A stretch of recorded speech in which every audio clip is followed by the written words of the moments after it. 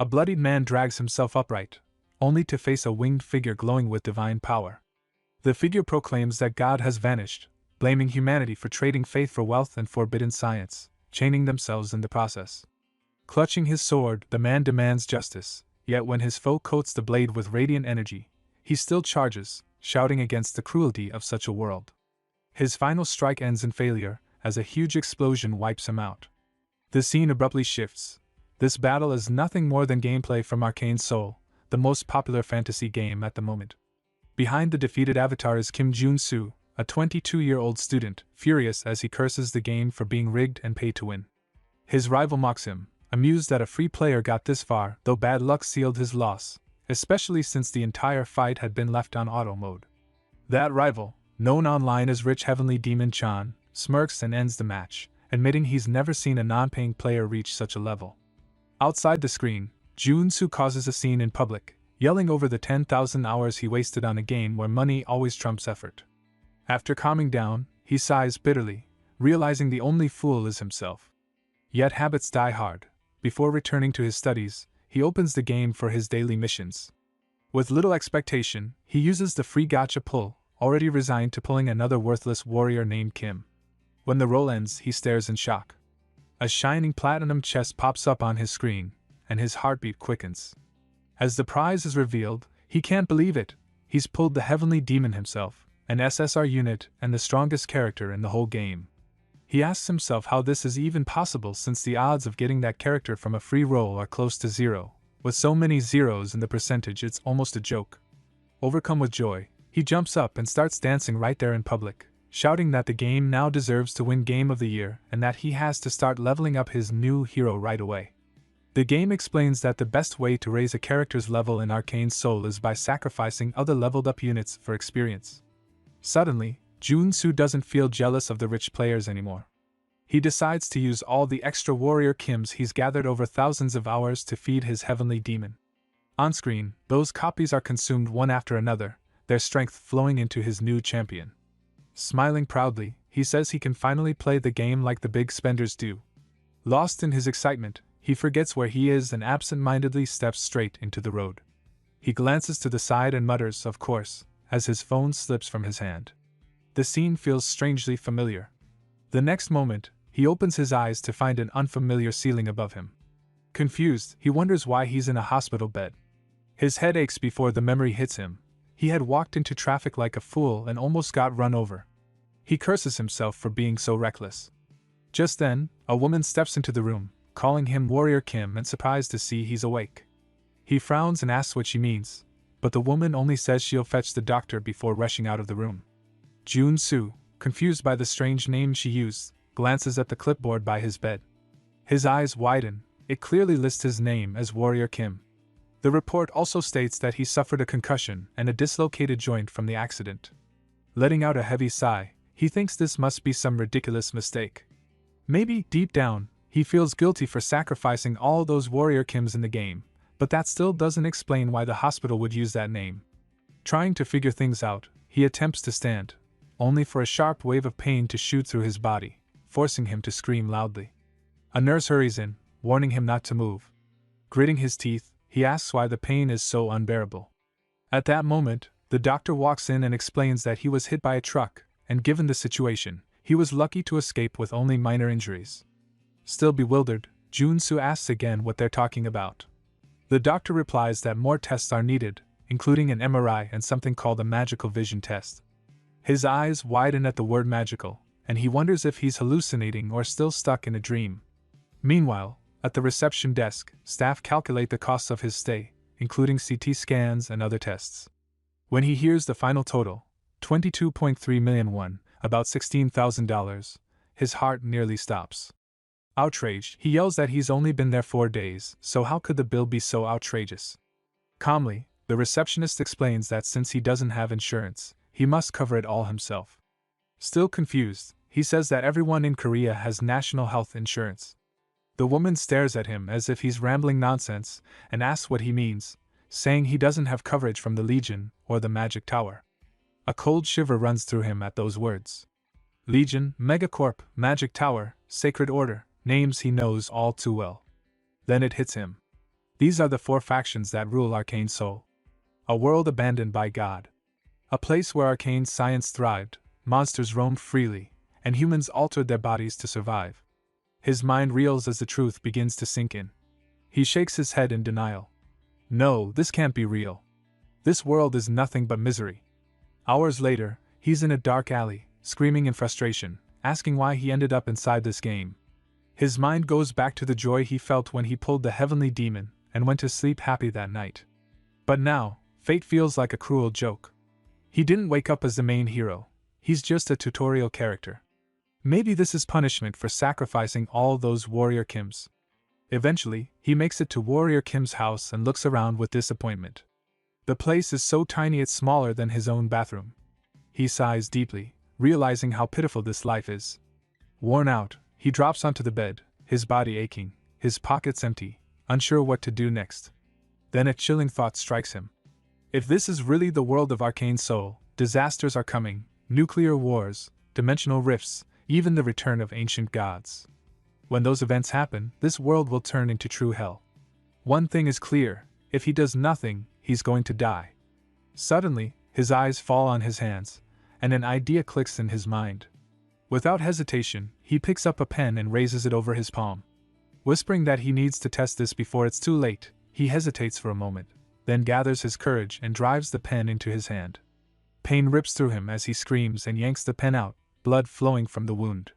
But in seconds, a green light swirls over his skin, closing the injury right before his eyes.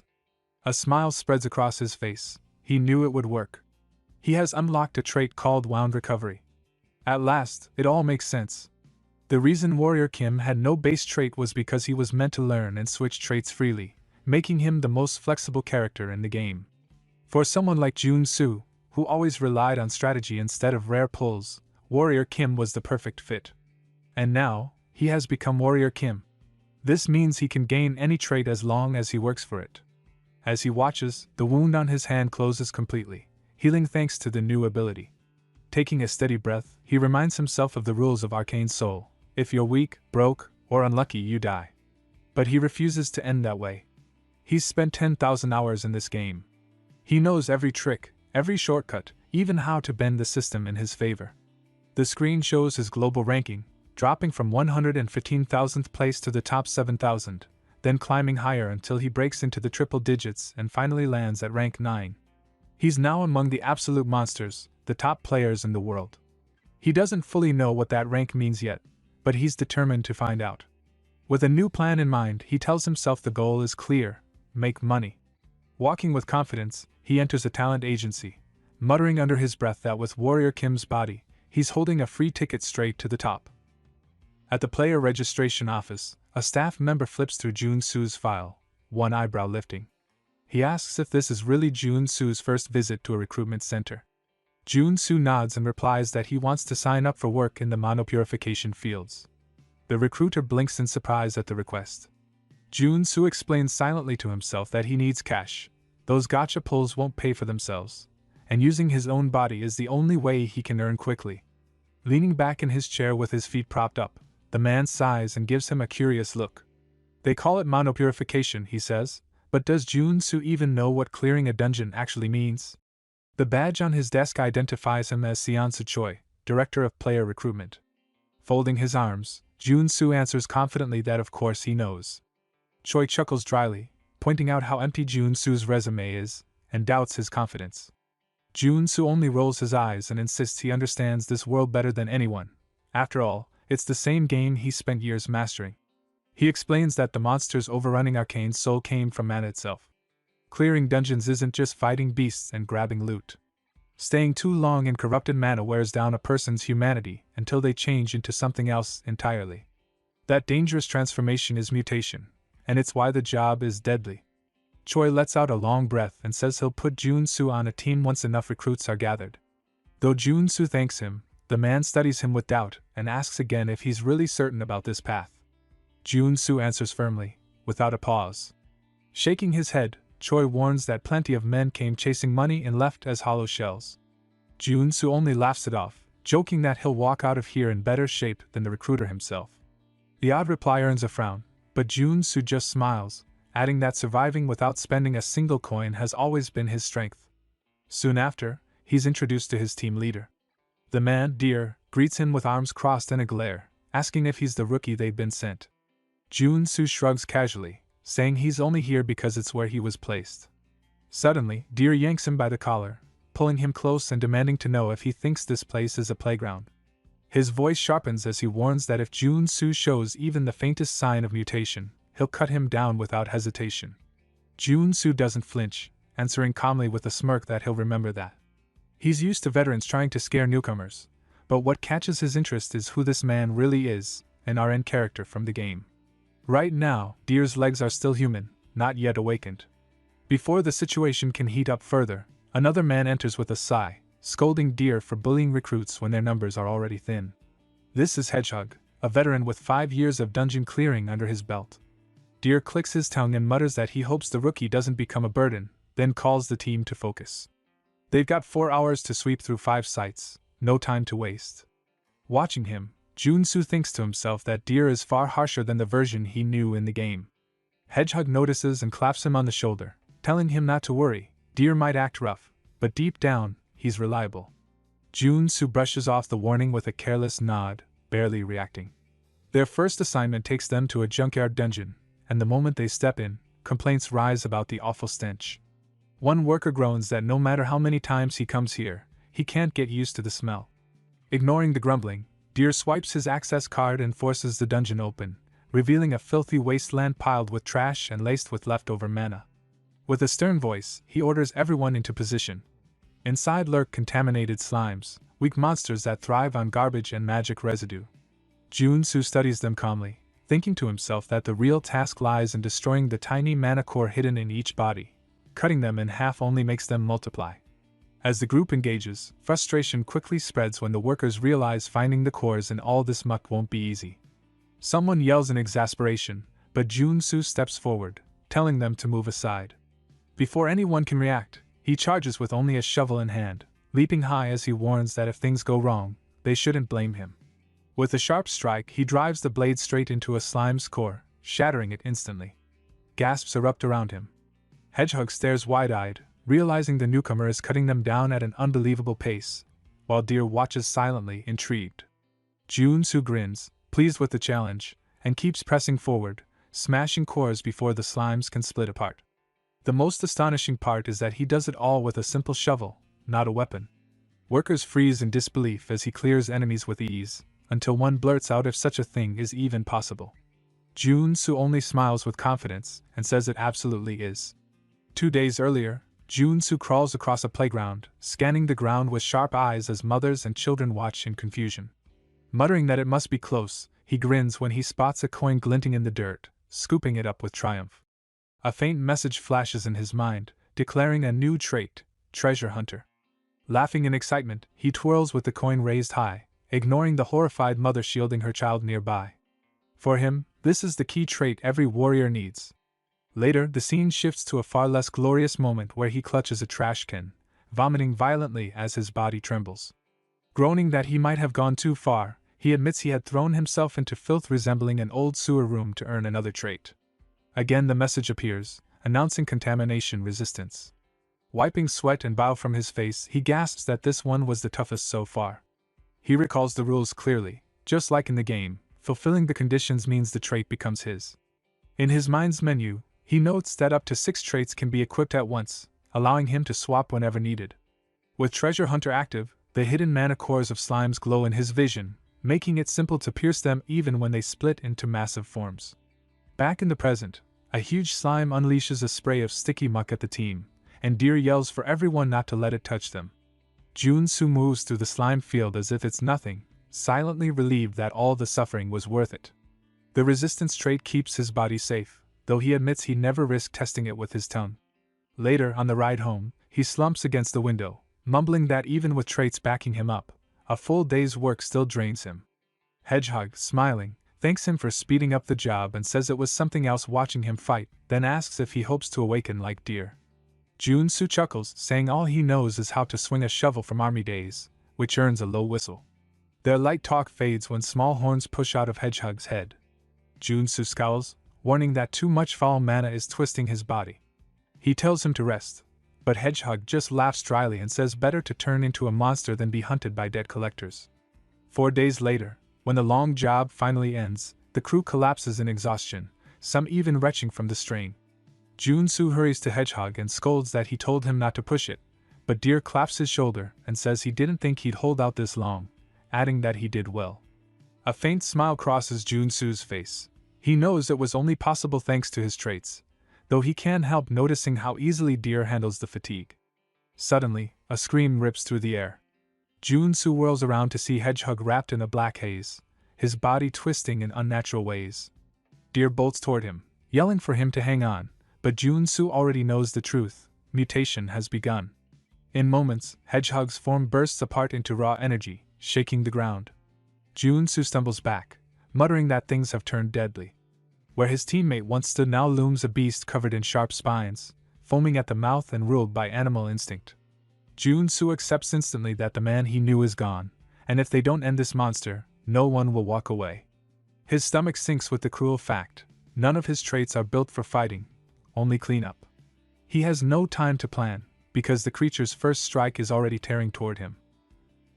Junsu takes the full hit to the face, his body flung like a ragdoll into the wall before crumpling to the ground with blood spilling from his mouth. The difference in power feels ridiculous. A new notification blinks: trait acquired, endurance. He wipes his mouth with a faint smile, muttering that it's far too early to give in. Opening his menu in haste, he starts swapping his setup, deciding he needs traits fit for a real fight. Strength to amplify his body, mana heart to harness magical energy, and endurance to soften the blows. Once those are locked in, he keeps going: mana absorption to draw energy from the air, deep breathing to fuel steady regeneration, and finally corruption resistance to hold off the mutation. With the array complete, he feels ready. Hedgehog barrels toward him, shrieking, as he activates strength, multiplying his raw might tenfold. He swings his shovel with a roar, spinning into the strike until it lands flush, sending Hedgehog soaring skyward. For a heartbeat, hope surges: this might actually work. But midair, Hedgehog twists into a brutal spinning ball bristling with spikes, hurtling down like a living weapon. Junsu stares in disbelief, thinking this shouldn't even be possible, before the attack slams him into the ground with crushing force. Hedgehog pulls back with a manic laugh, but it quickly fades when the rubble shifts. Junsu bursts out untouched, endurance shielding him with tenfold resistance, his defiance burning brighter than before. He groans through clenched teeth, every nerve screaming, even with endurance cushioning the damage. Stopping isn't an option. If he falters, he dies. He braces himself and surges forward, fists hammering in a relentless storm of strikes. Hedgehog snarls, a spike curling back before launching like a missile. Junsu narrowly dodges, only for a barrage to erupt, spears tearing into his flesh and slamming him to the ground in a bloody mess. He drags himself up, breath ragged, whispering that he just needs to hold on a little longer. Charging again, he cocks his fist, but blood bursts into the air as agony rips through him, his hand shredded beyond recognition. Shock freezes his mind before reality sets in. Another spike flies, and this time his whole arm is torn away, pain crashing into him like lightning. His scream echoes in desperation, but Hedgehog presses in, fists raised for a final, crushing strike. Junsu shuts his eyes, gasping, resigned that this is exactly how it should be. The blow slams down, shaking the ground as if the world itself cracked. In that instant, memories resurface, back when this was nothing more than a game on his phone. Victory had been simple then, monsters falling at the tap of a button. He had never once thought about the character's suffering, only driving it harder in the name of training. Now, he finally understands what that torment truly meant. He finally grasps the truth: pain, suffering, and sacrifice are the cost of even the smallest gain. Hedgehog looks down, startled to see his finishing blow blocked. Junsu's arm has regenerated. Before the creature can react, he dashes forward in a blur, his fist smashing into its face with crushing force, sending it tumbling across the ground. Breathing hard, teeth clenched, he mutters that victory always demands a price. His muscles pulse and swell beyond control, body straining at the edge of collapse, when a notification flickers in his mind: trait acquired, mutant muscles. Despite the agony, a grin spreads across his face. This is just the beginning. Spikes still protrude from his body as Hedgehog slams into a wall. Junsu smirks inwardly, Every reckless charge he made was for this, to push mana, heart, and strength past their breaking point and awaken something greater. Now, as mutant muscles surge within him, Hedgehog barrels forward again. Jun-Soo plants his feet, thinking everything has led to this. The beast's punch comes crashing down, only to be blocked with ease. He lets out a sharp laugh, daring it to try again. Snarling, Hedgehog morphs its fist into a spiked weapon and drives it into his chest. The brutal impact hurls him to the ground, body riddled with holes. For a moment it seems over, until his body begins knitting itself back together. But it's not mere healing. The regeneration twists and rebuilds him, turning flesh into something new. Hedgehog hesitates, baffled, as Jun-Soo awakens another trait, mutant body. His frame stretches, muscles bulge, and his stature now mirrors his enemy's. Rising tall, he grins, thanking Hedgehog for pushing him this far. Then he charges without pause. The beast roars, meeting him head-on. Neither yields, fists colliding in a storm of brute force, each blow shaking the battlefield as they trade strikes with equal might. Nearby, Deer stirs awake, his ears twitching at the thunderous noise. Groggy, he lifts his head, muttering in confusion, then freezes as his vision clears. What unfolds before him looks like a scene torn out of a kaiju film, Jun-Soo and Hedgehog clashing with inhuman force.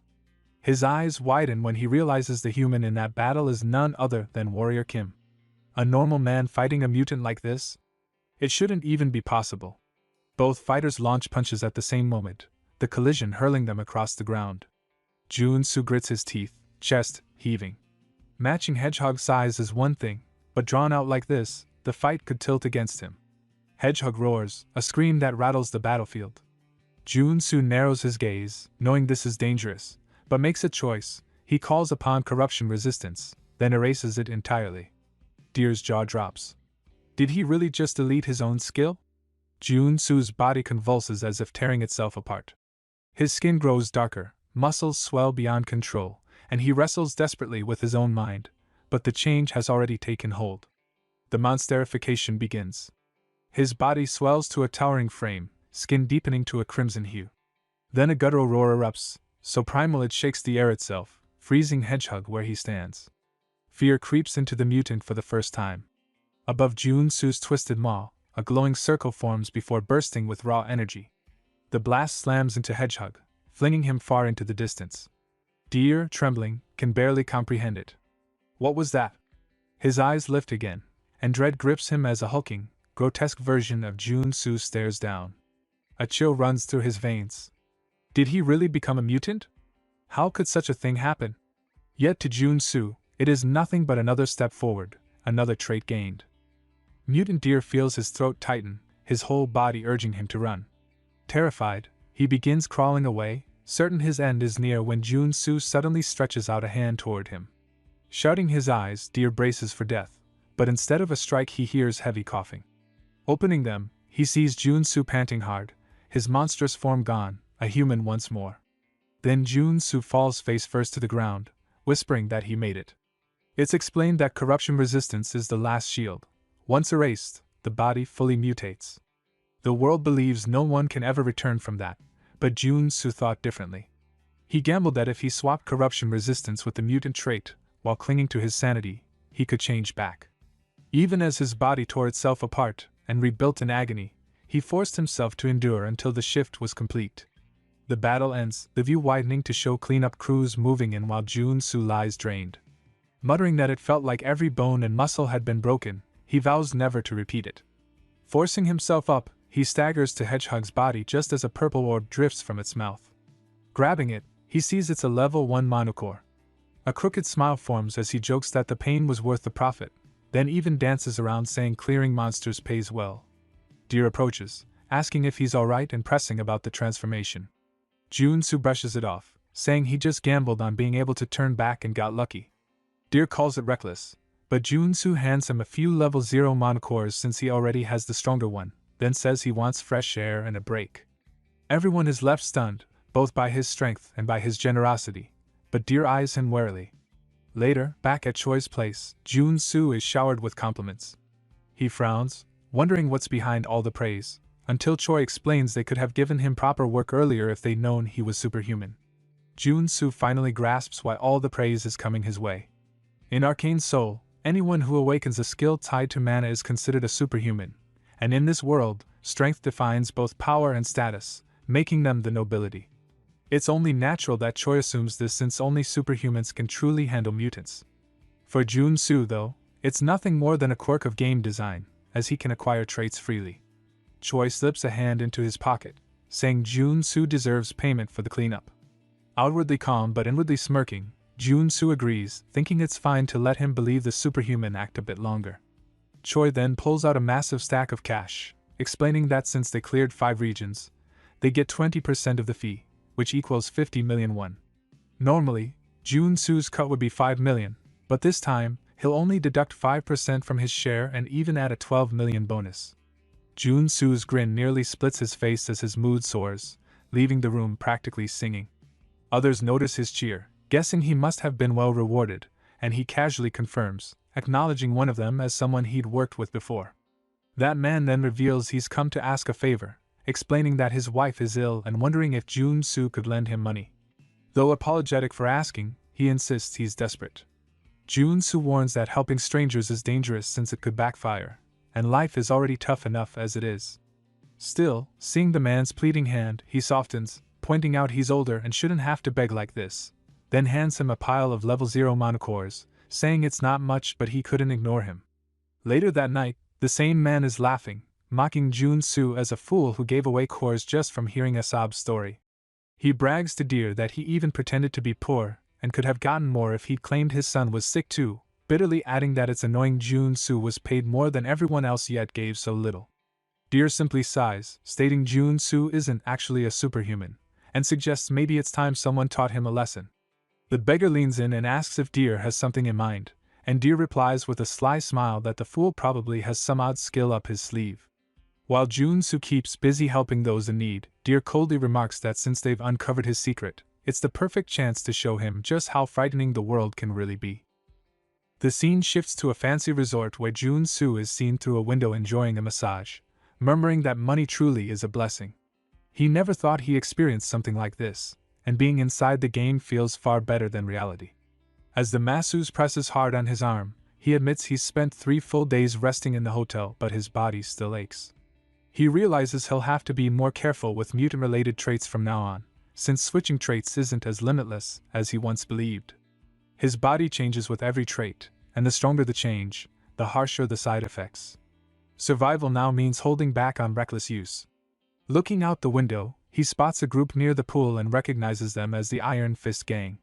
He explains that in Arcane Soul, gangs, not laws, hold real power.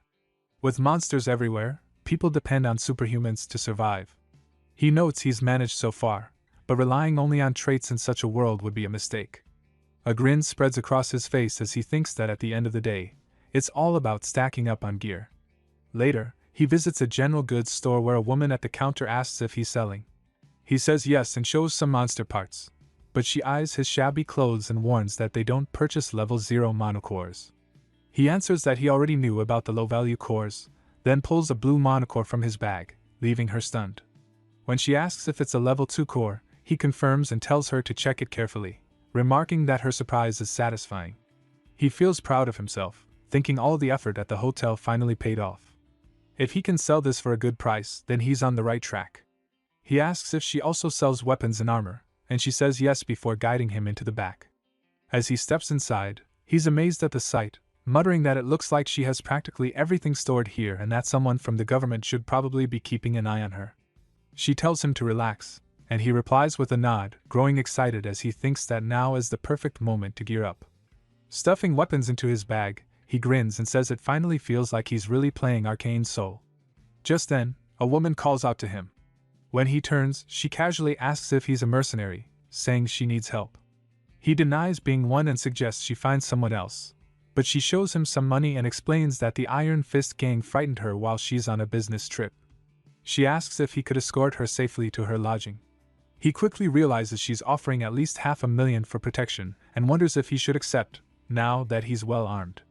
He places a hand on her shoulder, saying he can't turn away a woman in trouble, and urges her to lead the way. With confidence, they start down some empty alleys until she says they're almost there. He frowns, wondering why she's staying in such a shady area, pointing out there isn't even an insect around. Suddenly she darts around a corner, and when he follows, all he finds is pitch blackness. She insists they're nearly there and tells him to hurry, but he replies it's too dark to see.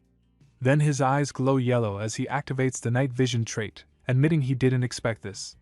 As his vision clears, he sees her aiming a pistol at him, and she remarks that he's far more careful than she imagined. Jun-soo stares at the woman with the pistol and quickly realizes this entire request was nothing but bait, but before he can react, a mocking laugh rings out as Deer steps from the shadows, asking where he thinks he's headed and remarking that it's been a while, asking if he agrees. Jun-soo demands to know what he did to deserve this, but Deer simply calls him stupid, saying that being naive is reason enough.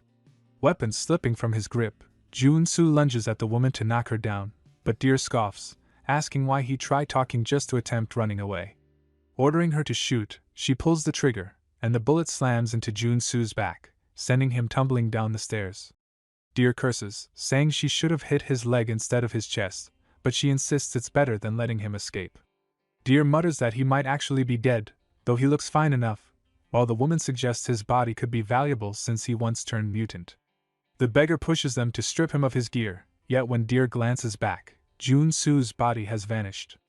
Unease spreads as the street lamp above shatters and the beggar suddenly collapses with a wound to his neck. Panic ripples through the group as Deer insists there's no way Jun-soo survived, only for a calm voice to declare he won't fall to those who repay kindness with betrayal.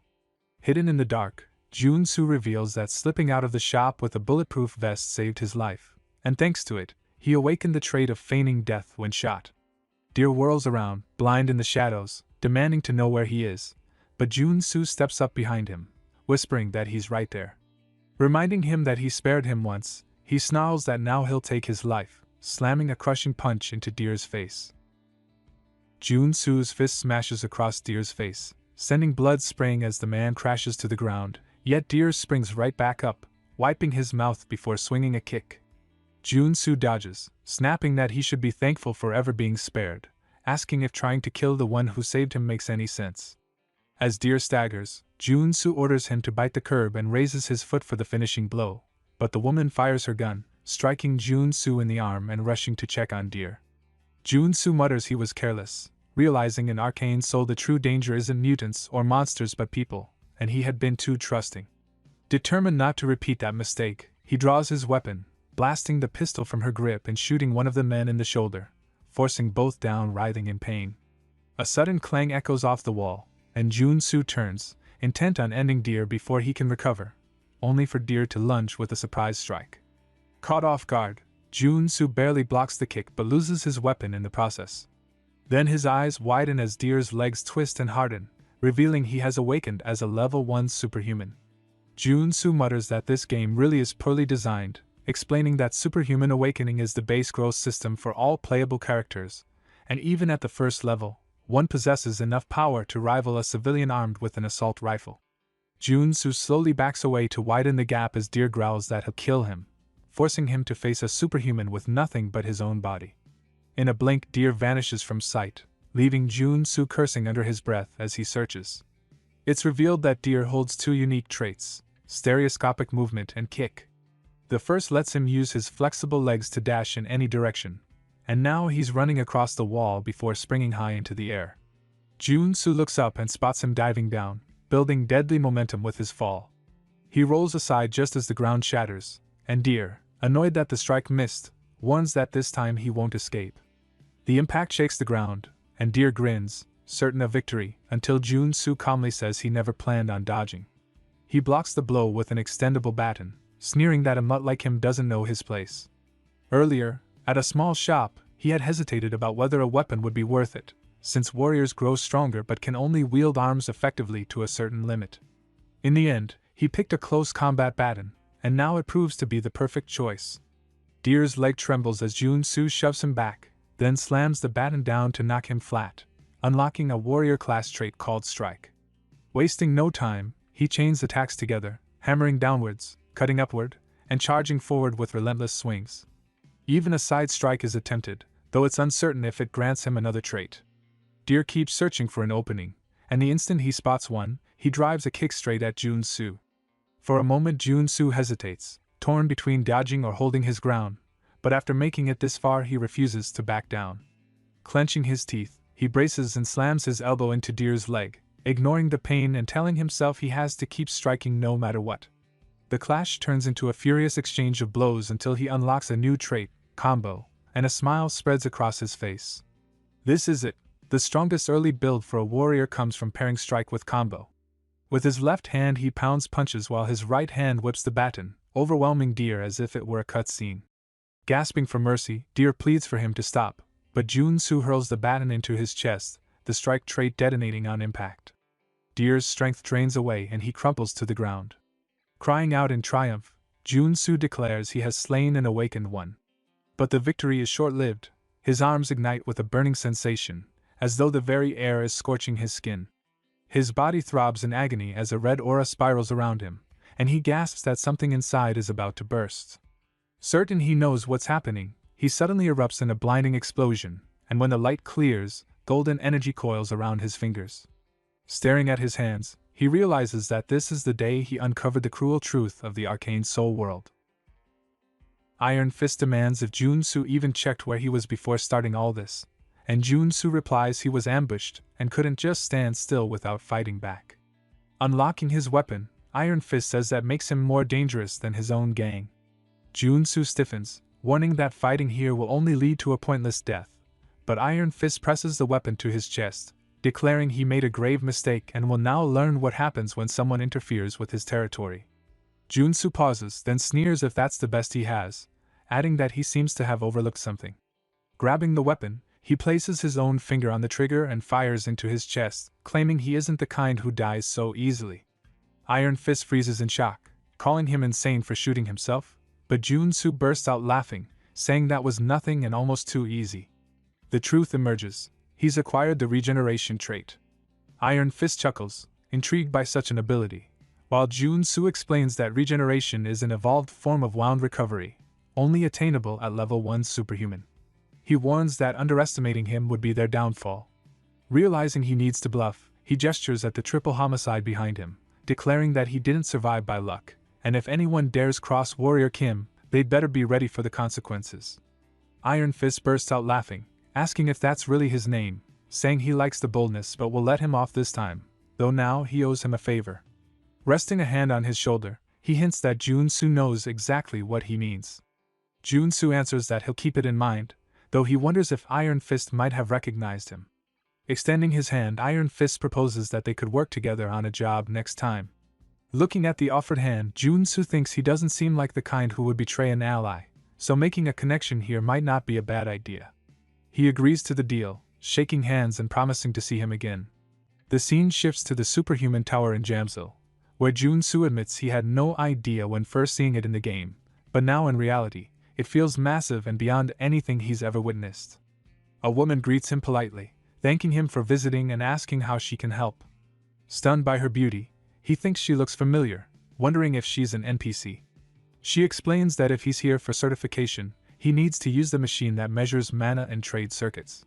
He thanks her and heads toward it, realizing he must look like a total beginner if she guided him without him even asking. He thinks once he's certified, his real journey in Arcane Soul will begin. Just then, a loud noise echoes, startling him. People around point to the ceiling, saying the saint has arrived. Looking up, he sees a glowing light descending from an airship, spreading luminous text across the hall as people are teleported.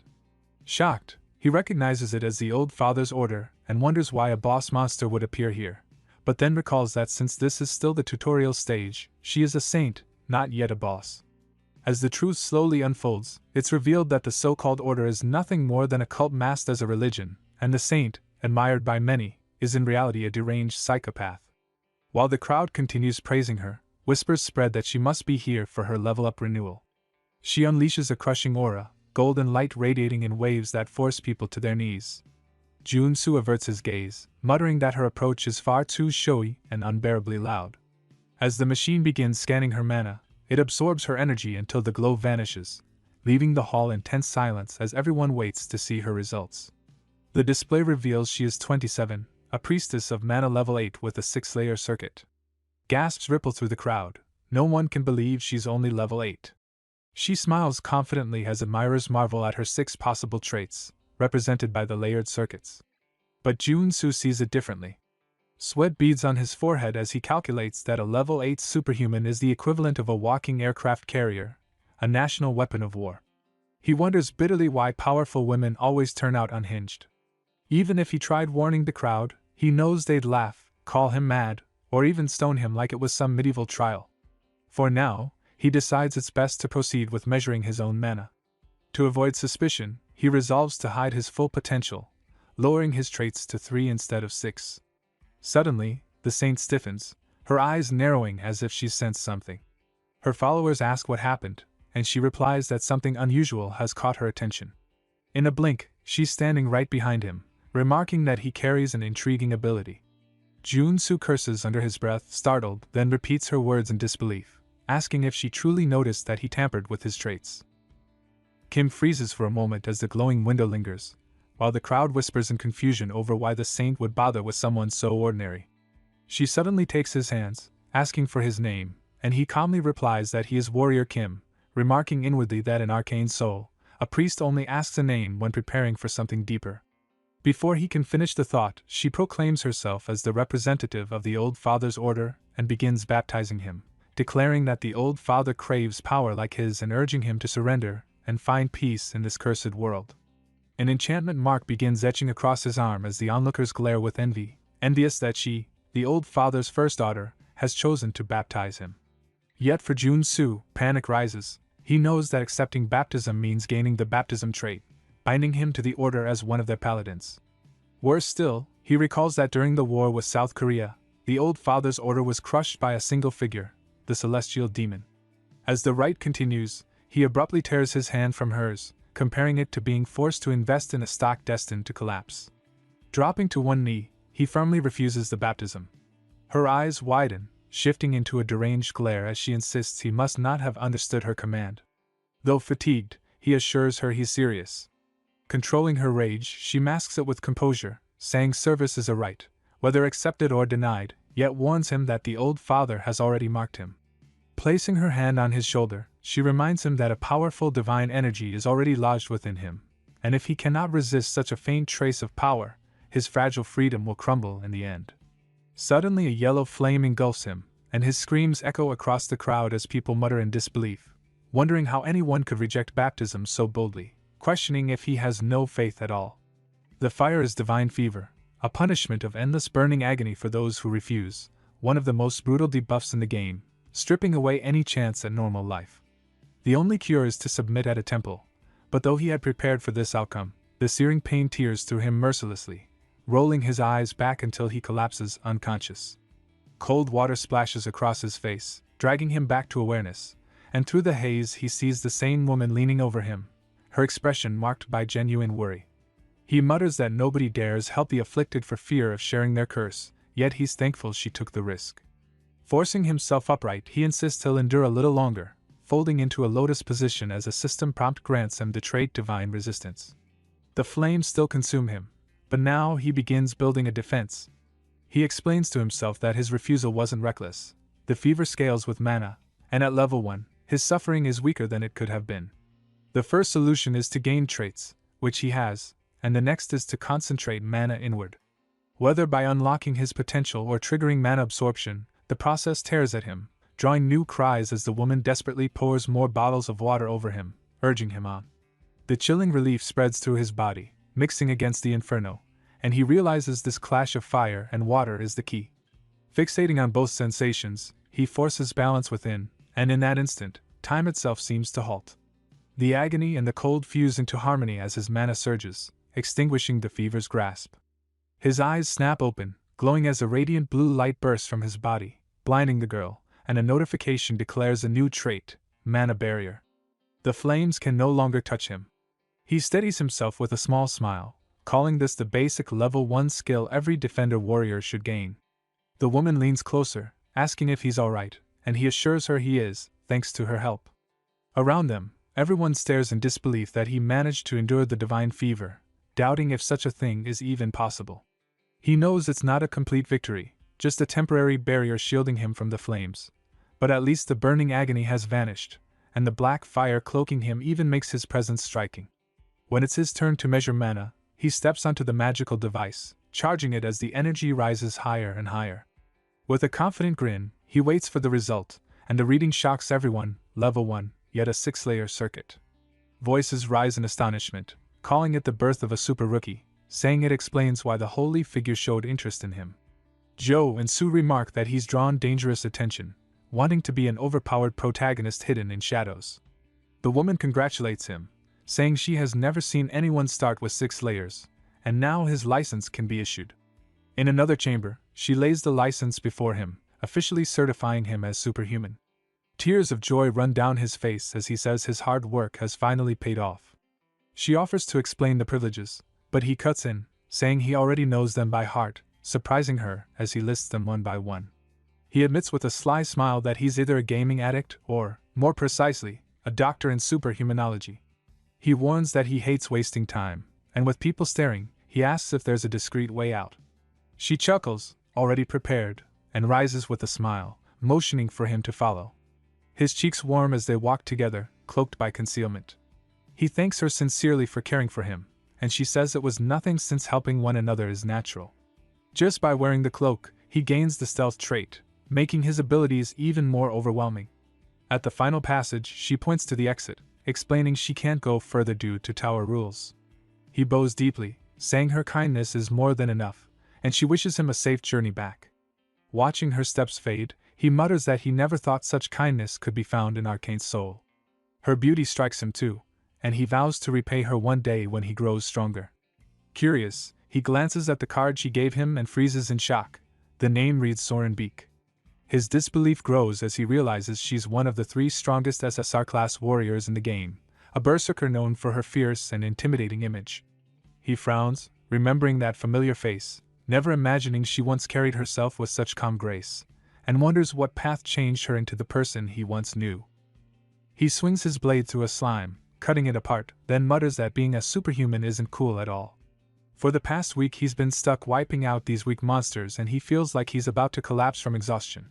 Dropping to the ground with a sigh, he grumbles that he's only managed to clear 1 cave and his efficiency is pathetic.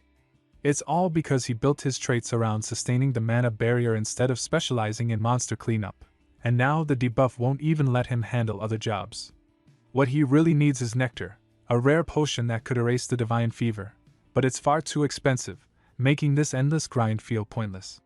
His mood sinks until his phone buzzes. Seeing the caller ID, he groans at this guy again, wondering how many times he'll keep trying. Just as he's about to reject it, a sly grin spreads across his face as an idea forms. At Choi's agency, the man rushes to greet him, practically glowing with relief that he endured the divine fever without baptism, showering him with flattery. When asked about the job, he admits it was brutal to arrange because nectar can only be acquired through level 5 or higher requests. Hearing that, he threatens to leave, but the man stops him, stressing how vital this exclusive contract is and that he made sure the request was secured. With a smirk, he leans back, saying he knew desperation for a contract would push him to get it done, then casually asks about the request itself. Handing over the papers, Choi asks if he's ever heard of Security No. 1.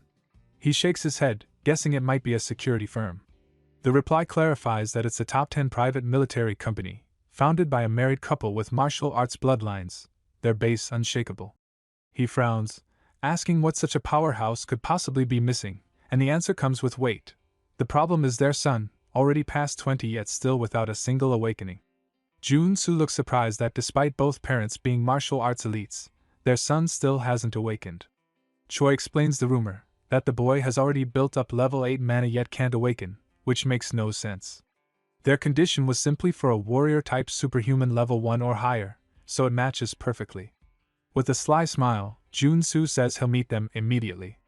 As they arrive at the estate, Choi's legs tremble nervously, muttering that these people aren't ones to waste time. Jun-soo scans the lavish house, remarking on how costly it must be, when a woman's voice apologizes for keeping them waiting. The tension nearly makes Choi collapse as the couple finally enters. She introduces them as the clients. Her name is Lee Miri and her husband is Seo Jeonju. Choi bows politely, thanking them for meeting, and Jun-soo adds that both must be at least level 6 superhumans judging by the strong aura they emit. Jeonju glares, scoffing that he can tell just by looking this one is weak. Miri quickly scolds him, telling him to return to his room if he's going to act that way. He refuses and drops onto the couch, leaving her to sigh about his stubbornness before inviting the guests to sit. After they thank her, she says their presence means they intend to take on the request. Jun-soo replies that before agreeing, he would like to examine their son since there could be a hidden reason behind his inability to awaken. Jeongju slams the table, furious at the idea of sharing such matters with a mere novice. Miria calms him, apologizing, explaining that when it comes to their son, he always loses his composure. She says this is not something they can reveal to a stranger, but if Jun-soo accepts the request, they'll call the boy in and explain. She adds that it's clear he needs nectar badly, since the divine fever is taking its toll. Hearing that they already know his condition, Jun-soo smirks inwardly, saying that only confirms he'll accept. He agrees and asks to meet the boy. Soon, a young man enters, introducing himself as Seo Yujin. Jun-soo greets him warmly, shaking his hand while noticing he gives off no trace of mana. Then his eyes catch the cloak he's wearing, and he compliments it, saying it looks cool. Yujin replies humbly that it's more than he deserves but wears it with deep gratitude. With a knowing smile, Jun-soo suggests that perhaps it's needed to seal away his mana. The whole family looks shocked, and Jun-soo gives a small smile, saying that the gloves made everything clear to him from the start. He explains that although the case involves a noble family, he purposely set the rule for a level 1 superhuman and used the nectar issue to draw him out. Yujin had once been baptized under the order of the Old Father, but he rejected it and sealed his own mana to avoid suffering from divine fever. Since this truth could never be made public, the family struggled quietly, until rumors spread that Jun-soo had managed to overcome baptism himself, which led them to seek his help. Yujin, amazed, praises him dramatically, saying no further words are needed, and even jokes that Jun-soo acts like the lead in a detective story. Jun-soo lightly replies that he's watched plenty of Conan before and adds that knowing the future makes things even simpler. He says he realized the truth the moment he saw the photo, because in the future Yujin becomes a vanguard paladin of the Old Father's order, resisting at first, but after his parents lose their strength, he finally gives in to protect them. Jeongji steps forward, respectfully asking if there's any way for his son to escape baptism, with everyone staring at Jun-soo hopefully. He teases that Jeongji was so proud earlier but is suddenly humble now, then assures them there is indeed a way. He says his 10,000 hours spent in Arcane Soul give him the knowledge to solve this, and placing a hand on Yujin's shoulder, he tells him he understands his pain and will help free him. Tears fall as Yujin hugs him tightly, while Jun-soo thinks to himself that it doesn't matter whether the so-called saint tries to pull him into a false cult. What matters is that his future ally is already showing true loyalty by his side. Jin-soo steadies himself and gently pushes Yujin aside, saying that before they move forward, he wants to set one more condition. Jeongji narrows his eyes and demands to know what it is. With a calm grin, Jun-soo explains that since the request has turned out to be more difficult than expected, it's only fair he gains something extra. Miri folds her arms and admits he has a point. This isn't just about awakening their son anymore, it's about curing him of the divine fever, and they'll pay any price if he succeeds. Jun-soo leans back, adding that what he wants is to be taught the sword style said to split mountains in half. His words leave the couple in shock. While Jun-soo's smile grows, Yujin's face turns pale, and Sion's stiff posture screams that he senses danger. It's not Yongju but Miria who steps forward, her aura flaring with a killing intent that presses against the room. She warns him that he must realize the weight of what he just asked. Jun-soo flinches, stunned by how much more terrifying her presence is compared to her husband's. He quickly understands her anger. The mountain-cleaving sword isn't something shared lightly. Inwardly, he admits that people might laugh at someone choosing to pursue swordsmanship in the modern world, but in Arcane Soul, strength is what defines one's place. His thoughts flash to the image of a woman swinging her blade and slicing straight through a tank with one strike. He calmly explains that in the hands of a superhuman, the sword becomes a weapon far stronger than modern arms, and in the higher realms of combat, entire martial arts techniques are valued more than squadrons of fighter jets. If a level 1 superhuman were to master and continuously train with the mountain-cleaving sword, they could easily rise to level 4, essentially breaking the balance of the early stages like a cheat code. He recalls hearing that only the most elite were ever allowed to study this skill, and he briefly wonders if his demand has crossed the line. He clarifies that he would only dare ask for such an exchange if he truly delivers on his promise. Ween's voice calling out to his mother breaks her intense aura, and she exhales before declaring that if he succeeds, she'll hand over not only the nectar but also a memory chip containing the sword technique. Jun-su's eyes widen. He hadn't expected her to agree. He thanks her with a crooked grin, relieved he wasn't cut down where he stood, and now the chance to obtain the sword lies before him. She warns that failure will leave both her and her husband deeply disappointed, perhaps furious, to which he confidently answers that it won't come to that and insists they begin immediately. They lead him into a warehouse where Miria explains that a mana-focused circle and 200 intermediate-grade potions have been prepared per his request. He nods, saying that will be more than enough, and asks to work alone with the patient. She offers an apology for her earlier outburst, revealing that Yujin had been baptized against his will before he could even attend school, robbed of friendships and freedom, forced into isolation inside his room. Her voice softens as she admits her overprotectiveness, promising to place her full trust in him. Jun-su mutters that they all suffered thanks to the saint's scheme, and Yujin assures his mother it's alright. Jun-su reflects on the irony that in the game Yujin eventually turned against the very family that had once sacrificed so much for him, which explains his coldness in the future, and for a moment, he feels sympathy. With resolve, he vows to succeed no matter what. Left alone with Yujin, he notices the boy trembling and tells him to relax, asking what scares him so much. Yujin hesitantly admits he thought Jun-su would torture him into awakening with something brutal like electric shocks. Jun-su frowns, wondering what kind of treatment the boy has endured, and begins to explain. The standard method for curing divine fever is to drink nectar after awakening, but because his mana reserves were overflowing, the fever grew too severe for him to awaken, causing the process to fail. Jun-su reassures him not to worry, only to remember one rule: what happens here must remain a secret. He steadies himself and declares that the procedure will begin. First, Yujin must expand his mana barrier to the absolute limit until it weakens. As the divine fever begins to devour him again, Jun-su quickly uncorks the healing potions and pours them down his throat, urging him to endure. Yujin coughs and swallows desperately, grimacing at the relentless cycle and muttering that the taste is downright awful. After countless bottles clatter to the ground, Yujin suddenly gains the drug addiction trait, his body paying the price with increased damage intake and mana drain, though the potion's effects intensify. Jun-su remarks that by channeling the drugs into the mana shield, it can evolve into an area shield, and once the formation locks into place around them, he wipes his mouth, announcing that the divine fever has been completely purged from the barrier. Yujin stares in awe, calling it incredible, but Jun-su cuts him off, saying it's too soon to celebrate, and orders him to remove his glove. Startled, Yujin asks if he's serious, but Jun-su explains he must push his bare hand through the barrier and simply grab hold of his. Yujin protests that the two divine fevers will resonate dangerously, yet Jun-su, already stepping out of the barrier while the fever scorches his flesh, insists the pain is manageable inside and urges him to just obey. Yujin's pulse quickens. This is the first time since his forced baptism that he's dared expose his hand. As he thrusts it into the barrier, fire rips through his skin, the searing pain eclipsing even Jun-su's torment. Jun-su is shaken by the sheer mana coursing through this boy, terrifying in its depth, but he clasps his hand regardless, enduring the unbearable blaze.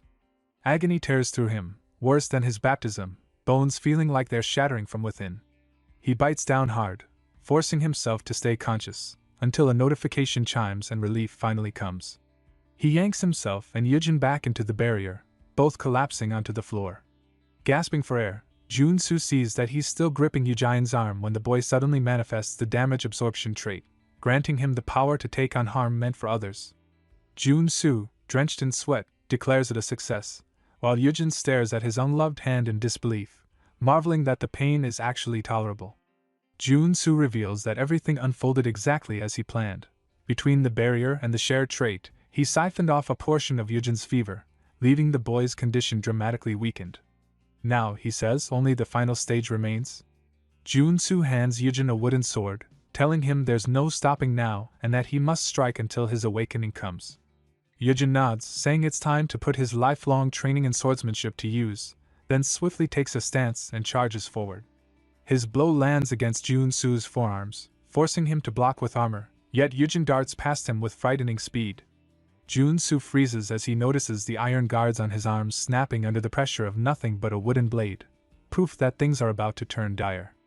A new notification appears, granting him the protection trait, but even with it he realizes that a single clean strike could leave him in ruins. The thought that this raw power belongs to someone not yet awakened chills him. As Yujin presses forward with another attack, Jun-soo narrowly sidesteps, spinning midair while placing a hand on the boy's shoulder, baffled by what kind of training he has endured to reach this level. Landing back on his feet, he spots a faint aura radiating from Yujin, and at the same time, he himself acquires the evasion trait. Jun-soo allows a thin smile, knowing that this glow signals an imminent awakening. But his relief falters when Yujin's aura surges violently, his wooden sword beginning to shine as if alive. Jun-soo mutters that this is bad. The boy has just reached SSR rank, awakening the terrifying trait known as One with the Sword, where blade and wielder merge into a single existence. It's a monstrous gift for a warrior, but now is no moment for all. Lost in a trance, Yujin releases a devastating wave of aura straight toward him, and Jun-soo stares at the oncoming force, grimly admitting that if it hits, he won't survive. Jun-soo mutters that he must stack every defensive trait he has and channel the barrier into his arms, relying on the mana circle carved into the room for support. As he layers the defenses, Yujin's wave of aura slams into him, detonating with such force that the ground shatters and a shockwave ripples outward. When the dust clears, a shield shimmers through the smoke, and he realizes he has unlocked the mana shield trait. Breathing hard, he admits he barely made it, noting that protection combined with mana barrier created this shield. He chuckles weakly, confessing he nearly lost his life. Then he notices Yujin staggering before collapsing to the ground. Jun-soo raises a brow, remarking how calmly the boy can sleep after trying to kill him, though relief spreads when he sees it's not a seizure but simply exhaustion from awakening. He recalls that in the game Yujin was also an SSR rank, though instead of becoming a paladin, he awakened as a warrior and gained the sword trait first. Lifting the unconscious boy, Jun-soo muses that this change could alter the story, but for now, what matters is that someone this privileged and powerful owes him. A grin flickers, and he thinks that Yujin might just grow into a dangerous villain. Later, as Jun-soo rests on a bed, the family bows deeply, overcome with gratitude that the divine fever has been completely defeated. He brushes it off, though another immediately starts doting on him, pouring a drink with overeager hands. Miria strokes Yujin's head, whispering how long it's been since she has seen him sleep so peacefully, and admits she cannot imagine how to repay such a debt. Jiangji solemnly agrees, adding that beyond the nectar and memory chip they had promised, they want to offer an additional success fee.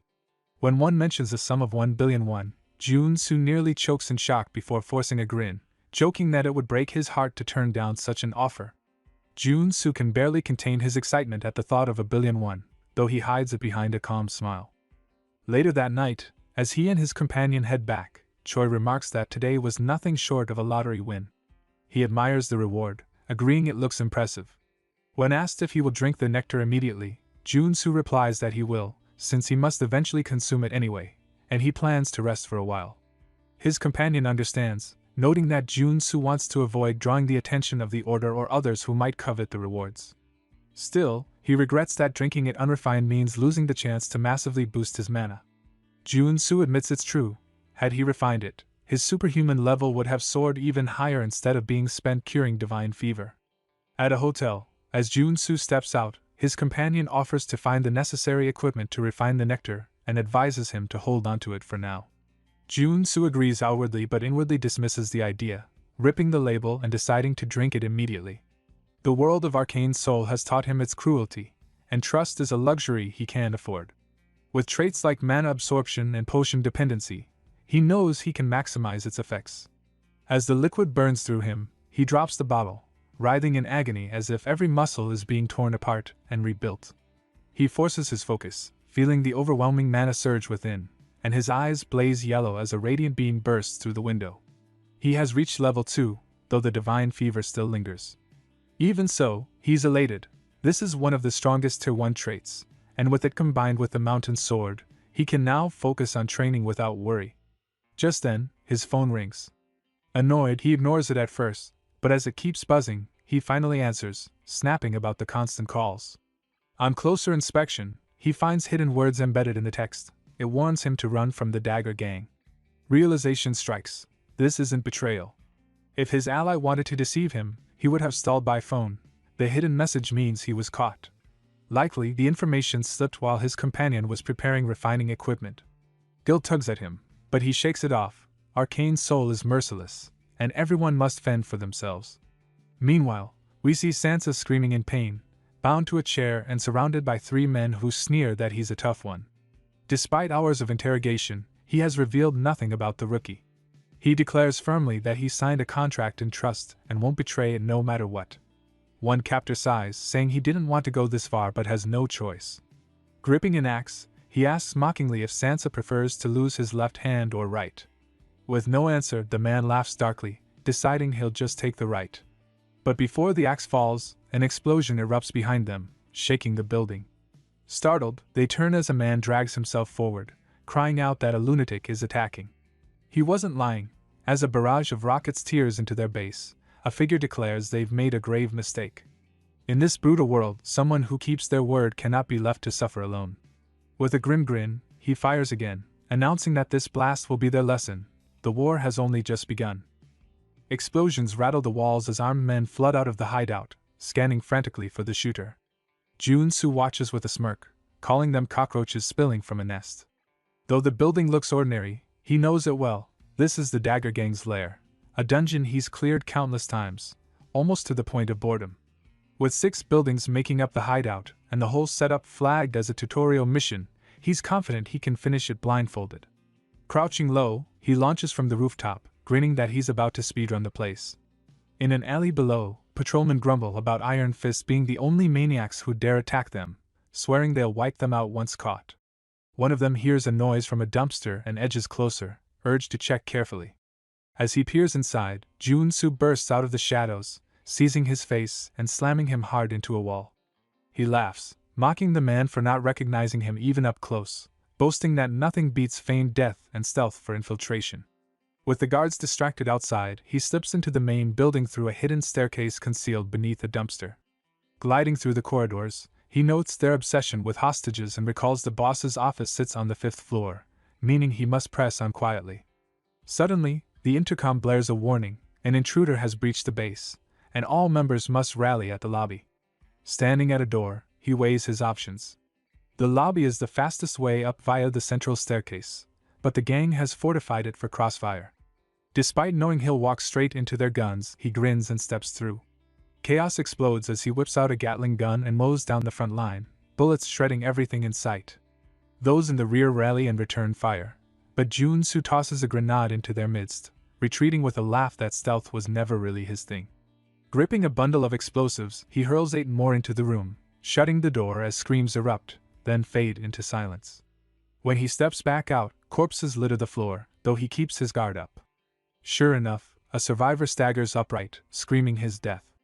Jun-Soo sidesteps the gunshot effortlessly as a notification pings in his head. New trait unlocked, sensory awareness. Grinning, he mutters this was exactly the reward he came for. He fixes his eyes on the trembling man, coldly telling him he's the only one dying tonight, then ends it clean with a bullet to the skull. Turning his gaze upward, he declares it's time to advance. With the gambling den on the 4th floor behind him and the boss's room looming above, he steels himself. This is where the real fight begins. Jun-Soo moves through the eerie silence of the gambling den, frowning as he senses something off. He pushes the door open and finds the place completely deserted, the atmosphere so heavy it prickles against his skin. A sudden notification rings in his head: new trait acquired, focus. Just as the word registers, a faint whir above catches his attention. His eyes snap upward to find a drone hovering overhead, releasing a grenade. He instantly recognizes the type: flashbang. The blast erupts, leaving him blinded and deafened in an instant. Seizing the moment, a figure lunges from a side room, charging from behind with a knife raised high. The blade slams down, and mocking laughter fills the air as the attacker boasts of catching a rat. The gang's boss finally appears, a level 2 assassin leading the Dagger Gang. But Jun-Soo smirks unfazed, telling him he really shouldn't celebrate so early. Assassin's grin fades as he realizes something's wrong: the knife didn't pierce. Confusion flashes across his face as he leaps back, trying to make sense of what just happened. Jun-Soo scoffs, mocking him by asking who the real rat is here, suggesting maybe it's his own fear speaking. Though the ambush wasn't supposed to trigger on this floor, Jun-Soo isn't shaken. In the original game, the chain trap began the moment players stepped into the boss room, and without the sensory awareness and focus traits, anyone would have been doomed. Assassin may be skilled, but Jun-soo knows victory lies in predicting his attacks.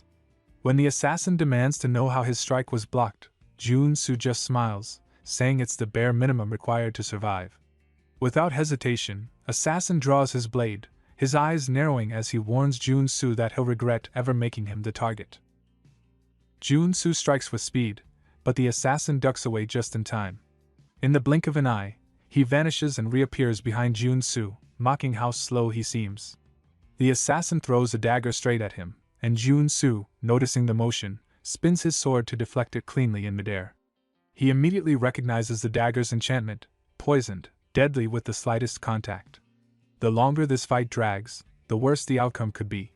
The assassin grins, suggesting a cruel bargain: surrender now, and only one arm will be lost. Jun-soo rolls his eyes, dismissing the offer, signaling that actions speak louder than words. The assassin laughs, teasing that he can tell Jun-soo is a gunman just by the way he handles a sword and talks too much. Jun-soo wonders about his confidence, realizing it likely stems from Jun-soo's reputation with firearms. With a menacing yell, the gang leader charges, vowing a painful death. Jun-soo raises his sword, focusing on a single decisive strike. The assassin dodges easily, laughing at the attempt, but that's exactly what Jun-soo intended. Mid-swing, he twists his body, spinning the blade to redirect the strike straight toward the assassin's head. The assassin's eyes widen, panic registering too late. A marksman combining with melee? He barely manages to block the blow, stumbling back. Jun-soo shakes his head, smiling, and releases a faint aura, announcing the switch: no longer a marksman, now a classic warrior trained in fencing. Jun-soo shifts his stance and channels the Mountain Crusher style. His blade crashes down with immense power, slicing through the air and splattering blood. The assassin screams as the strike tears through his chest. Jun-soo laughs, taunting that he had dropped his guard, and that's why he lost. On the edge of death, the assassin clutches his knife and hurls it forward, insisting he won't go down so easily. Jun-soo, caught completely off guard, hadn't expected another move from someone already defeated. The knife hits, spraying blood across the room, leaving the assassin sprawled and motionless, but Jun-soo's gaze flicks to the blade embedded in his own body. Damn it, he thinks, dropping his guard like an amateur.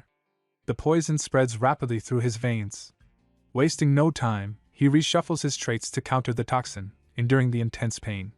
Outside, voices call urgently, warning of an intruder inside the building. His vision blurs, energy draining fast. No time to hesitate. He needs to escape. On the 5th floor, Choi finds himself tied to a chair. He struggles, slipping to the floor while reaching for a shard of glass. I need to get out of here, he thinks, as footsteps draw near. Looking up, he sees Jun-soo standing with arms crossed, questioning how he was captured. Without waiting for an answer, Jun-soo crouches and unties Choi. Once free, tears threaten to spill as Choi asks if the Jun-soo came all this way to save him. Jun-soo merely sighs, saying they'll talk later and need to leave immediately. Choi struggles to stand, barely able to move, frustration rising as he watches. Crouching, Jun-soo tells him to climb on his back. Hesitation flickers, but urgency wins, just this once. Choi mounts his back, apologizing for the inconvenience. He is struck by the loyalty and realizes this world isn't completely devoid of trust. Back in the Seonsu workshop safe room, Jun-soo downs healing soda bottles one after another, purging the poison from his system. After hours, he finally exhales with relief, poison resistance achieved. Choi keeps bringing more bottles, but Jun-soo takes only one final bottle and refuses the rest, satisfied he achieved his goal. Choi bows his head, overwhelmed with guilt, explaining that the nectar's preparation had been compromised and that he shouldn't have trusted his staff. Jun-soo smiles faintly, reassuring him that it's fine, he drank the nectar anyway. Shocked, Choi asks why, and Jun-soo responds casually that without it, he wouldn't have been able to save him. Choi feels an overwhelming sense of guilt, believing Jun-soo wasted precious nectar for his sake, and Jun-soo prefers he thinks that way. Suddenly, a loud banging echoes from the door. Panic sets in as Choi asks if it's the Dagger Gang. Jun-soo merely smiles, ready to greet them. Jun-soo opens the door, and Choi freezes in surprise. It's not the Dagger Gang waiting outside, but the Iron Fist Gang. Their leader studies Jun-soo with a faint, knowing smile. About time I showed up, he says, crossing his arms. I always suspected you weren't ordinary, but wiping out the entire Dagger Gang? That was unexpected. Jun-soo takes a moment before replying, explaining that it's his turn to claim the reward for completing such a tough mission. He recounts how the two gangs constantly clashed over territory, and in the game, the tutorial required the player to eliminate the Dagger Gang by aiding the Iron Fist Gang in taking their building, which granted various advantages. Now though, Jun-soo wrestles with a personal dilemma. Iron Fist asks if he plans to form his own organization, but Jun-soo shakes his head firmly, saying that's not his way. He called them here to offer the former Dagger Gang's territory entirely to Iron Fist. Surprised, the gang leader asks if Jun-soo wants nothing for himself. Jun-soo explains he prefers working alone and has no interest in entering the criminal world, insisting this is the best deal he can provide. Iron Fist considers it, noting that compared to past debts, this is like a bonus, and Jun-soo laughs, agreeing that they're aligned. With the territory transferred, Jun-soo finally voices his own request. When asked what he wants, a dark laugh escapes him, tempered by a genuine smile. I want a house. The leader blinks, taken aback. A house? Jun-soo explains he's been alone for a long time and needs a proper base. Jun-soo shakes his head when asked what kind of house he wants, dismissing villas or apartments. He needs something secluded, equipped with security, soundproofing, and an underground training area.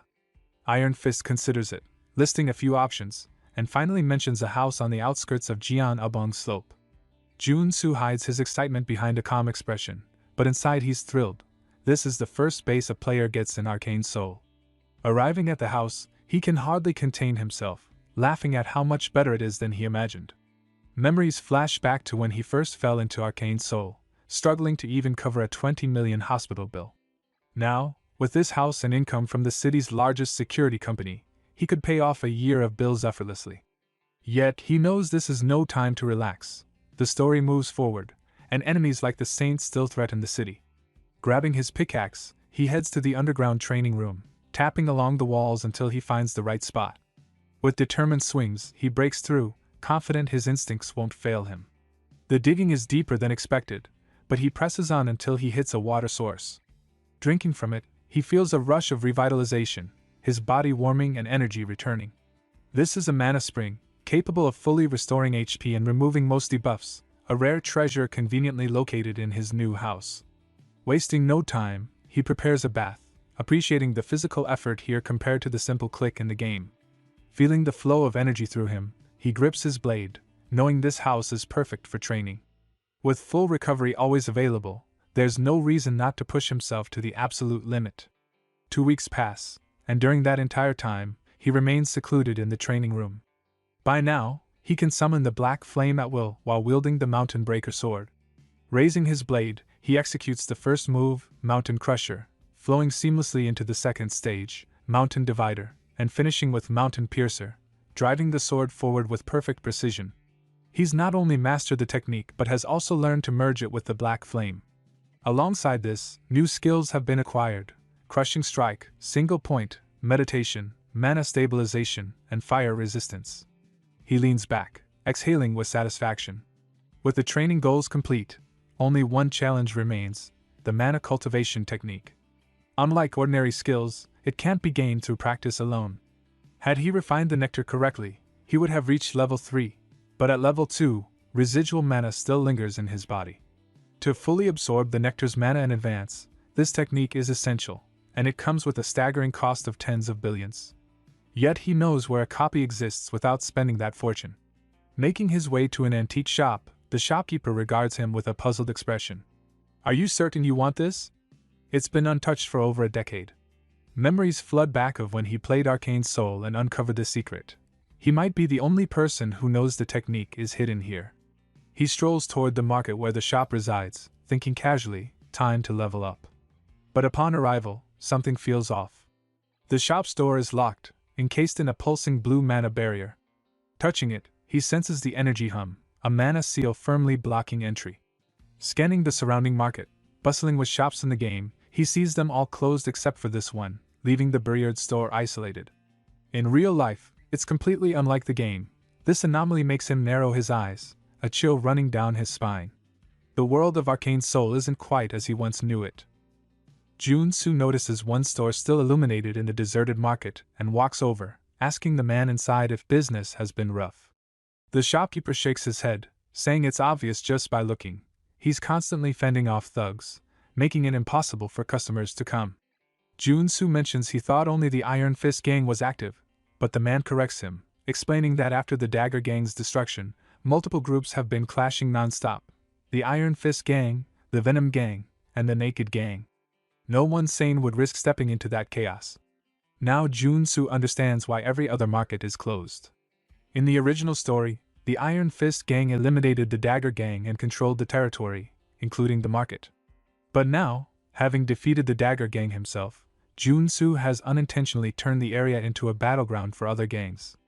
As he considers his next move, shouts erupt, calling for someone to be taken down. The old man remarks they're at it again, and Jun-soo decides to investigate. Turning a corner, he sees a man being thrown roughly into a small tent.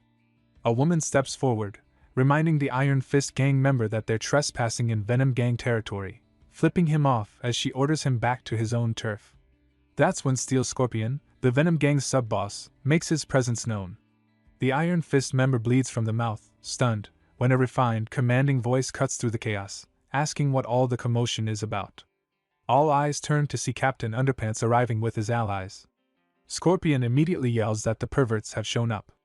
The leader of the Naked Gang, also known as Captain Underpants, declares the three-way intersection his domain and commands everyone to clear out. He warns that anyone wanting to keep fighting should think twice. The Iron Fist members start retreating, calling them lunatics and urging each other to leave while they still can. One of them accidentally bumps into Jun-soo, who mutters that the whole situation is a mess. Recognizing him, the Iron Fist member is helped up, and Jun-soo tells him to focus on his duties before shouting for both Captain Underpants and Scorpion to stop playing around and face him.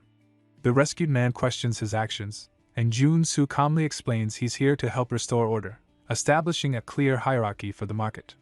Scorpion snaps, demanding how he dares give orders, while Captain Underpants jokes about making an offering.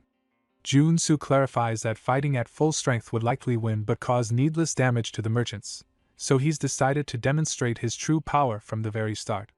Both leaders immediately recognize the black flames dancing along his sword and realize he is the same warrior who single-handedly crushed the Dagger Gang. Jun-soo confirms his intent, mentioning that this time he's feeling generous and offering a deal they can't refuse. He wants to avoid dragging things out, proposing a one-on-one duel instead. Scorpion scoffs, laughing at the thought of facing a warrior directly, but Jun-soo reassures her that the fight will take place in the arena where she's most confident. After some negotiation, he speaks with Captain Underpants, who boasts that his specialty is mind control, declaring that if Jun-soo resists it, he wins. Excited, the cult leader praises Jun-soo for understanding him, while Scorpion watches in disbelief. Captain Underpants continues, suggesting Jun-soo could simply join his obscure, unnamed religion, but Jun-soo flatly declines, pointing out that it isn't even recognized among the major or minor faiths. Laughing, Captain Underpants tries to impose his will, summoning a green aura and demanding Jun-soo kneel to meet his goddess. Recognizing the seriousness of a combat priest's mind control, Jun-soo struggles against it, fighting the urge to submit before delivering a brutal uppercut that sends the cult leader crashing to the ground. As his followers rush to help, Jun-soo casually warns that no force could bend him. Turning to Scorpion, he invites her to show her skill with poisons. She smirks, confident the Venom Gang's abilities surpass those of the perverts he just handled. Jun-soo grins, challenging her to use her strongest poison, and she happily obliges. Despite warnings from the Iron Fist member that it's suicide, Jun-soo waves them off and drinks the vial containing the notorious picnic knockout poison. Pain hits instantly, his body burning and knees buckling, while Scorpion taunts him. He focuses, channeling the venom through his own mana, acquiring a new trait, drug resistance. Drawing his sword, he slashes his palm, converting his blood into venom. The crowd falls silent as he expels the poison. Before Scorpion can react, Jun-soo strikes, twisting her finger off and leaving her screaming and trembling. She backs away, vowing revenge, while the Iron Fist Gang cheers their victory. Jun-soo exhales, noting that the real challenge is reopening the shops. Merchants glance nervously, unsure if extortion will continue. Folding his arms, he reassures them that his actions were meant to bring stability. Turning to the Iron Fist Gang, he announces that the market's protection fee will now be half of what the Dagger Gang previously charged. The gang reacts in shock, realizing there's no profit, All the merchants rejoice, seeing this as a miracle. Jun-soo chuckles, acknowledging that he simply did what was necessary but hints he'll be enjoying some market discounts for himself. The merchants immediately offer him an 80% discount, and Jun-soo can't help but smirk. Good thing I leveled up my NPC affinity, he thinks. With the antique shop finally open, he steps inside, greeted by the shopkeeper's warm smile. The shopkeeper mentions hearing much about him from other merchants, calling him the hero who saved the market. Jun-soo shakes his head, insisting he only did what was right, but the shopkeeper laughs, insisting he shouldn't be so modest after years of gang torment. Lifting his bandaged arm, he explains he had to close the shop after being beaten, his arm broken in the attack. Jun-soo frowns and asks if he received proper treatment, and the shopkeeper nods, praising a qigong therapist in the city who got him out of the hospital. Jun-soo expresses surprise, and the shopkeeper offers an introduction, but Jun-soo thanks him, saying he's here to buy something first. The shopkeeper gestures toward the shelves, claiming they have everything except what they don't, and Jun-soo laughs, admiring the quality before tapping his foot and requesting to see the collection downstairs. The shopkeeper hesitates, surprised at Jun-soo's knowledge, but Jun-soo flashes a smug grin, hinting he has his ways. They head downstairs, where the shopkeeper explains he normally keeps the collection hidden from new customers, but will make an exception. Jun-soo appreciates it, and below, the secret collection gleams, a treasure trove of magical artifacts. His gaze sweeps across the items, confirming Chunbok's rare pieces both in the game and now, but his eyes lock on the ultimate prize, the hornpipe of the ancestral god, holding a secret mana cultivation technique. This is the jackpot. Now that he's secured the most crucial item, Jun-soo decides to grab a few extras as well, piling everything onto the table upstairs. I'll take these, he says. Chunbok eyes the selection, impressed. As expected, you've got good taste, he comments, listing each item. Jun-soo tunes out until the total price hits him, 2 billion. He stares in disbelief, and Kim Chunbok laughs heartily. Relax, that's the price for strangers, he says, but for you, the market's guardian angel, I'll give you a deal, 500 million. Jun-soo exhales in relief, muttering that the 80% discount nearly saved his life. The only thing left is a superhuman priest capable of removing the sacred seal on the hornpipe, and luckily he already knows where to find one, purely by chance, of course. After getting the qigong therapist's address from Kim Chunbok, Jun-soo navigates deeper into the city until he spots someone at the door of room 101. He calls out, but gets no answer, pressing his ear to the door to check. Suddenly, it swings open, revealing a pale, white-haired man glaring at him, clearly irritated. What do you want this early in the morning? Jun-soo raises an eyebrow, correcting him. Dude, it's the afternoon. The man shrugs, saying morning's relative for him and urging Jun-soo to get to the point. Jun-soo studies him carefully and nods to himself. This is definitely the guy. He compliments the therapist, mentioning he's heard of his exceptional treatments. The man's expression softens, suspicion replaced by curiosity. Thought you were some gangster, he mutters, motioning him inside and toward the bed. Where's the injury? Jun-soo glances around, noticing a statue tucked in the corner, confirming his suspicions further. The therapist frowns, telling him to lie down, but Jun-soo smirks and pulls the hornpipe of the ancestral god from his bag. Actually, he explains, he isn't here for treatment, he wants the seal on this artifact removed. The man furrows his brow. Remove the seal? He's a therapist, not a priest, and suggests going to a temple. Jun-soo shakes his head, pointing out the cost and risk of confiscation, then adds a smirk, offering 100 million for the job. The man freezes at the name Priest Kim. Jun-soo casually explains how he knows it from Arcane Soul, describing Kim as a priest of a long-forgotten religion whose god died 3,000 years ago, one of the few genuinely pure priests among countless corrupt ones. Jun-soo grins, noting that means Kim will be very useful, but insists they keep it secret. Kim scratches his head, admitting it won't be easy but agreeing to try. Jun-soo smiles, pleased, and they sit on the floor. Kim places the hornpipe between them, closes his eyes, and breathes deeply, a divine aura slowly enveloping the artifact. The seal weakens, the sacred ribbon loosens, and finally snaps, revealing the artifact's true nature and the hidden mana cultivation technique inside. Kim stares, amazed. Jun-soo nods, acknowledging his talent, and then lifts the hornpipe to his lips, blowing into it. A surge of energy fills the room, purifying his mana circuits and absorbing the bad energy within. A profound calm washes over him, signaling that if he continues, he'll reach level 3 in 2 weeks. Kim claps, impressed. This is the first time he's witnessed a warrior using a mana cultivation technique, a truly rare sight. Jun-soo replies and Kim grins, noting he must be exhausted and should lie down for a while. Jun-soo shivers slightly, admitting he's been hit with too much information and feels fried. He exhales deeply and collapses onto the floor, saying he'll rest and is in Kim's care. Kim chuckles, telling him that for what he paid, he can stay as long as he wants. As Jun-soo drifts into deep sleep, a thought lingers. This guy is as reliable as in the game, and having a trustworthy priest will be a huge advantage later. Sometime later, a sound wakes him. Confused, he opens his eyes to the strong smell of gasoline filling the room. He turns to see Kim pouring it over the bag full of money, eyes widening in shock. "What the hell are you doing?" Kim sets the Kim down, pulls out a lighter, and mutters a prayer to the forgotten god, dropping the lighter as flames immediately engulf the bills. Jun-soo can only think, what the hell is happening? Jun-soo lunges forward, grabbing Kim's wrists and forcing him to the floor, pinning him by the shoulders, demanding why he's burning the money he just gave him. Kim, eyes glowing with devotion, insists it's an offering to his god, the only way to gain divine power. Jun-soo clenches his jaw and crosses his arms, pointing out that the god has been dead for 3,000 years and that even in the game the religion had no influence until its resurrection. He tells Kim that his method is completely wrong, cash shouldn't be burned, only gold, melted and vaporized, is acceptable.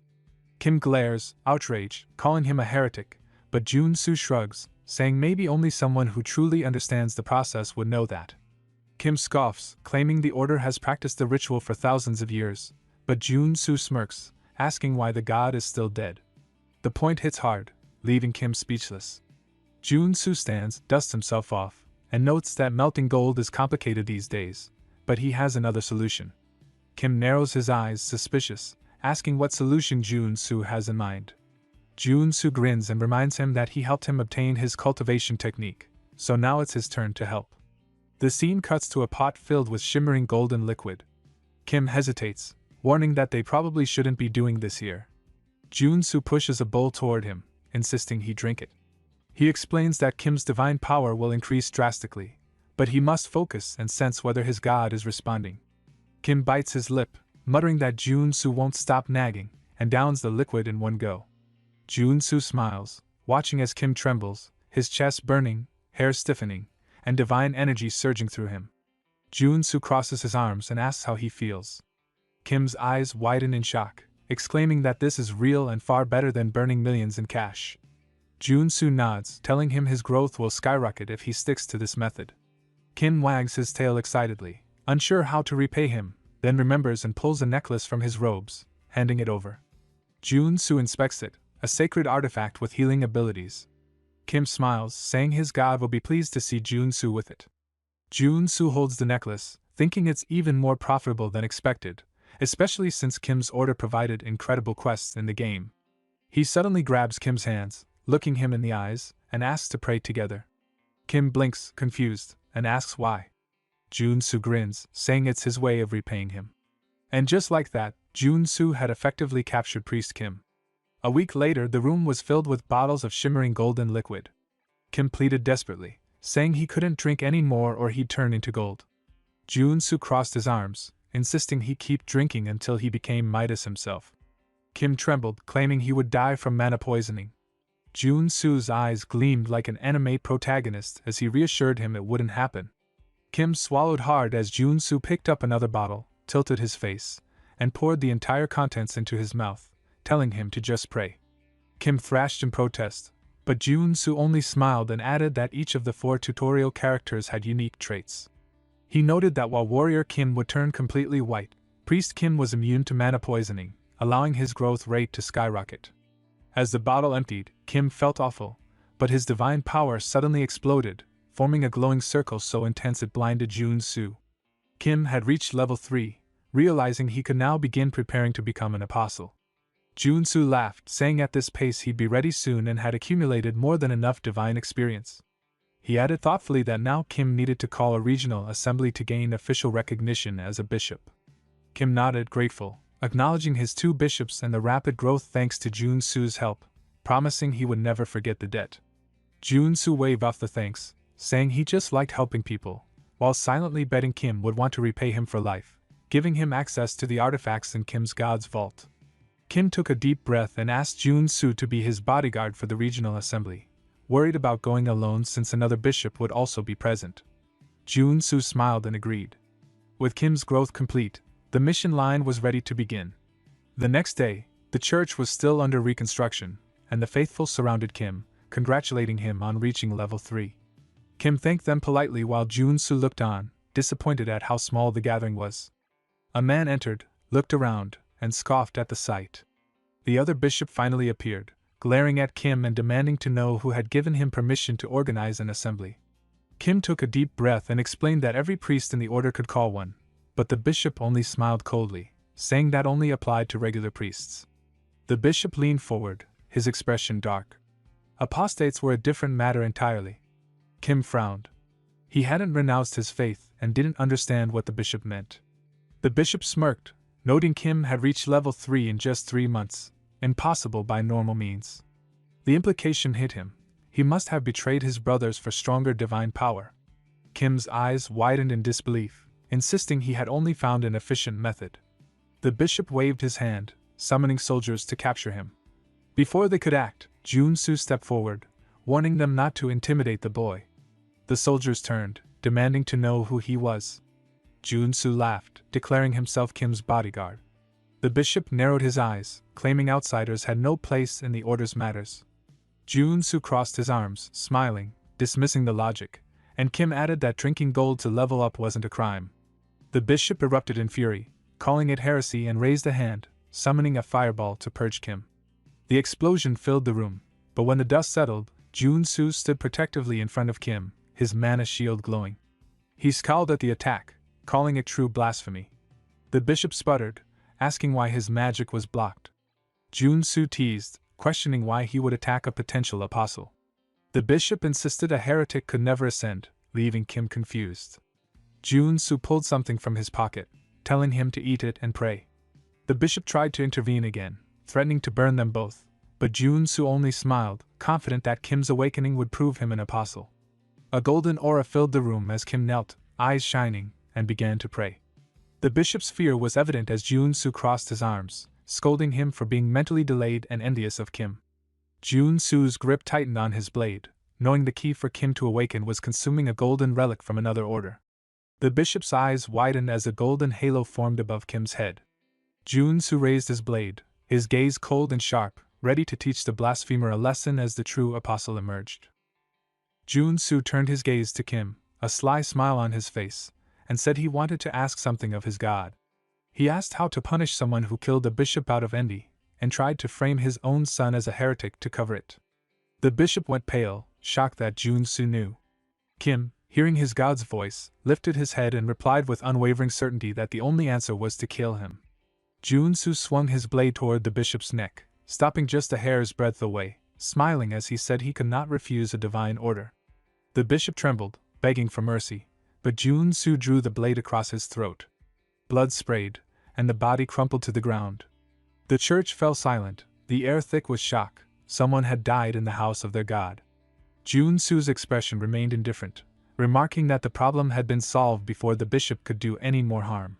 Even Kim was momentarily stunned, noting that the man had been one of their bishops. Jun-soo shrugged, saying there was no reason to pity him. He had deserved his fate.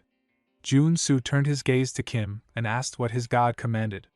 Kim closed his eyes briefly, listening, then exhaled deeply. His god had ordered him to go to the Levant region, where their order began, and offer gold there. Jun-soo smiled, crossing his arms and reminding him that gold was always the best choice, then told him to go and expand his influence. Kim bowed deeply, unsure how to repay Jun-soo, who simply patted his shoulder and said it wasn't necessary. He already planned to take advantage of the situation. Later, Jun-soo returned home and paused before a statue of Kim, smiling in satisfaction at the rewards from helping the priest. Among the treasures, he found his first holy sword worth billions, but the most intriguing was a divine statue that created a sanctuary around it, turning an area into a safe zone where enemies faced expulsion or suppression if they tried to intrude. Finally free to train without interruption, he began practicing intensely, his sword slicing through the air with excitement. Sometime later, he submerged himself in a bathtub, holding his breath to test his limits, emerging looking wrinkled and gasping. He admitted he might have overtrained, as even the mana source wasn't healing him fully, but he had honed his energar cultivation and mountain-crushing swordsmanship. Ready to assess his progress, he picked up his phone, calling Choi. She asked if he'd been doing well, and he laughed, admitting he needed a warm-up, stretching with excitement. When asked if he could help with anything, Choi's face fell, mentioning a rather troublesome request. Jun-soo paused, recalling the first landfill mission. Choi asked if he remembered it, and he immediately did, the job where he fought the porcupine. She explained that a whole cleaning team had been massacred there, meaning at least 6 active mutants remained. Jun-soo frowned, questioning why the Janitors Association hadn't been called. Choi explained the authorities wanted it handled secretly to avoid scandal. He snorted, warning that if this leaked, many would lose their jobs. When asked about the reward, she admitted the payment was modest, 100 million for a level 1 mutant, 300 million for a level 3, but then smiled, revealing an artifact, an arcane rifle with a cursed debuff, tied to the old order of the Father. Jun-soo's eyes lit up, remembering the black flame debuff that consumed its user, though he had overcome it before. He rose from the bathtub, fired up, and headed straight to the landfill, sensing a sinister aura as soon as he arrived. Holding his rifle, he muttered about the chaos from a few days of neglect, preparing for a surprise attack. Activating his sensory focus, he immediately detected rapid movement in the mist and heard sounds from all directions. A strong wind hit him from behind, and a gargle-like bat lunged at him. He fired, riddling it with bullets, but it escaped wounded. Realizing his bullets ricocheted off its wings, he rolled aside as it attacked again, noting that his evasion trait had saved him. He knew this fight couldn't drag on and took careful aim, firing a single shot directly between its eyes. The creature crashed, blood gushing, and he laughed victoriously, unlocking a high-level shooting trait. Footsteps alerted him to more mutants, too many to handle directly, so he activated stealth and hid behind a pillar, waiting. Soon, a group of bizarre clay-like creatures appeared. Smiling, he threw grenades to catch them in one spot, detonating the landfill in a massive explosion, then unloaded bullets on the survivors, laughing at the efficiency. Suddenly, he noticed a new threat: silent specters, necromancer's minions, surrounding him. A radio crackled to life, a voice addressing him directly. Jun-soo narrowed his eyes, asking if it was speaking to him. Jun-soo notices the speaker attached to the specter and exhales, finally understanding. He comments on their clever use of the specters for communication. The voice on the device identifies itself as the necromancer and demands to know why he's wreaking havoc in its territory. Jun-soo scoffs, calling the landfill contaminated and thinking about the bigger picture. It suddenly clicks. On the surface, the Cleaners Association seems like a noble group, cleaning contaminated mana, but in reality, they're one of the most dangerous organizations in Arcane Soul. The mana cleaning is just a cover. Behind it, they manipulate crises, expanding influence and using situations like this to consolidate power. Jun-soo closes his eyes briefly, smiling with adrenaline. The necromancer speaks again, suggesting there's no reason to fight, and even offers him a position in the association. Jun-soo dismisses the offer, questioning why he would join a group that spreads terror. The voice insists, promising top rank, but Jun-soo flips it off, mocking the name and style. The necromancer laughs, then turns cold, ordering him to die. Spectres charge. He fires, causing a massive explosion, but they regenerate with mana. Frustrated, he switches to his sacred sword, invoking its attributes against them. The necromancer's voice is momentarily shaken at the revelation of the sword. Jun-soo cuts through the specters, severing limbs and limiting movement, growling that he will find the necromancer and make them regret this. As more specters keep coming, he mutters that it's time to change tactics. Activating his resistance traits and combining them with artifact abilities from his sword, gloves, and necklace, he now has 9 traits active. He launches forward, releasing 4 aura blades that push specters back, but energy drains fast. With a final effort, his body glows blue, and he surges forward like lightning, activating a new charge trait that lets him move at high speed, damaging everything in his path.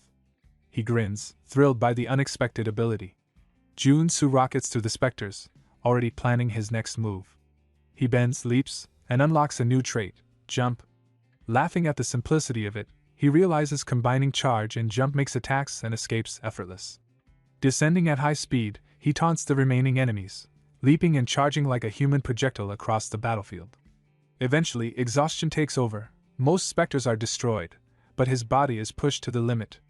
The necromancer's laughter echoes through the speaker, teasing him for being a paladin and claiming he wants him even more. Struggling upright, Jun-Soo demands the necromancer show himself. The voice sneers, questioning why a mage would face a warrior directly, then offers a gift, a moving corpse, a level 2 shield bearer. Jun-Soo clicks his tongue, noting he hasn't fully healed. The shield bearer swings violently.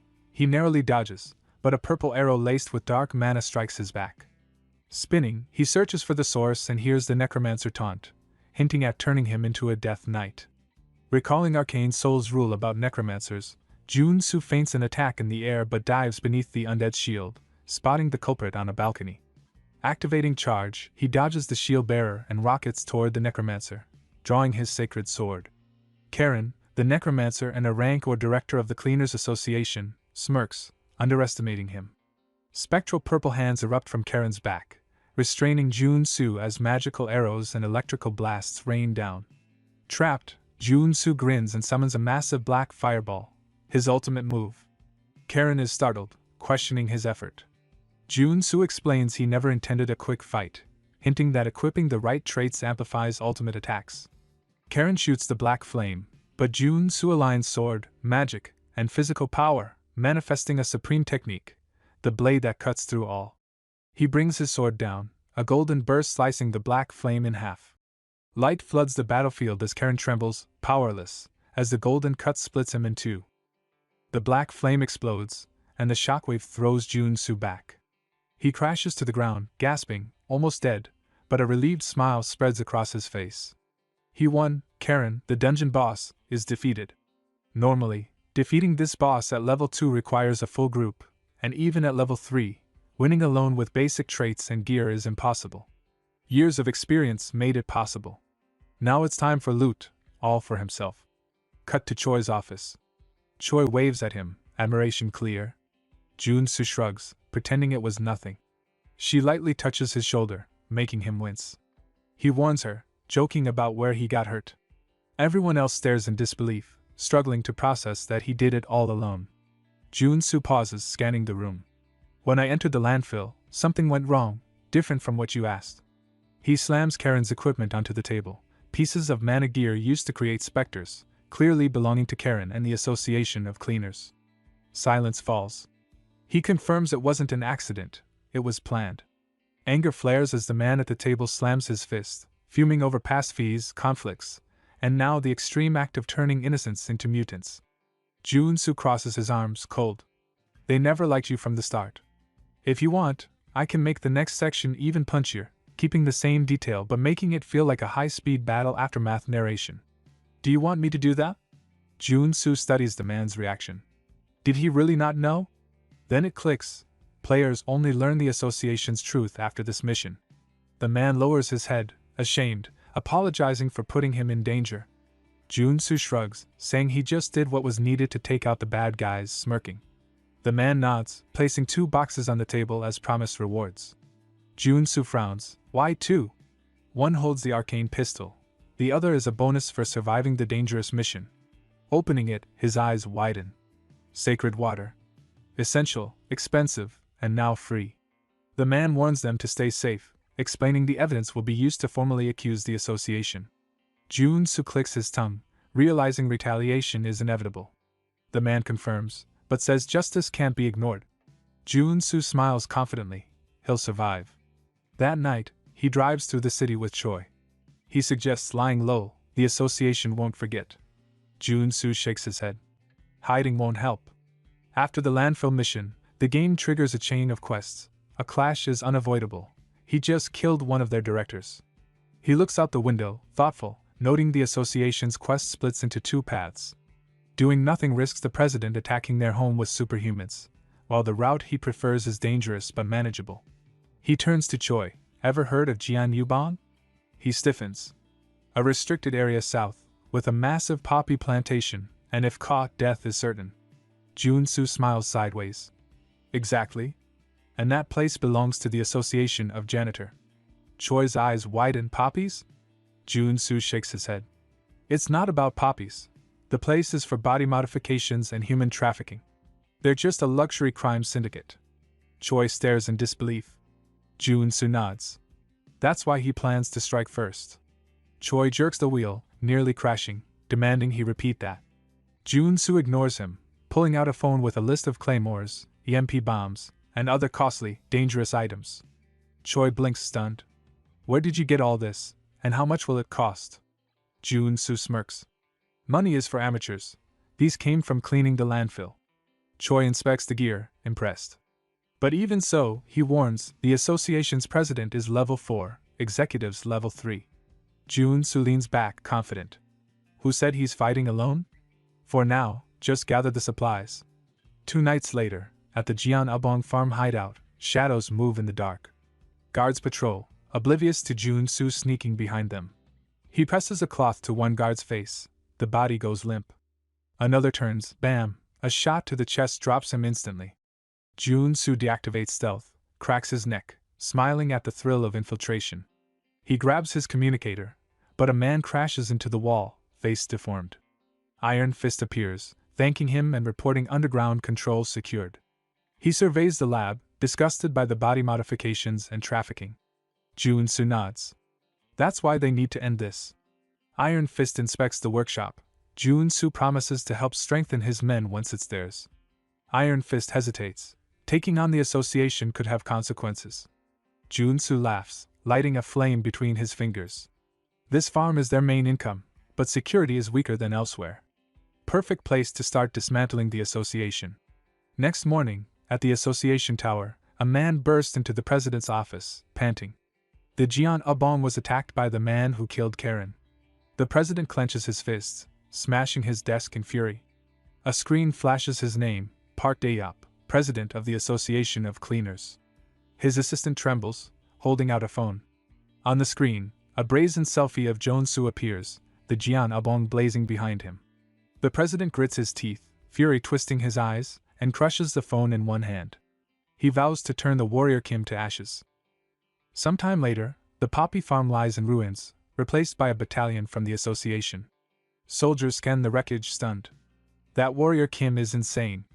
In the middle, a bald man steps forward, stating their only job is to capture him and prove their strength to the president. The troops advance while Baldy scans the buildings for snipers. One man grips his weapon, ready to shoot. Suddenly, a glint catches Baldy's eye. Gunfire rips through the air, striking a rifle's barrel. He smirks, predicting Kim's location. The troops cheer, but then the ground explodes beneath them. Panic spreads as claymores detonate and rockets streak through the air. Baldy curses. In the underground security room, Jun-soo watches via cameras, laughing. His traps and stealth make it impossible for them to react in time. Soldiers retreat, stepping into more mines, chaos consuming the battlefield. Jun-soo crosses his arms, satisfied. He may be crazy, but he won't face hundreds head-on. Explosions rage, and amid the carnage, a gleaming mana barrier appears. The association president, Dae-up, narrows his eyes, impressed yet enraged. A man steps forward, analyzing every pattern coldly, precise enough to seem robotic. The screen labels him, Cyborg, Superhuman Class, R Level 3, Vice President of the Association. Dae-up snarls at him, ordering his death. A grenade detonates nearby, but Cyborg doesn't flinch, the blast too weak. Rockets fire, and he swats one aside, exploding it behind him. His men are stunned. He tracks a shot, instructs them to fire, but it hits only automated turrets. Cyborg grins. They're nearly at Kim's hideout. Inside the bunker, Jun-soo clenches his teeth, recognizing the expected inhuman precision of a cyborg. A red alarm flares on the control panel, catching Jun-soo off guard. They've arrived faster than expected. The newbie hunting event lives up to its name. The doorknob explodes and the door bursts open, revealing 2 women with sharp smiles. Ebony and Viper, Level 3 superhumans and association executives, step inside, their presence commanding the room. Screens flicker with images of Jun-soo flipping them off. Viper narrows her eyes. How did he know we were coming? Jun-soo, invisible in the corner, grins. I saw this coming. As they sweep the room, he observes their predictable tactics. The association wants a show, a straightforward fight, while their assassin executives attack from behind. Too obvious, he thinks, chuckling. He pulls the pin on a flash grenade and hurls it to the floor. Both are blinded instantly, realizing too late it was a trap. Junsu dashes past them, laughing. No time for you, he mutters, already sprinting up the stairs. Viper, still dazed, screams in fury, but gunfire erupts, bullets zipping past his head as the assassins give chase. He twists, teeth gritted, realizing the assassins are already on him. Focus on defense, he thinks, activating his mana barrier in the hallway.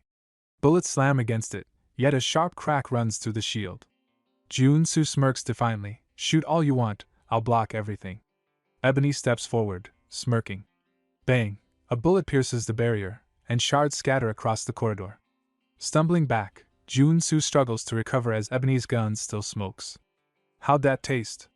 The bullets carry explosive magic, she says. Junsu curses under his breath, then his eyes catch a clock, drawing his attention. Viper fires a crossbow bolt from the side. It whistles through the air, striking his side. Pain flares, but he grits his teeth, mocking them as dime store villains in latex. Viper lunges, kicking him into the clock he noticed. Poison courses through his veins. Good luck surviving, she laughs. Ebony grabs him by the collar, claiming it's over, but Junsu smiles confidently. Now you're in my domain, he says, exhaling as if relaxing. Tick-tock, he gestures toward the clock, hinting at the trap inside.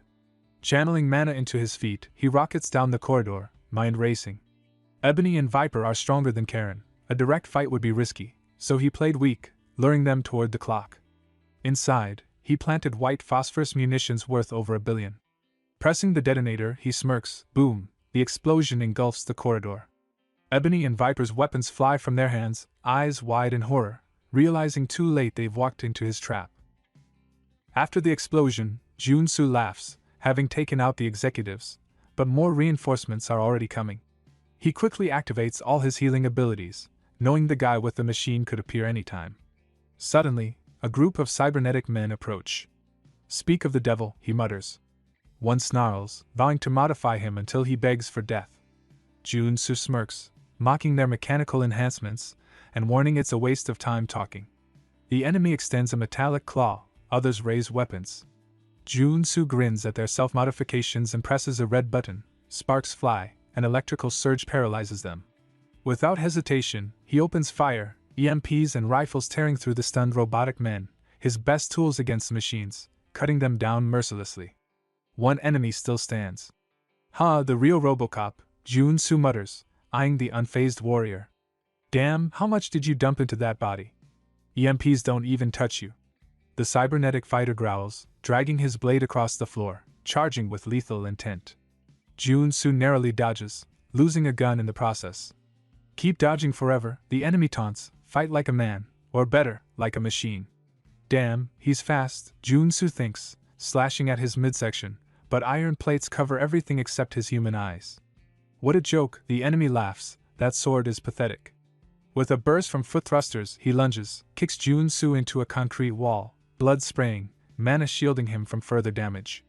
Before Junsu can react, the enemy pins him down, mocking his weak human body. Wait, Junsu narrows his eyes. Mana-powered mechanical movement? Impossible. The enemy raises his blade, threatening to replace Junsu's arms with umbrella handles. Then he notices a tiny pistol. What's that? He scoffs. Junsu smirks, saying these aren't ordinary bullets. He fires. The projectile embeds itself in the enemy. Black flames erupt instantly, engulfing him completely. Junsu explains that the enemy runs on mana, and black flame burns mana, making it unstoppable once it touches him. The cybernetic body is consumed, movement slowing, and Junsu taunts, mocking his endless modifications. As Robocop collapses, Junsu drives his sword into his eyes, leaving him lifeless. Now only one step remains, wiping out the entire association. He laughs while gunning down every enemy, explosions ripping through the garden as headless soldiers scatter. Suddenly, a deafening sound pierces his skull. The president of the association appears, eyes glowing red, a level 4 superhuman. He leaps like a superhero, landing before Junsu. Did he just jump from ground to a 5-story rooftop?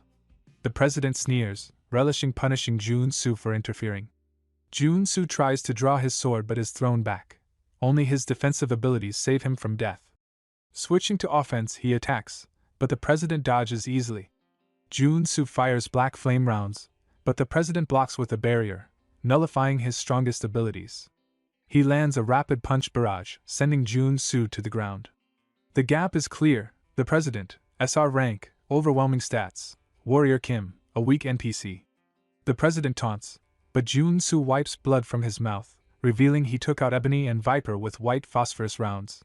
His body shifts, one way for a level 2 to stand against a level 4, trait activated. His body start mutating, muscle undergo mutation, Jun-soo form twists and bulges into something monstrous. Warrior Kim transforms once more, a mutant reborn. He chooses to embrace mutation. Jun-soo's breathing grows heavy, control will slip soon, but he's ready. A flashback shows him buying berserk glasses, granting the frenzy trait temporarily, perfect for this moment. He crushes them, a surge of focus and bloodlust flooding his mind, leaving only combat.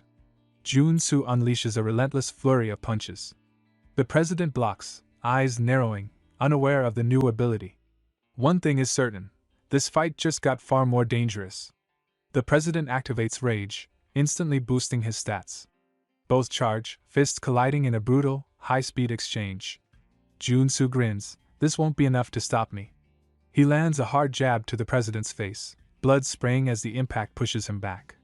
New traits awaken, super strength and iron armor, while a primal roar erupts from Jun-soo, pure battle excitement flooding him. The president chuckles, admitting Jun is strong but refusing to analyze further. Sidestepping each sloppy punch, he counters with a devastating gut strike, drawing blood, then an uppercut that sends Jun-soo flying. Close combat favors the president, and Jun-soo's frenzy effect fades. Knowing hand-to-hand won't win, he channels energy to swap traits. The president sneers and charges, but Jun-soo grabs his wrist, locking eyes. Fine, you're better at fists, but I'm not a brawler, I'm a swordsman. Power flows into his hand, and a massive sword materializes, a blinding light stabbing straight through the president's heart. Gasping, he acknowledges the fight, then collapses lifeless. Jun-soo exhales, realizing he pushed too far. A system notification flashes, status effect disease. Waves of unbearable pain tear through him, but a golden light bursts from his body. His monstrous form fades, returning to normal. Warrior Kim ascends to level 3. Weakly, he chuckles, grateful for the timely level up, then collapses unconscious. When he awakens, he finds himself in his own bathtub. I'm home, Mr. Superhum. Are you alright? Jun-soo blinks at Director Choi's concerned face. What happened, Choi? I thought you were dead. Choi's eyes glistened with tears. You were lying there surrounded by all the association members. So you brought me home? Jun-soo asks, piecing it together. Yeah, Choi nods. I saw you were still breathing, so I threw you into a mana spring. You've been out for a whole week. Now that he thinks about it, Jun-soo feels much better. You're seriously amazing, Choi shakes his head. You single-handedly wiped out the president of the Plumbers Association. Yeah, Juna smirks. I guess I'm kind of a big deal now. Not just kind of, you're insanely incredible, stop flattering me, June laughs. Oh, and by the way, Troy adds, I collected all the loot from the fight. Check it out later and let me know if you need anything. Got it. But first, I need to fully recover, Jun-soo says, his expression darkening slightly. Now that I'm level 3, there's somewhere I need to go, a malicious smile crossing his lips. 1 week later, he arrives at the Mana Measurement Center. At level 3, he will be officially promoted, receive a certificate, and gain countless benefits. This is insane, Choi exclaims. I've never seen anyone level up this fast. You're going to start your own country soon at this rate. Jun-soo scratches his head, embarrassed. I wouldn't go that far. Maybe I should get my certification now. The examiner chuckles, of course, please come this way. After a short while, the girl hands over the certificate. Thank you. I'm so jealous of you, she says. Me? Why? Jun-soo asks, puzzled. I wish I were as strong as you, Beck admits, showing an emotion so strange it feels unimaginable. Her berserker warrior persona, ruthless and psychotic, rarely betrays softness. Jun-soo pauses, thinking. He has no immediate plans. So, hey Beck, want to become a superhum? Of course. Who wouldn't? Then how about becoming my student? Beck blinks, surprised. If you agree, I promise to make you a strong superhum. And exactly how will you do that? Trust me, Jun-soo smirks. Warrior Kim can see latent potential. Beck's cheeks flush slightly. Jun-soo nods, grinning, making a Dragon Ball Scouter reference. Jun-soo asks, after all, he can sense the potential radiating from an SSR rank individual like her. So what do you say? Want to be my student? Beck hesitates briefly, then firmly shakes her head. Beck says, all right, I guess I can trust you. Jun-soo replies, a wise decision. Jun-soo says, you won't have to pay me anything. Just return the favor once you awaken as a superhuman. Beck replies, that's nice and all, but I should warn you, I already failed to awaken once, even after intense training. It won't be easy even for you, Mr. Superhum. Jun-soo grins, don't worry about that. Have faith, because I already know what will trigger your awakening. He's seen your story unfold in the game. Jun-soo explains, Beck's unique awakening, Sterilor of the Heavens, embodies pure bloodlust, a force that stains the world red. Berserker level 1 trait effect, combat experience plus 1000%. While this boosts battle experience dramatically, it risks corrupting the mind, turning her into a bloodthirsty psycho killer obsessed with combat. Jun-soo warns, her awakening perfectly matches this trait. You'll need to prepare yourself. Beck asks, prepare? I'll need a lot of money. I don't earn much here, she jokes, gesturing quietly. Jun-soo shakes his head, no, you'll need something far more important than money. Mental fortitude. Beck tilts her head, confused, but before she can ask more, a staff member interrupts, excuse me, Mr. Kim, you've been invited to a meeting. Would you follow me to the 5th floor lounge? Jun-soo's eyes narrow, an invitation to the 5th floor? That's strange. As Jun-soo and Beck step into the elevator, Jun-soo realizes that superhumans in this tower are divided by power levels. Being summoned to the 5th floor means a level 5 superhuman called him. Who could it be? Seo Yujin greets him as the doors open. Professor? Wait, it's really you? Yujin, a level 5 superhuman, says warmly, congratulations on earning your level 3 certification. I'm so happy to see you here. Jun-soo replies, I'm happy to see you too, though inside he notes that despite Yujin's natural talent and wealthy background, reaching level 5 this fast is surprising. He's already surpassed him. Yujin continues, I'd like you to have this, handing Jun-soo a small ornate box. Junsa says, you didn't have to. Inside, he reads the item description. Item acquired, Mana Focus Crystal, a rare artifact that enhances mana control and efficiency, perfect for a warrior who relies on mana. For a moment, Jun-soo almost drools, but he clears his throat and says, I shouldn't refuse a friend's gift, right? Thanks, Yujin. Yujin nods. Then his expression turns serious. Jun-soo says, Mr. Warrior, there's another reason I called you here. Junsa raises an eyebrow, a favor? Yujin nods. Junsa leans in slightly. Why do you suddenly look so serious? Yujin asks, could you help some of my friends who are also suffering from divine fever, just like you helped me? They contracted it as well. Yujin explains, the 4 of them have dealt with this since childhood, blessed alongside me. Junsa thinks, wait a second, if he means those characters, this is the perfect opportunity to make things easier. He nods, radiating an angelic aura. I could never refuse to help those in need.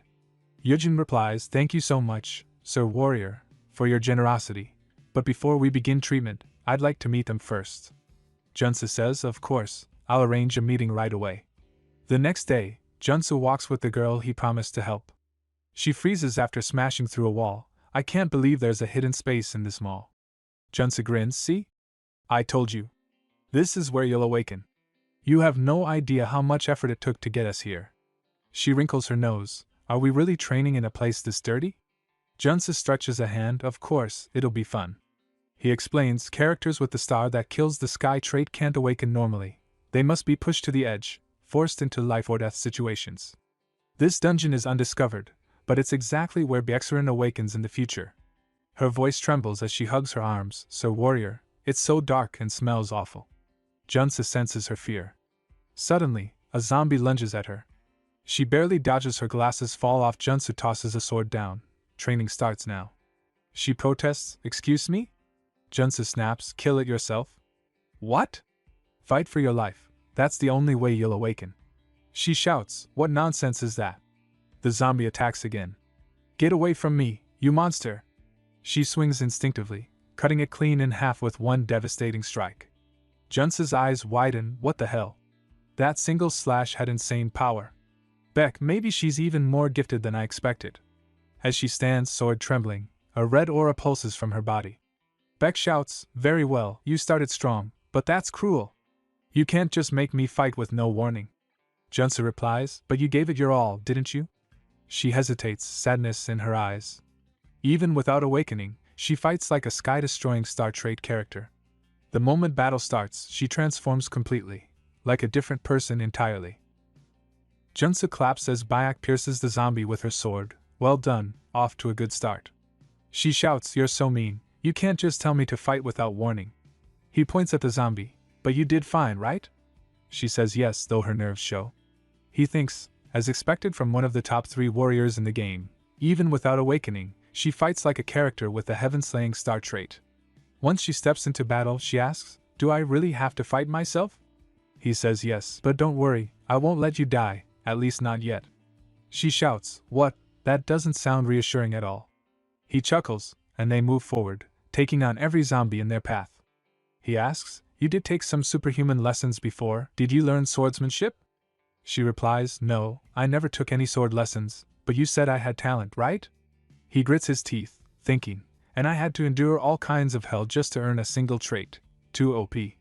She says, but this place is deeper than I expected, I can't see the end, how far do we have to go? He says, maybe there's an exit ahead, but in truth, it won't end until you awaken. A zombie with a needle-like drill leaps at her. She dodges, shouting, zombie with a drill.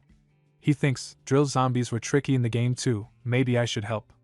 Before he can act, she slices off its hand, shouting, if you're a zombie, stick to bare hands, how dare you use a weapon, and cuts it in half. His eyes widen, that's one clean victory. She says, it felt like my body just moved on its own. The zombie bites her leg, and she shouts, you annoying bastard, kicking it away. What should I do? She cries. Junsa sits, examining the bite. Well, common sense says you become a zombie if bitten. She pleads, please end me before that happens. He replies, of course, I brought a solution. She gasps, oh my god, is that holy water? He thinks, the game already developed a cure for the zombie virus, so I can treat her. Later, they rest by a stone. She, breathing heavily, says, I was so surprised, I thought I'd become one of those hideous things. He says, it's a tough world out here. She notes, but the zombies are strange, from their attire to their weapons, this place feels artificially made. He agrees, the Galaxy Mall was built much faster than normal, thanks to countless workers, but the tight schedule caused injuries and deaths, though the official record says 0. The companies just buried the casualties here. When the mall's representatives heard, the world's image was at stake, so they hid this area and its secret. She asks, but how did you learn about this secret? Junsa didn't answer but thought the Old Father's order had unleashed the zombie to take over Seoul, and the dungeon that appeared was Galaxy Mall's forbidden area. He took a deep breath, it's just, let's say I have a special ability. He thought this place, where Bayek and Soren had awakened after a zombie attack, would be optimal for her awakening, but there was no sign yet. She said, the victims have to suffer even after death. Standing, she added, at least we can help them find eternal peace. He smirked, that's some determination. She continued, and I just have this strange feeling I should keep fighting. He stood, not bad, let's go, thinking it's finally starting. As they went deeper, she felt cold until they reached a massive warehouse. Inside, a radio played, there are 3 bears in the house, Daddy Bear, Mommy Bear, Baby Bear. She murmured, that's a children's tale, that's scary. The radio repeated over and over, the sound growing so loud they covered their ears. Suddenly, a sharp, ice-like object struck from behind, piercing Junsa's shoulder. He hadn't expected the ambush.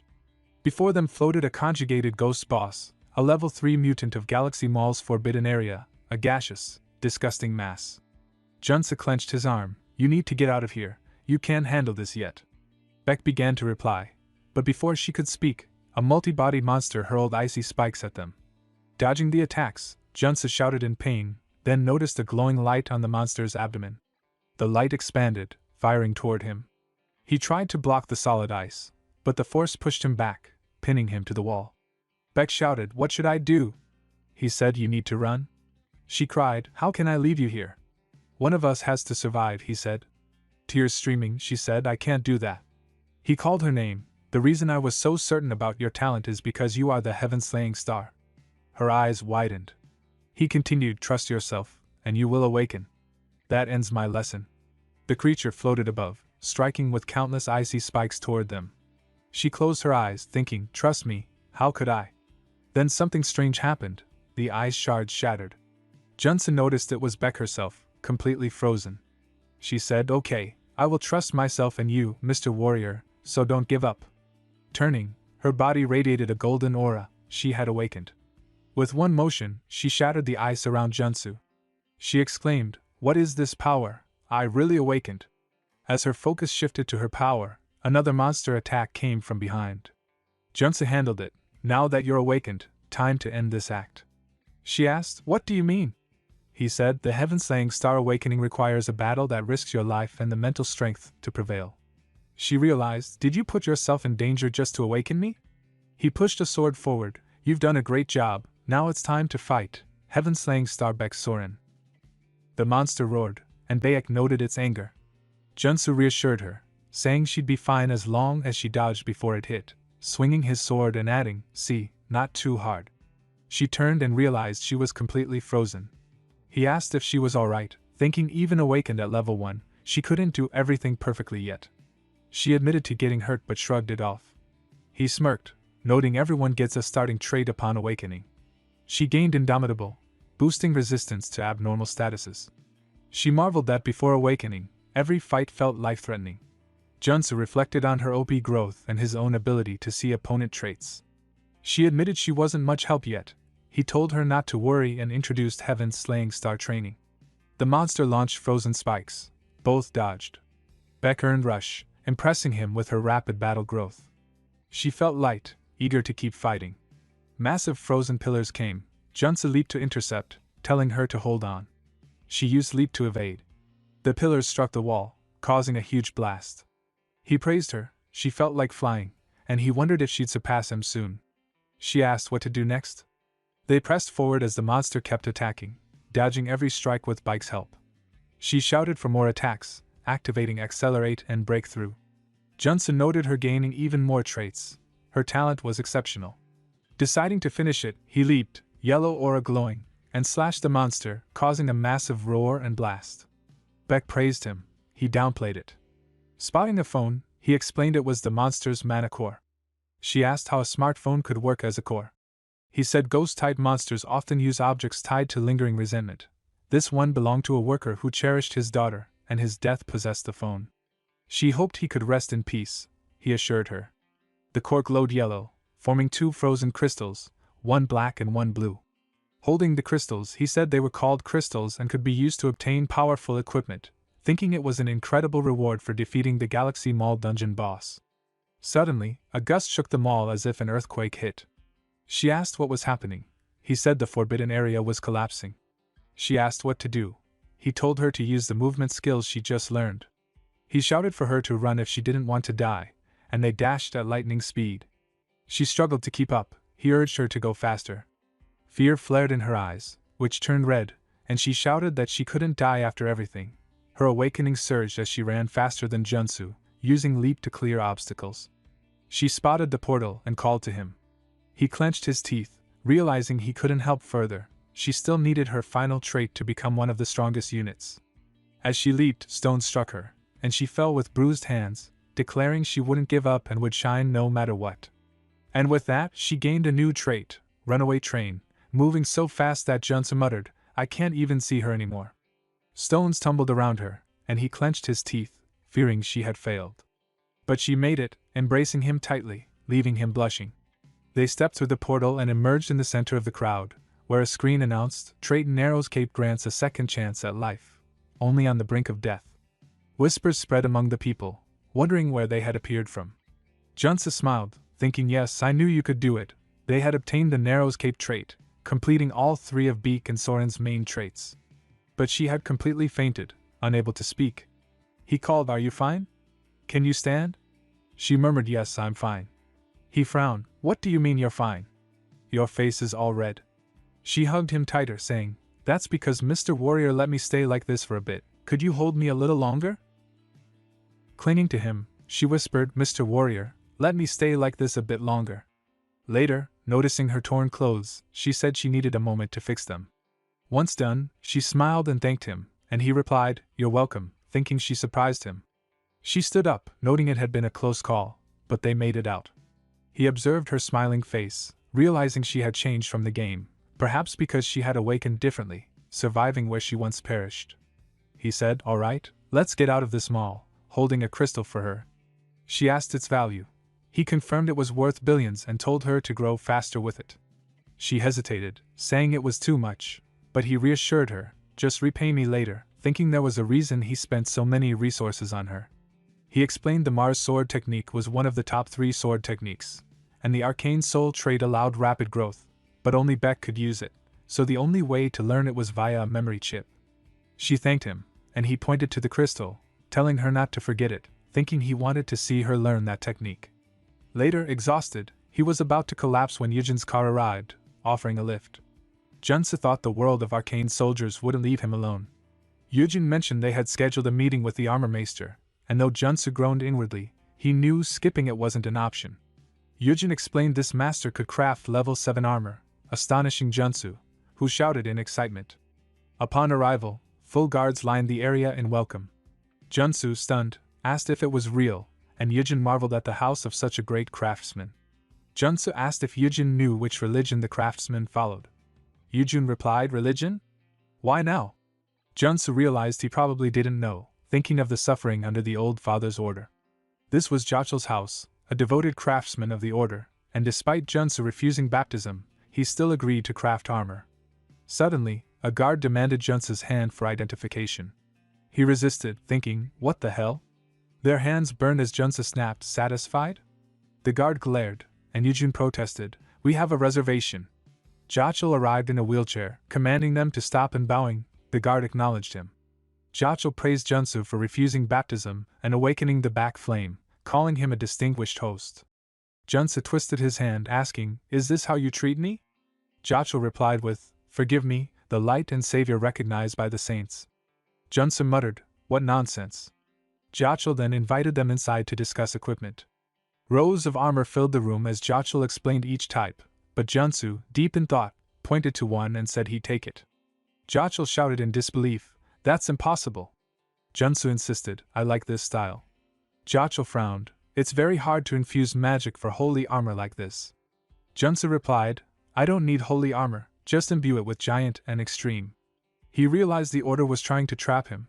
Holy armor, or Plegence armor, gave extreme stats but required divine power, which meant joining their religion. Holding Jachel's hand, he said, "Then I expect the best from you, craftsman," and with Yujin, they left. As they stepped outside, Jachel said he could only imbue a few traits into that armor. The guard asked if he'd really follow Junsu's request. Jachel replied, "Do you want me to defy the sentry?" The guard murmured, "He's really the light and savior of our order. I can hardly believe it." A week later, Junsu bowed over bottles of medicine, drinking quickly. The man warned him not to take Mantragora cells all at once, but he burped, thanking him. The shopkeeper asked if he was all right. Junsu winked, thinking he got the trade he needed. The shopkeeper said, "You saved our market. Business is booming thanks to you." Then another man bowed to Junsu. He patted him on the back, recognizing him as the Iron Fist gang member, and asked how he had been. The man requested a moment to meet their boss, leading Junsu to a car. Inside, the man said they'd prepared a high-end bulletproof vehicle. Junsu noted it was decent but felt uneasy, recalling Mayo Rim as a slum. The man said they needed to stop for gas. At the station, Junsu's eyes widened at the billboard, sensing something wrong. The man stepped out with a sinister voice, wishing him a good rest, and Junsu clenched his teeth, thinking, "Is this a trap?" Junsu reacted instantly, grabbing the man's hand and shoving him into the car, saying, "Buddy, do I look like a fool? How do you think you're messing with me?" The man stammered, "Pardon, what do you mean?" Junsu leaped out of the car, closing the door behind him, and said, "You stay right here with all the bombs you planted, forever," before hurling a granite at the car. The explosion tore through the area, and Junsu dashed away using his breakthrough technique. As he reached the elevator, he thought the blast was too big for a single granite. This was a betrayal. The bulletproof car sped toward Mirin and the gas station, and deja vu hit him. It mirrored when Iron Fist Kim was betrayed. His thoughts were cut short as bullets rained from the front. People shouted, "There he is! Kill him, and we'll get $1 billion!" Junsu clenched his teeth, realizing it wouldn't stop at a car full of bombs. He ducked behind a car, thinking it wouldn't protect him long, then leaped, using his technique to escape the building. Bullets followed immediately. He raised a mana shield, noting their speed. Someone shouted, "Aim for the center." All fire struck the shield, cracking it. Junsu realized the insane accuracy and knew he couldn't delay. He tossed all his smoke bombs, enveloping his attackers, who shouted, "We can't let him escape. We need the antidote." Junsu muttered, "Who do you think you're after when you're not even superhuman?" and dashed to another building. Landing safely, he analyzed the attackers. Their speed and focus suggested battle drugs, temporarily boosting their combat abilities. Considering the mention of an antidote, he concluded Myram, a master of cowardly battle and human hunting in Myram, orchestrated this. The plan followed 3 steps: betrayal to plant a bomb, Ragu's under battle drugs attacking, and his specialty, sniping. From the side of the building, a sniper's bullet whizzed toward Junsu, grazing his forehead. He muttered, "If I had reacted a moment later, I'd be dead, but this gamble was worth it. I now know where he's hiding." On the burning building, the sniper crouched, and Junsu dashed downward, shouting, "I got you now, you little bastard," running into the flames to confront the cowardly hunter who only strikes from afar. He endured the searing fire as he pressed forward. The sniper struggled to see him through the blaze, missing his shots, while Junsu thought, locating him is priority against a skilled sniper. Above the building, the sniper cursed, "Damn it, I can't see him," scanning the fire helplessly. Junsu leaped higher, aiming to close in and create an expected barrier. The sniper looked up, furious at being challenged. Junsu activated all his traits, his gun glowing red, and fired as the sniper simultaneously pulled his trigger. Both fired at the same time, holding a tense breath in this all-or-nothing moment. The sniper's shot tore through Junsu's arm. Damn, he really is a sniper, even under surprise. But Junsu never acts without reason. With a grin, he declared it over, landing a shot on the sniper's shoulder. Shocked, the sniper felt flames quickly spreading over his body, black fire engulfing him as he screamed. Junsu barely hit the ground, struggling with his injured arm. Even grazing bullets drained the enemy's mana. Wincing, he proclaimed victory, only to find himself trapped, sand forming a magical snare beneath his feet. The human hunter taunted, calling him a brat and a fool, pouring holy water over himself to douse the black flames. Damn, this is bad. If Junsu doesn't escape now, he's dead. The hunter snarled, "Once I put out this fire, I'll fill your body with bullets. You'll look like a damn sieve, damn it, I need to think fast or I'm dead." He hadn't expected this to turn into a race against time. He needs to slow the magic's infiltration and minimize damage. Equipping mana barrier, perseverance, and resolute, he adds brute strength, and super strength. Pressing both hands to the ground, he yells survival comes first, pouring all his power into escaping the trap and activating purification to destroy as much mana in the trap as possible. Before he can fully react, the enemy appears, fully recovered. Acknowledging Junsu's resilience, he sees the black fire already extinguished. This victory is mine, he thinks, raising his gun, but Junsu vanishes. A fist slams into his cheek, making him spit blood. Junsu, relieved the last-second earth resistance trait worked, taunts, "Since you're a sniper, don't even think about fighting back at this distance." Who ordered this assassination? The enemy admits defeat but wants to light a cigarette first. Fine, speak, Junsu allows. As he lights it, Junsu senses something off. The enemy, savoring the cigar like sweet victory, looks zombified. Just as he prepares to attack, a sudden gunshot rings out, and a hole appears in the human hunter's chest. So, you knew what was happening, Junsu thinks. Of course he did. Did he really think a player with 10,000 hours wouldn't recognize the mutant-inducing cigar? What a mess.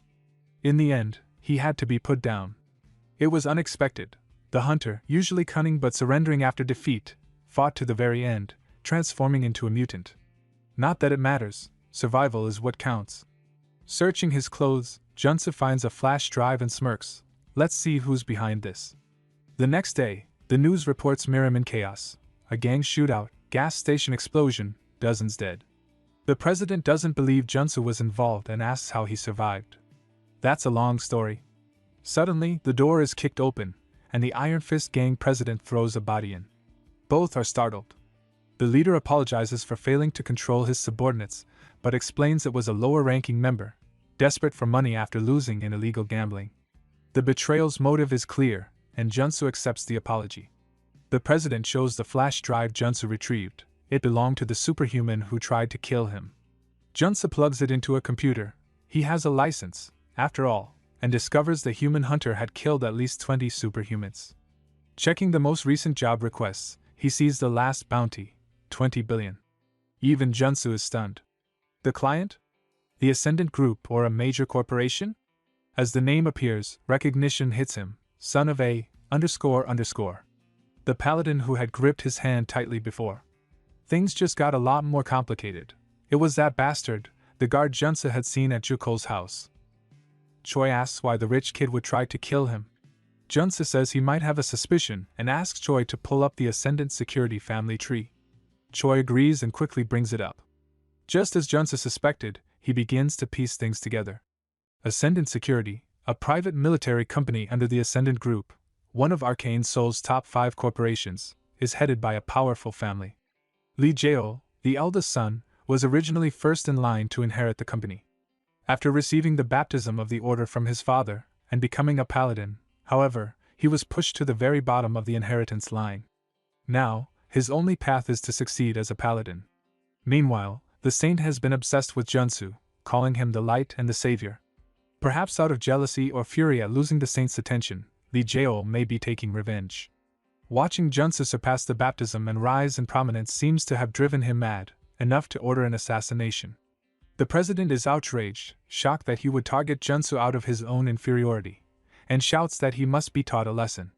But the challenge is daunting. Lee Jae-ol isn't just an heir to a small company. He belongs to a major corporation, and one wrong move could bring the entire company crashing down on him. Junsu smirks and says he has an idea. The president had already expected Junsu's response. Junsu said they should start by focusing on expansion if they need to take down a big name. Hours later, Seo Yujin shouts, furious, slamming his fist and breaking the table, cursing the audacity of the assassination attempt. Junsu calmly tells him he's fine, but Yujin stares with concern. The others notice something different about Junsu. He's no ordinary person. They gape at the shattered table, realizing how invaluable Yujin's support is.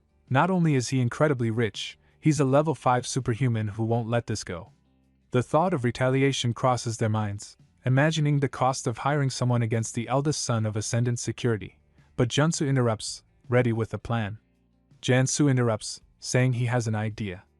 Yujin asks what kind of idea, alarmed. Jansu explains he'll challenge Lee Jae-ol to an official duel. The others are shocked, but he reasons it's necessary. If Jae-ol is allowed to act freely, he'll keep sending stronger assassins. The target might hire someone else to fight for him, but either way, this duel is the fairest option. He analyzes the situation. He can't face Jae-ol on equal footing, so he must rely on the duel, and with solid evidence, he has justification to challenge him. He'll accept if Jae-ol sends a substitute and keeps the duel private. The president agrees, preparing the formal duel request, and Yujin offers to handle a notary, knowing a former Supreme Court judge. Jansu thanks everyone, noting their somber looks, but insists he's not going there to die. The gang leader asks if he's confident, warning the enemy will send at least a level 4 fighter. Jansu admits it won't be easy, especially since he can't use his mutation ability, but he already predicts the opponent. He requests preparation and asks Yujin to spar with him. Yujin nods immediately, promising full support, and Jin grips his sword with a wide grin, pledging to help however he can. Junsu thinks back to their last fight, remembering how close he came to death, and silently urges him to take it easy. 3 days later, everyone gathers in an arena inside a warehouse, a small crowd cheering. The president shows up dressed like a cheerleader, and the gang leader stares in disbelief. The girl who sparked Junsu's determination sits in the stands, shouting encouragement. Exhausted from 3 days of relentless training, Junsu has finally completed his preparations. Dusik, the paladin captain of the Order of the Old Father, appears, laughing lightly as he recalls past duels. Junsu notes that Joel acts high and mighty, yet is clearly subordinate to his captain. Dusik offers a polite apology for the unpleasant situation, shocking Junsu with his civility. The saint declares that Junsu, warrior Kim, shall be their light and savior, and proposes that if he loses the duel, he must join the order. Junsu is bewildered by their insistence, while Jae-ol trembles with rage in the background. An official interrupts, signaling the duel's start and calling for confirmation of the duel oath. If the paladin wins, Jun-Soo joins the order. If he wins, the terms shift to his favor. Li Jiol is barred from harming him in any way and must also provide financial compensation. Both nod in agreement. Junsa feels a tightness in his chest. Dual oaths in Arcane Soul are magical contracts, and breaking one literally destroys your heart. Even in this chaotic world, no one risks defying it. The official confirms the duel rules. It will follow International Superhuman Federation standards. All personal powers and weapons are allowed, but consumables must be crafted on site. Dusik is ready, but Junu requests time to craft his items. 10 minutes per item is granted. He grips 3 potions, a true alchemist in motion, designed to counter paladins: Elixir of Steel Body, Elixir of Flash, and Elixir of Arcane Dragon. Confirming their contents, he drinks all 3 at once, knowing doping is essential in PvP. Both sides prepared, the duel begins. 10, 9, 8, 7, both warriors stand face to face. Dusik addresses him, inviting Junsa to join their order, but Junsa signals to start. Dusik raises his hammer, radiating an overwhelming aura like a Greek god. Junsa grips his sword, dwarfed by the immense power, knowing he cannot win without risking his life. 3, 2, 1, 0, the paladin charges, then vanishes, leaving a trail of destruction. Junsa searches frantically. He didn't disappear, he activated haste. In a heartbeat, Dusik reappears behind him, hammer raised, declaring that warrior Kim shall ascend and become a god. Junsa blinks, startled. Become a god? Dusk swings at Jun-Soo, unleashing a massive aura explosion that lights up the battlefield like 2 nuclear forces colliding. Jun-Soo's friends watch from a distance, stunned. What is that power? The president mutters in awe. Did it end with just 1 strike? Yujin asks, worry etched on his face, while the gang leader stands speechless. But the girl spots the truth. Through the smoke, both warriors are standing, Junsa with his mana barrier up, Dusk holding hammer and shield, his aura hinting at godhood. Dusik's curiosity sharpens. The kid actually dodged his attack.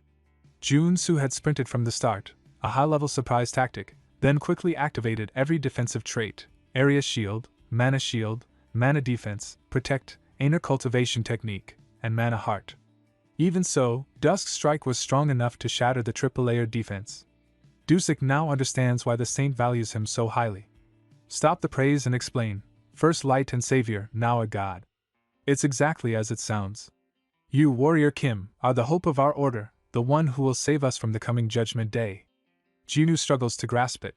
The hope of the old father's order. Now he recalls, the god they serve is dead.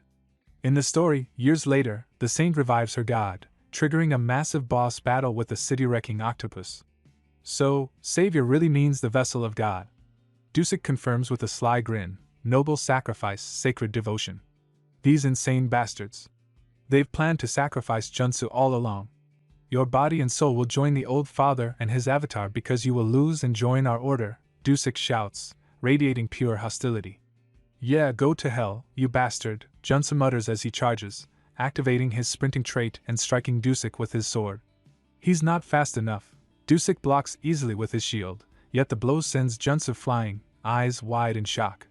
What power is this? Then his new traits activate: strike, rush, endurance, strength, super strength, perseverance. Confusing? Absolutely. He's optimized for offense now, lunging again with relentless swordsman strikes, forcing Dusk to defend. In an instant, he switches traits to mountain-breaking swordsmanship, smashing strike, unleashing a barrage that pressures Dusik. Your swordsmanship's quite the challenge, isn't it? Junsa seizes the moment, switching traits to strength, super strength, endurance strike. He grabs his axe and lands a solid hit on Dusik's left rib, drawing blood and forcing him back. Finally, things get interesting, he laughs. The 3 days of preparation weren't wasted. A flashback shows his training with Hyujin, mastering instinctive traits, switching in a fraction of a second, offense, then defense, blocking counterattacks. Back in the fight, he uses defensive traits at the right moment again, swiftly blocking Dusik's hammer strike, though the power shatters his shield, forcing him to step back slightly. Within a second, Junsu switches his traits again, activating offensive warrior skills for a surprise strike. He dashes at Dusik, who blocks, then switches traits mid-attack to keep the pressure relentless. Dusik struggles, forced entirely on defense. This is the perfect opening. Kim Junsa thinks, wielding both axe and sword as he activates berserker traits to push forward. For a level 3 superhuman to fight level 4, constant trait switching is the only way. He drives Dusik back like 4 warriors in one. How is this possible? Junsu notices a brief distraction and seizes it, disarming Dusk, sending the hammer flying across the battlefield. All the paladins gasp. Impossible, they whisper.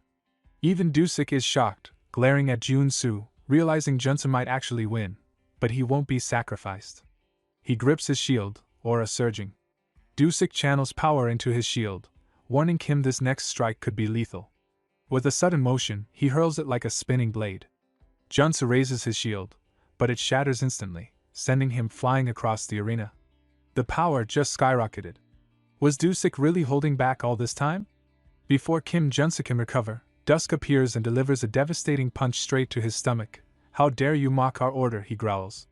Kim Junsu crashes into the wall, spitting blood as his body slams against the thick stone. If he begged now, Dusik might accept surrender, but Kim rolls to his side, smirking. The only way he loses is if he dies.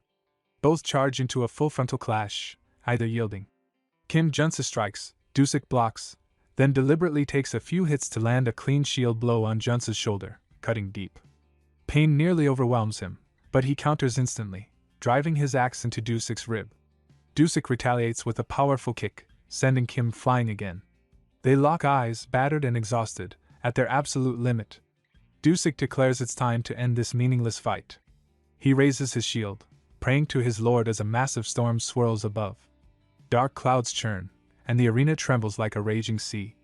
Kim Junsu realizes Dusik is unleashing his ultimate move, Darkness Tsunami. Seeing it firsthand, he knows that if it hits, he will lose completely. There's no way to dodge it. To win, Junsu has to face the tsunami head-on. He locks eyes on the approaching wave as his sword begins to glow. The world around him fades to gray, as if time itself slows. Fear presses in, but he trusts the traits he has honed as Warrior Kim. He takes a deep breath, shutting out everything, existing in another realm entirely. Mountain-breaking swordsmanship, sharpened through battles and sparring with Seo Yujin.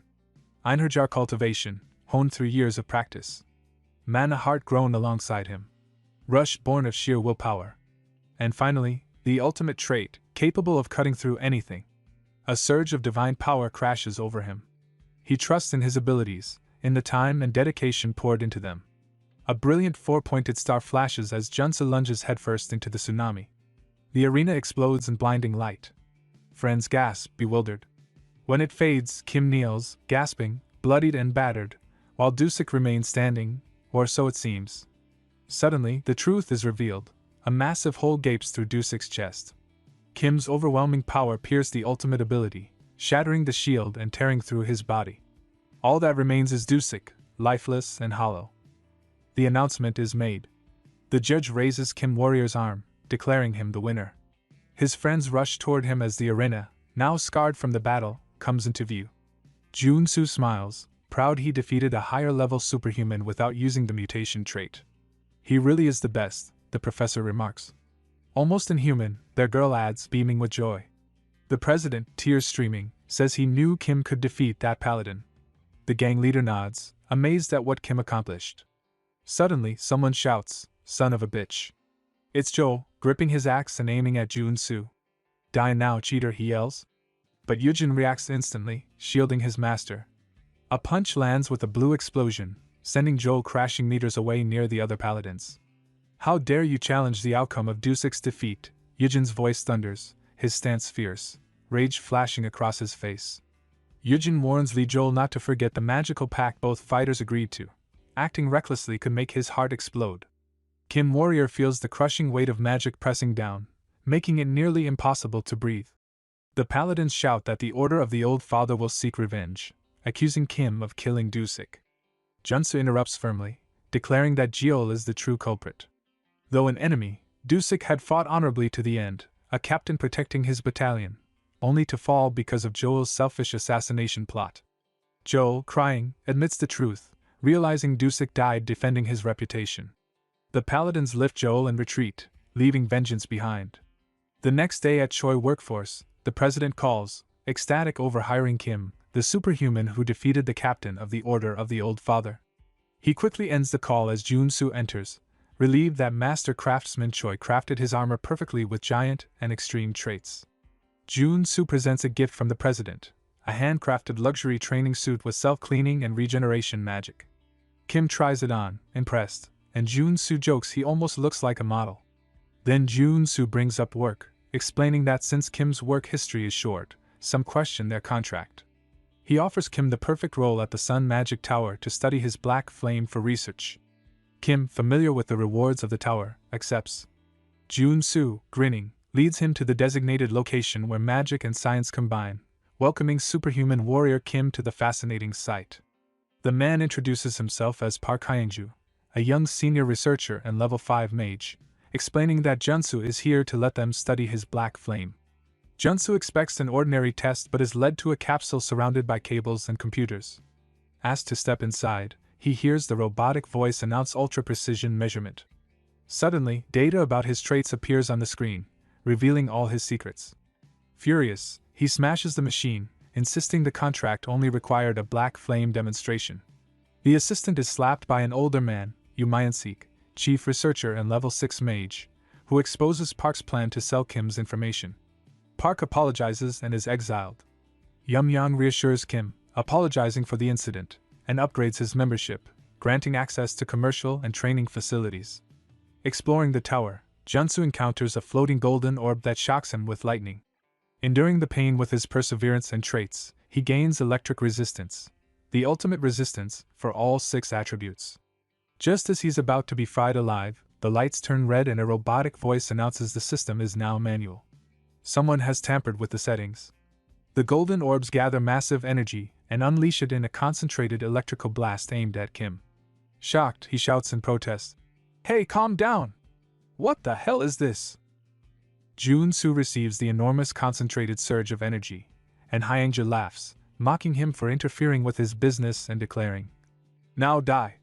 Moments later, Hyangja freezes in shock, realizing Jun-soo is actually withstanding the massive electric discharge. It's impossible for him to be brought down by what Hyangja considers a low-level lightning strike. Jun-soo's trait window reveals why. 5 resistances already acquired: divine from enduring the holy baptism, fire from boiling in the mana spring, darkness from fighting necromancer Sharon, cold from surviving the conjoined ghosts blizzard, and earth from escaping the human hunter's magic trap, plus the newly gained electric resistance. With all 6 combined, a brilliant green aura surrounds Jun-soo, as if his body is undergoing a powerful mutation. Jun-soo's body begins changing from within, his heart pumping harder as more veins form to strengthen it. A new trait, magic resistance, emerges, and a green shield forms around him. Hyangju is stunned. How can someone block a level 3 magic spell with just their body? The facility alarms blare, warning that the program is out of control and evacuation is required. Using his perception trait, Jun-soo dodges all attacks, quickly gaining movement and dash, which combine into a new trait, secession. At this rate, he might even obtain the high-class trait, air raid. Hyangju panics, frantically pressing buttons to kill him, but his assistant stops him, insisting on resetting the training program. The system stabilizes, and everyone is left in disbelief at Jun-soo's endurance. Kim explains the consequences if Jun-soo were expelled, magically marked to never learn magic again, ending his life as a mage. As an apology, Jun-soo receives a miraculous elixir restoring full HP. Despite the gift, he requests a proper challenge, to experience the 4 magical spells from the Great Towers, starting with the solar explosion. The doctors worry, saying even a level 3 superhuman couldn't survive it, but Jun-soo estimates he can endure 15 seconds, aided by his black flame that burns enemy mana. A massive cannon aims at him, preparing the solar attack, which only disciples, dual victors, or those with high favorability can endure. The solar explosion activates, and Kim stands chest exposed, ready, protected by the magic armor trait in his gear. Everyone realizes the superhuman's level isn't 6, yet he withstands the impossible assault. Jun-soo, only a level 3 warrior, endures all 15 seconds of the strongest magic. The observers are stunned. How can a level 3 withstand it? Despite preparing thoroughly and acquiring every needed trait, the assault still inflicts pain. Finally, the solar eruption stops, smoke rising from the machine, and Jun-soo breathes a sigh of relief. Those 15 seconds felt longer than any battle before. Warrior Kim's endurance impresses everyone, especially as he used Black Flame to survive the attack. Later, Jun-soo sits enjoying tea with a man who comments on how impressive it was to use Black Flame to endure the solar flare, saying he'll be a great help to their long-awaited project. Jun-soo replies that it would be his honor, raising the man's favorability. The man laughs, appreciating Jun-soo's words, and says he has a request. Jun-soo asks what it is, and a boy enters from a door, asking if he was called. The man introduces him as Mr. Kim, a level 3 superhuman. Jun-soo stands to greet him, and the boy responds with his name, Magic Kim. Jun-soo recalls that Magic Kim is a mage-type tutorial character appearing after Iron Fist Kim and Priest Kim. Magic Kim apologizes for being late, and the man explains that he is his grandson, with potential for high-level power, though his growth was halted at level 1. Jun-soo finds this strange, and Magic Kim apologizes for being odd and a possible embarrassment to the Magic Tower. Jun-soo reassures him he said nothing of the sort. The man then asks if Jun-soo cured Director Seo's son, and if he might know how to awaken the child. Jun-soo confirms he does, and the man, thrilled, promises him anything he desires if he succeeds. Jun-soo agrees smartly, realizing this marks the beginning of the solar flare hidden quest. The man asks Jun-soo to repeat himself, questioning what he said he'd receive. Jun-soo clarifies solar flare, and offers to spell it out. Straightening his tie, the man agrees, saying he can grant it since the tower's future depends on Jun-soo, though he doubts Jun-soo could actually use it. Jun-soo insists it should come as a memory chip so he can learn it immediately. The man concedes, as long as Jun-soo solves the problem. Magic Kim interrupts, asking how he will be trained. Jun-soo explains they first need to identify the root cause. The man complains his grandson's biggest issue is his lack of math knowledge, making him unfit for mage training. Jun-soo thinks internally that Magic Kim is intelligent enough for a business major at Seoul University but abandoned math, leaving him unprepared for magic research. Out loud, he suggests learning magic that doesn't require calculations. The man questions this, and Jun-soo proposes using spirits to make him a flame sorcerer. The man protests that a flame sorcerer isn't a proper mage, but Jun-soo challenges him to choose between leaving his grandson stagnant or unlocking his potential. The man asks for details. Jun-soo explains the problem lies in incantations. Magic Kim can't handle formula calculations, so the spirit will perform the difficult work, while he merely channels mana. The man worries about Magic Kim's unfamiliarity with spirits, and Jun-soo clarifies he won't control the spirit, he'll contract with it, embedding it into a mana circuit so the user manages the mana while the circuit handles the spirit. The man marvels at the concept, and Jun-soo, internally frustrated, thinks it's impressive only because the idea came from the future, not him. The man warns the spirit realm gate is closed, so Jun-soo suggests using a spirit animal instead. The man questions how, and Jun-soo reassures him. Later, in a dungeon, countless phoenixes circle the air. Magic Kim marvels at the hidden Phoenix Valley. Jun-soo explains he found it by chance, and the man praises him. Jun-soo reminds him of the solar flare. The man promises to provide one that pleases Jun-soo. Jun-soo demonstrates a small black flame, explaining he aims to create his own polarization. The man laughs, noting their decade-long effort, and Jun-soo says approaching it as a warrior may yield different results. They agree on a 2-year bet. If Jun-soo wins, his wish is granted. If the man wins, he joins the tower's security. Jun-soo sits for verification. The man calls him amazing, and Jun-soo hopes the operation succeeds. The chief updates that a previously expelled mage scammed the Kuma group, who wanted Jun-soo specifically, but he refuses. Suddenly, the doctor and researcher announce total success, praising Jun-soo. Magic Kim thanks him, amazed at how easily he can use magic, already starting at level 3. Jun-soo advises Magic Kim to drink fire attribute elixir, and Magic Kim thanks him for guidance. The man waves at Jun-soo, praising him and handing over his promised reward, the solar flare and a money-filled box, secured with space expansion magic. Jun-soo grips them tightly, exclaiming his love for the Tower Master. At Seonsu Workforce, Choi notes a 5 billion bonus, and Jun-soo laughs, ready for greatness. He decides it's time to drink a saved nectar and asks Choi to refine it. Joey opens a room filled with potion equipment and lists ingredients. Jun-soo debates, finally choosing a horned tiger heart. Choi warns it's rare and endangered. Later, Choi drives, sniffing out the tiger heart using a newly gained dog nose skill, enduring a terrible smell but appreciating the ability. Junsu stands before a deer, sensing danger as a car arrives, guns blazing. The massive horned tiger appears, the king of the mountain, and lunges at him. Junsu tried dodging the tiger with evasion, but realized dragging it out was impossible. He had to end it in one strike.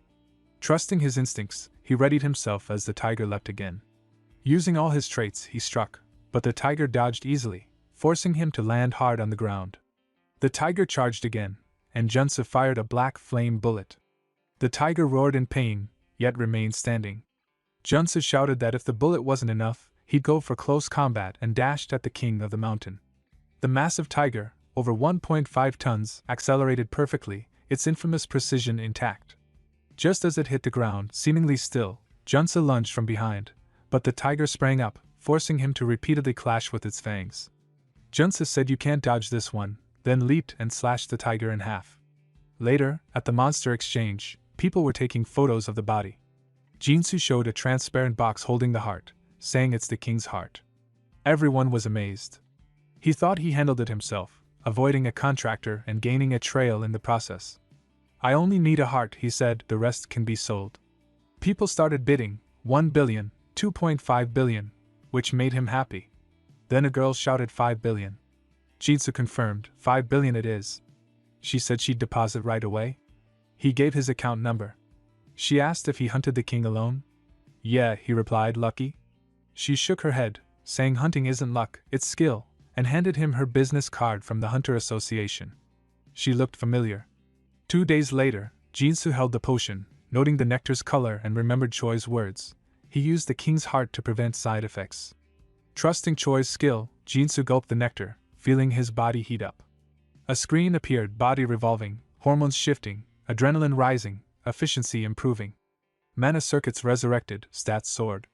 His body glowed gold. I'm level 4 now, he thought, feeling his soul ascend. A new trait appeared, audacity. Junsu thought, as Choi said, the nectar worked perfectly. That's why I hunted the monster, sold the items, and gained traits from battles. If I apply the traits to my equipment with this diamond, he rubbed it on his thumb and scratches, gaining a new trait, sturdy and gain. Prep work is done, now for the final steps. He started punching a bag. The screen warned, status ailment, significant muscle fiber damage, skeletal structure readjusting, traits resonating. It felt like a rebirth. The screen announced giant strength, a new trait. His body grew muscular and powerful. Finally, he thought, this top-tier warrior trait is mine. Gazing in the mirror, he marveled at his size. He punched the wall, shattering it with just the shockwave. The screen noted significant muscle damage. Side effects, as expected. I need diamond body for sturdiness or invincibility for regeneration, both top-tier. I can learn them from equipment, but I'm out of diamonds. No problem, he laughed, knowing where to get them. At the shop, the man said they were out of stock until next month. Too late, Junsu thought. The man offered to take him to mine diamonds. Really possible? He asked, surprised. That's a risky route, the man warned. Interested? Junsu winked, of course. In the car, the man reminded him about the risk. I know, Junsu thought, like everything in Arcane Soul. You can back out if needed, the man added. Junsu wondered about all the disclaimers. Turning toward Buchin, he realized the place, the Colosseum, the largest fighting ground in the capital, packed with a crowd. In the center, 2 superhumans battled, and the man repeated, you know the risk. Junsu finally understood. The arena roared with cheers as the crowd shouted for their players. Junsu marveled at the Colosseum's scale, the largest fighting ground in the capital. The man asked if he knew about it. Junsu said he'd heard rumors and asked if the man was affiliated with the place. The man laughed, admitting it. Junsu realized this was the source of all the rare items he'd seen and remembered Kim Chunbuk's suspicious background in the game. A screen explained Chunbuk was the antique shop owner, a founding member of Shinwon Market who sold magical items from unknown sources. Chunbuk assured Junsu he wasn't there to force participation, but Junsu noted, this is part of our plan, right? Chunbuk agreed, saying nothing is free, and this was a way to get diamonds quickly. The rule: winner takes the loser's diamonds, and losers must break down their magic circuits to create them. Junsu thought it was like reselling a lifetime of battle experience, but the bigger the risk, the bigger the reward. Chunbuk added, if it doesn't suit him, they could leave. Junsa scoffed, "Leave? Sign me up." Chunbuk explained half the victory bonus would go to Junsu, the rest to him and the organization. Junsu nodded, wanting to test the arena first. Cracking his knuckles, he stepped in. On the arena, two figures clashed, one the man, the other Junsu. Junsu dodged every attack, and the man, frustrated, slammed his hands. Junsu taunted, "Nothing happened, just your talk." Channeling his gained strength trait, he punched the man in the mouth, sending him flying to the ground. "One shot, one kill," he laughed. The referee announced the blue corner wins. The super rookie was born, now on a 5-win streak. Junsu marveled at the streak, guessing he'd earned plenty of diamonds. Not only that, he made a lot of money.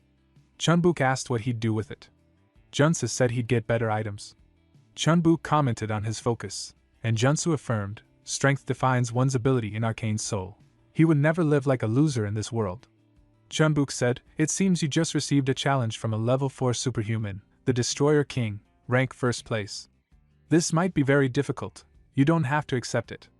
Junsu thought, Destroyer King, and on the arena, he accepted the challenge. The crowd erupted, some shouting for Junsu, some for the Destroyer. The Destroyer pointed at him, saying he didn't expect Junsu to accept, and that he must be out of his mind. Junsu thought he was certainly a tough opponent, an SR rank bare-knuckle fighter with giant strength, practical combat skill, and 3 upper-rank traits. In the game, he was level 5, but here he was level 4. Junsu also realized diamonds weren't enough reward for this fight. The Destroyer charged, shouting to wipe the smile off Junsu's face, but Junsu dodged every attack. They exchanged taunts and cursing mid-battle. Eventually, the Destroyer grabbed Junsu. Junsu thought, as expected, he'd go for the joints first. The Destroyer King, a wrestler, aimed to lift and pin him.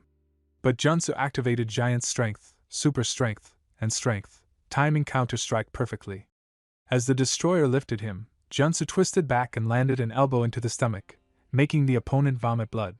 The Destroyer tried to choke him, and Junsu anticipated the armbar, countering it smoothly. Smirking, the screen announced trait suppression unlocked. Junsu thought suppression was perfect for predicting opponent moves. Now he had it. The Destroyer looked confused, unable to understand how Junsu dodged every attack. Junsu said, "You look surprised. I'm just getting started." He realized that by gaining suppression, he now had all 6 basic combat traits, which would combine into a single evolved trait, practical combat. Junsu grew stronger with every move. The Destroyer looked increasingly confused, unable to follow what Junsu was doing. Now Junsu took the offensive, moving so fast that even the shockwaves hit the Destroyer. He struck repeatedly, thinking that equipping practical combat kept his basic skills in constant combo mode while adding bonuses to all combat moves. With practical combat, combining the lower-ranked traits again meant even the Destroyer King couldn't withstand him. Grabbing one of the Destroyer's hands, Junsu broke it. Seeing no alternative, the Destroyer surrendered. The referee announced, "The winner is Warrior Kim." Everyone gasped. He had claimed 1st place in the level 4 superhuman division.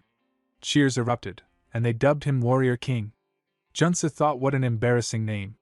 The referee continued, "Now we will start the diamond creation process." Junsu wondered if he'd lose the strength he gained, but the Destroyer ground his teeth, requesting to use a special contract. Junsu knew what this meant. The referee asked if he agreed. The special contract, available only when the Destroyer King is rank 1, lets the organizer provide the diamonds if the king is defeated, but only with the winner's consent. The Destroyer said, "If you agree, I'll give you 10 diamonds. The referee said, "That's unprecedented, I suggest taking it." Junsu said that's not enough. He added, "I request one more thing, not about diamonds. If you give me the steel fist, I will accept your condition." Junsu said he would accept the condition only if he received the steel fist, thinking to claim that SR rank magical weapon. The Destroyer shook his head in disbelief, pretending ignorance.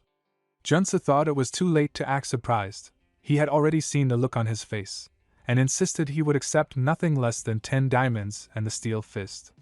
The Destroyer cursed, realizing he had been figured out, and finally agreed, but only on the condition they duel later in the Colosseum with the steel fist on the line. Junsu nodded, saying they could decide the timing later. Sliding the gauntlet onto his hand, the steel fist glowed with a brilliant blue aura. He admired the fresh, radiant energy, while a screen notification confirmed that it increased stamina and strength and reduced all damage for 10 seconds. Junsu thought the damage reduction was minor compared to the diamonds he had earned and realized he could combine it with top-tier traits using the cure traits from the necklace given by Priest Kim. As he applied the diamonds to the necklace, a massive burst of energy erupted, and a screen announced he had obtained the immortality trait. Now with strength and immortality secured, he only needed one more to complete his Trinity Warrior build, vowing to take good care of the diamonds. His phone rang. It was Young Jin Young, and the girl who had bought the tiger's remains earlier appeared, saying their guild leader wanted to meet him. Junsu agreed, thinking it would be good to meet the well-known NPC Hunter Guild leader. She opened the door, announcing Warrior Kim's arrival, and the old man greeted him warmly. He was Yoon Byung-jin, the Hunter Guild leader. Junsu was stunned.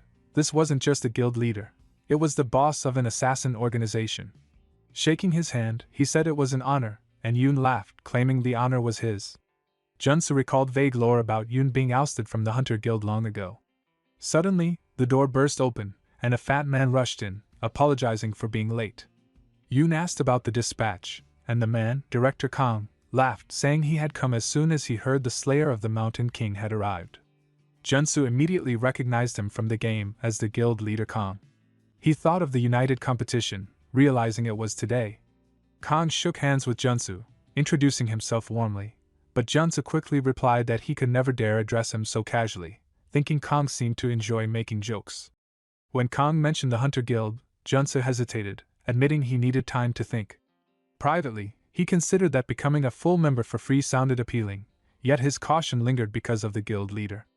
Yoon then spoke frankly, explaining that the guild was setting up an executive hunting ground in Yongkyeon to stabilize their position, since at present they could only hunt with permission from the two armies.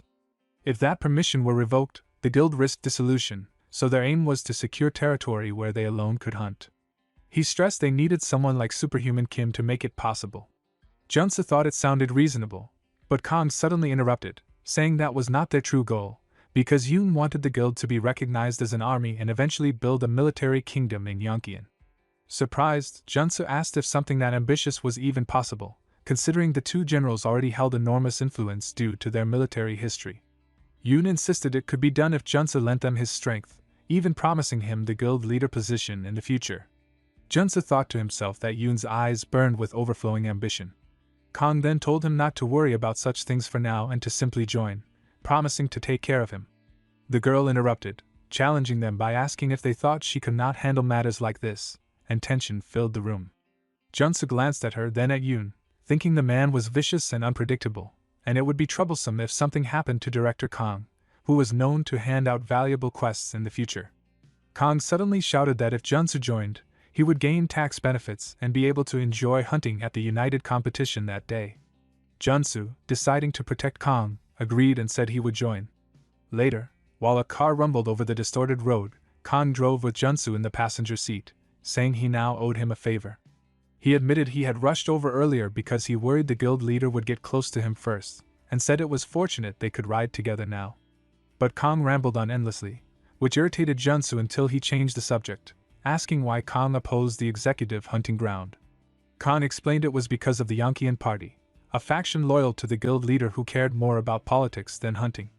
Junsu realized the guild leader had been trying to recruit him to their side, and Kang confirmed this, saying it was the wrong approach because merit should matter more than politics. He also revealed that lately, members who agreed with him had been sent away on dispatches, leaving his position unstable. Junsu smirked inwardly, surprised to find that beneath Kang's cheerful exterior, he thought quite deeply. When they arrived at the secret hunting ground of the Hunter Association Guild, Junsu noticed a large crowd of hunters gathered there. The girl waved to him, asking if he had come with Director Kang. He nodded, pretending Kang had suddenly gone to the bathroom, and she told him it was good she caught him alone because she had something to say. He should not get too close to Kang. He asked if she thought he would side with him, and she replied that it seemed he already knew about the factional conflict within the guild. He said he had a rough idea that there were differences in thinking, and she confirmed it, saying Kang focused too much on small details and lacked the vision to see the bigger picture. As she straightened her hat, Junsu noticed her yellow eyes and a scar, realizing she looked familiar. She was part of Yoon Byung-jin's assassin organization, and he connected the dots that the Yongkyeon Party was the predecessor of the Sesson organization. She added that Kang was even obsessed over minor illegal activity related to the hunting ground. Junsu admitted he liked Kang's straightforwardness, as he did not badmouth others and seemed genuine. She apologized, biting her lip before turning away and warning him not to regret his choices later. Junsu thought that now he had a grasp on the situation, it was time to prepare. Inside the washroom, he slathered on sunscreen repeatedly until it hurt, obtaining the trait's sensitive skin. Washing his face, he thought about how he finally acquired it despite buying cheap sunscreen, and then combined his traits into one ultimate ability, Sixth Sense. Sparks lit up as he realized it was useful not just for hunting but also for situations like this. Stepping out, he wondered if he should test whether anyone around harbored evil intent. Scanning the hunters, he was startled to see that nearly all of them carried evil thoughts. Shocked, he wondered if most of the people here were corrupt. Just then, Director Kang returned carrying a bowl of food and drink, cheerfully inviting Warrior Kim to join him. Kang introduced 2 men at his side, calling them his right arms, and one of them added that Kang had praised him greatly. Junsu declined the drink, thinking to himself that the men Kang trusted most radiated nothing but the venomous stench of betrayal. As the sun rises, Kang and his 2 men sing and dance while Junsu works at the grill, thinking they do not realize a spy is among them. One man approaches and asks him to watch Kang for a moment, and Junsu agrees, deciding to wait.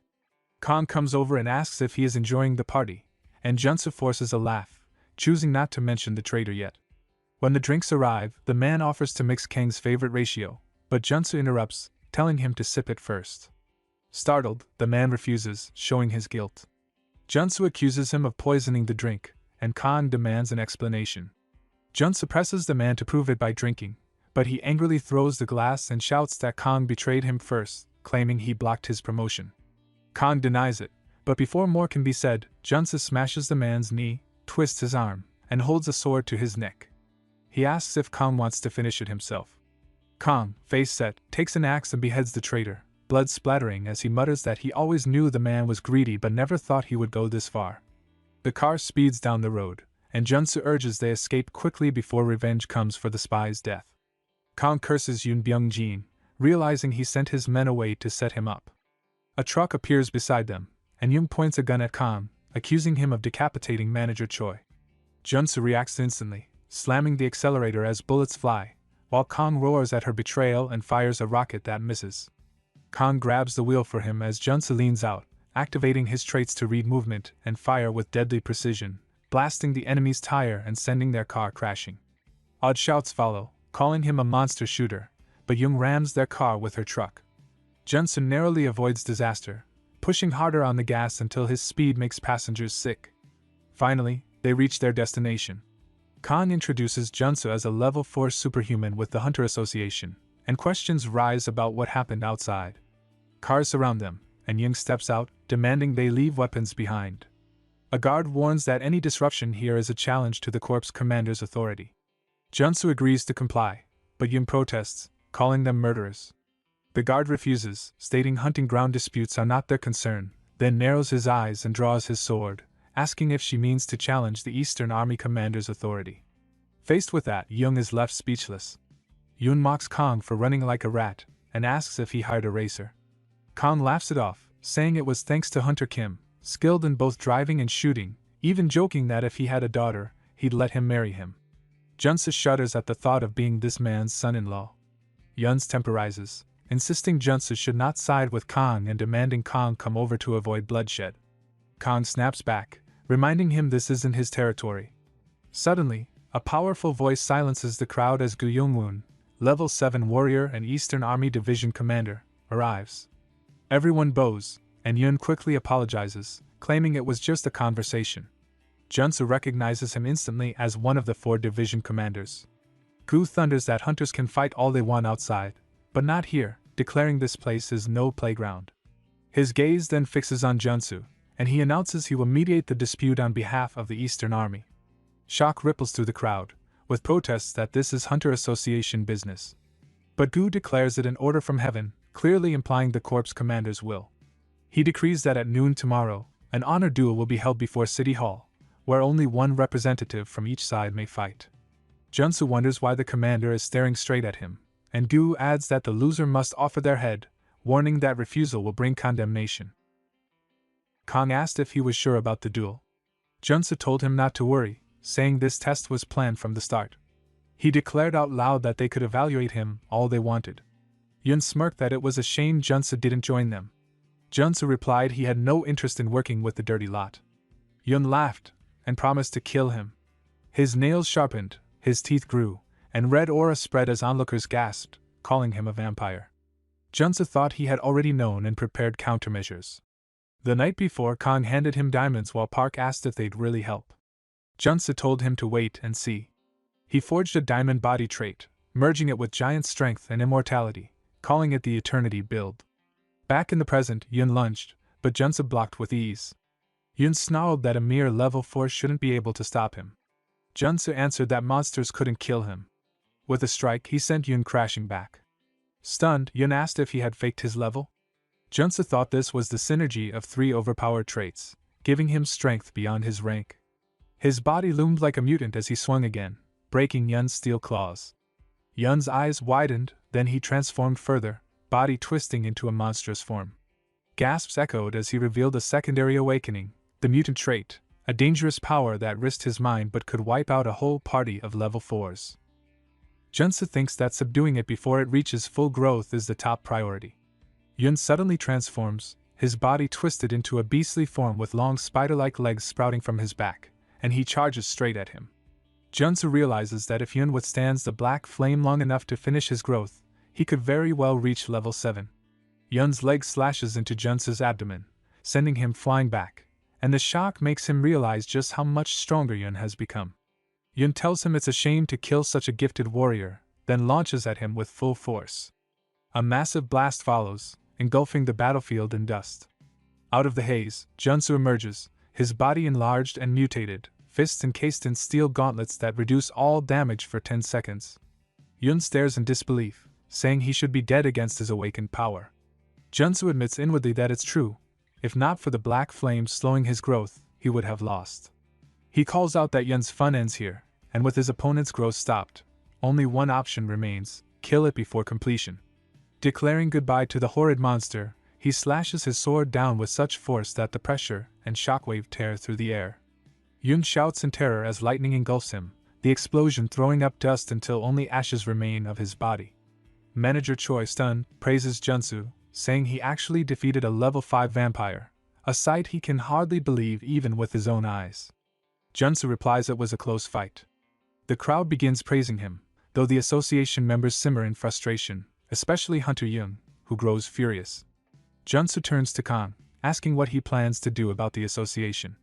Kong suggests Junsa himself should take the president's seat, but he refuses, saying Kong knows the association far better and he trusts him to handle it well. Inwardly, Junsa thinks he can only obtain his must-have quest if Kong becomes president. From ahead, Gu approaches, commanding Warrior Kim to follow, for the Corps commander wishes to see him.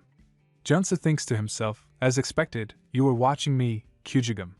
At the Tiger King's palace, Junsa bows respectfully, introducing himself as Warrior Kim while wondering if the old man before him, who looks far from his supposed 100 years, is really that old. Seated high on a stage is Kyujigum, who says he saw Junsa's entertaining battle and asks about his teacher. Junsa, feeling the heavy presence of the man without even a hint of mana being released, replies that he has none. Kyujigum raises a brow and asks if that means he is self-taught. A woman at his side remarks that his movements were indeed unrefined, and another adds that his swordsmanship was simple and his combinations lacked fluidity. Junsa feels the sharp sting of their criticism but holds himself steady. Kyujigum calls him an interesting fellow and offers to take him in as his student. Junsa, caught off guard, recalls how this exact moment also happened in the game, and that becoming his student would guarantee rapid growth and the reward of the Tiger King's own technique. Still, he declines politely, saying it is an honor but he wishes to walk his own path. An elder nearby explodes in outrage, calling him mad for refusing such an offer. Junsa thinks to himself that accepting would bind him with too many restrictions, and the easy path is not always the right one. Suddenly Kyujigum releases a killing intent so overwhelming that Junsa feels as though his body is being stabbed by countless blades. Straining against it, he endures, and the old man smirks in surprise, admitting he did not expect such resilience. He then presses further, asking why Junsa still refuses even with such talent. Junsa answers firmly that he has a dream. He wants to reach level 9. Kyujigum reminds him that to reach such a stage, he will need advanced swordsmanship, a strong mana cultivation method, and enlightenment itself, warning that his current bad habits could hinder him once he reaches level 7. Even so, Junsa declares he will keep to his chosen path, right or wrong, because that is his resolution. Kyujigum chuckles, saying he respects such courage, and with a swift motion he throws a sword toward Junsu. Catching it, Junsa's eyes widen in shock when he realizes it is the SS-ranked Black Tiger sword. Holding the sword, Junsu realized it was the SS-ranked Black Tiger sword. The old man told him to come closer and handed over the Tiger King's swordsmanship, stored like a USB. He explained that Junsa's mountain-breaking style embodied dominance, while Tiger King's swordsmanship fused dominance with speed, making it a perfect match. Junsa thanked him but asked why he would grant such a gift. The old man said he saw passion and talent in him, and if he reached level 9 within 10 years, no, even level 8, the Eastern Army would be his. The declaration stunned everyone present, including Junsu. One man rose in protest, calling it nonsense, but Kyujigum silenced them, declaring that anyone in the room who reached level 8 would inherit his position. He gave 10 years but warned that failing would mean returning the Black Tiger sword. Junsu replied that he would remember and promised results within 5 years. Kneeling, he thought he had no desire to lead the Eastern Army, but having an option would not hurt, and refusing such favor would be discourteous. Later, while sipping tea with Kong, he was teased as the honor of the Black Tiger sword. Kong asked why he had rejected the offer of becoming a disciple. Junsu answered it was because he wanted to be independent and free, planning to gather all 3 top-tier sword techniques. He thought about Baihek Soren, awaiting her awakening of the Mars sword, and about Janet and Carly, whom he had yet to meet. Khan laughed, saying he was unlike anyone else and that without him their association would have been in danger. He then suggested Junsu decline the role of president and instead take the honorary director position. Surprised, Junsu asked what that meant, and Khan explained he would only need to attend quarterly meetings while receiving full welfare benefits. Junsu smirked, asking for time to consider, thinking it was a dream job with pay and little work. Kang agreed, then revealed a briefcase filled with luxurious guns, widening Junsu's eyes. Kang introduced the Daisen gun, explaining it was crafted by Chong Yee-Ji-young, the T-Mountain arcane engineer, and offered him 2 pieces owned by the association. He added that collecting all 5 could lead to the magic tomb of Daisen. Junsu thought it was a relic unlocking the upper-class trades for the gunslinger build and resolved to gather more pieces when possible. Kang then asked if he would sign the contract, calling him Director Kim. Shaking hands, Junsu agreed, saying he looked forward to working with him, correcting himself to call him Director Kang, not President Kang. At home, Junsu practiced the Tiger King swordsmanship he received from Kugigum, moving through its 4 forms: Advance, Furious Strike, Twin Slash, and finally the core move Soaring Heaven, where mana control and power movement release sword aura. While training, his blade carved a massive gash into the wall, and he muttered that such force proved how much more he needed to practice. He admitted he could only unleash this much aura thanks to the item but was satisfied since combining Quick Draw and Moon Slash traits had paid off. Soon he would unlock the Sword Expert trait, only a couple trades away, though for now he decided to rest. Pouring tea, he noticed a car pull up outside, and Iron Fist Kim stumbled out, badly injured, begging him to save his younger brother. Shocked, Junsu asked what had happened. That night, the two stood atop a building, where Junsu remarked that Kim's own subordinates betrayed him over his obsession with business. Kim revealed they had been running human trafficking behind his back, and when he punished them, they turned on him. Junsu suspected there was more to it, sensing the betrayal tied into the game's storyline, even though he thought it should have ended with the human hunter's defeat. Despite Kim's weakened state, many armed men remained, which meant they were now after him, likely backed by the human hunter's siblings, a bomber and a demolition expert. Junsu told Kim he would storm the main entrance while Kim searched for his brother. Kim protested, warning it would be trapped, but Junsu cut him off, telling him to trust a level 4. Gun in hand, he walked straight into the entrance, earning shouts from the guards that he really had entered head-on. Junsu locked eyes on the betrayer, who laughed and claimed Kim betrayed them first by opposing the organization's plans. Junsu aimed his gun and retorted that human trafficking was still too far. The man taunted him to fire at his bulletproof shield, but Junsu chuckled and pulled the trigger, blasting him back with sheer force. Gritting his teeth, Junsu thought about the weapon, the overpowered Dosen gun, capable of piercing any defense. The man screamed for the guards to open fire, and a hail of bullets rained down. Junsu smirked, weaving between them while reflecting that his first weapon from the Hunter Association was this very dozen gun, whose bullets crushed anything in their path. Squeezing the trigger, he unleashed devastating shots that tore through the enemies, then stacked his traits to amplify the weapon's synergy. As his bullets found their marks, he declared that he would wipe them all out and uncover the real culprits behind it all. Bullets from Junsu's gun tore through the enemies until only one man was left standing, trembling and begging for his life. Junsu coldly told him there was no way he devised this plan alone and demanded to know where the others were. The man stayed silent, but then his phone rang. Junsu picked it up, and from the other end a mocking voice greeted him, calling him Warrior Kim and offering a gift. In that moment, realization struck. Above him, a massive explosion detonated, and the entire building began to collapse.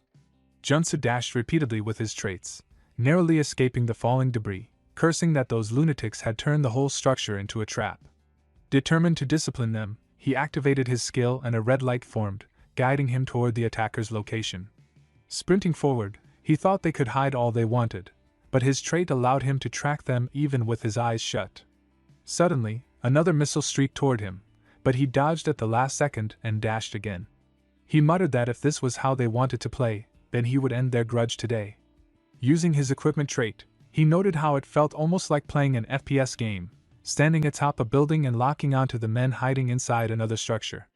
He fired, and a bullet ripped through, striking one of them. The man fell, and his comrade shouted in panic, asking how Junsu had spotted them when they aimed to stay hidden. Watching from above, Junsu told them that the bullet he now fired ignored walls, piercing the tangible to hit the intangible. With a final shot, he pierced through the other's head. Thinking to himself, Junsu noted he hadn't finished them outright since the bullets only struck their physical essence. But that was fine, the rest would resolve itself. Later, both brothers lay defeated as Iron Fist Kim arrived, seeing them from behind. Just then, his loyal men appeared, with Kim's younger brother in tow. They assured him they had been protecting the boy, and Kim, relieved, admitted his worry before quickly asking about the others. The men reported that all imprisoned members had escaped safely and were now hunting the traitor. When asked what he would do next, Kim replied that first they would erase every trace of the trafficking operation, but before that he would personally deal with the one who dared to cross their organization.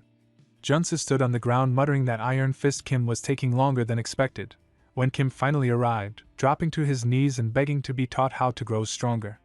He admitted that this incident showed him the weakness of his power, that without greater strength he could never protect his people, and swore he would even live as a slave if Junsu trained him.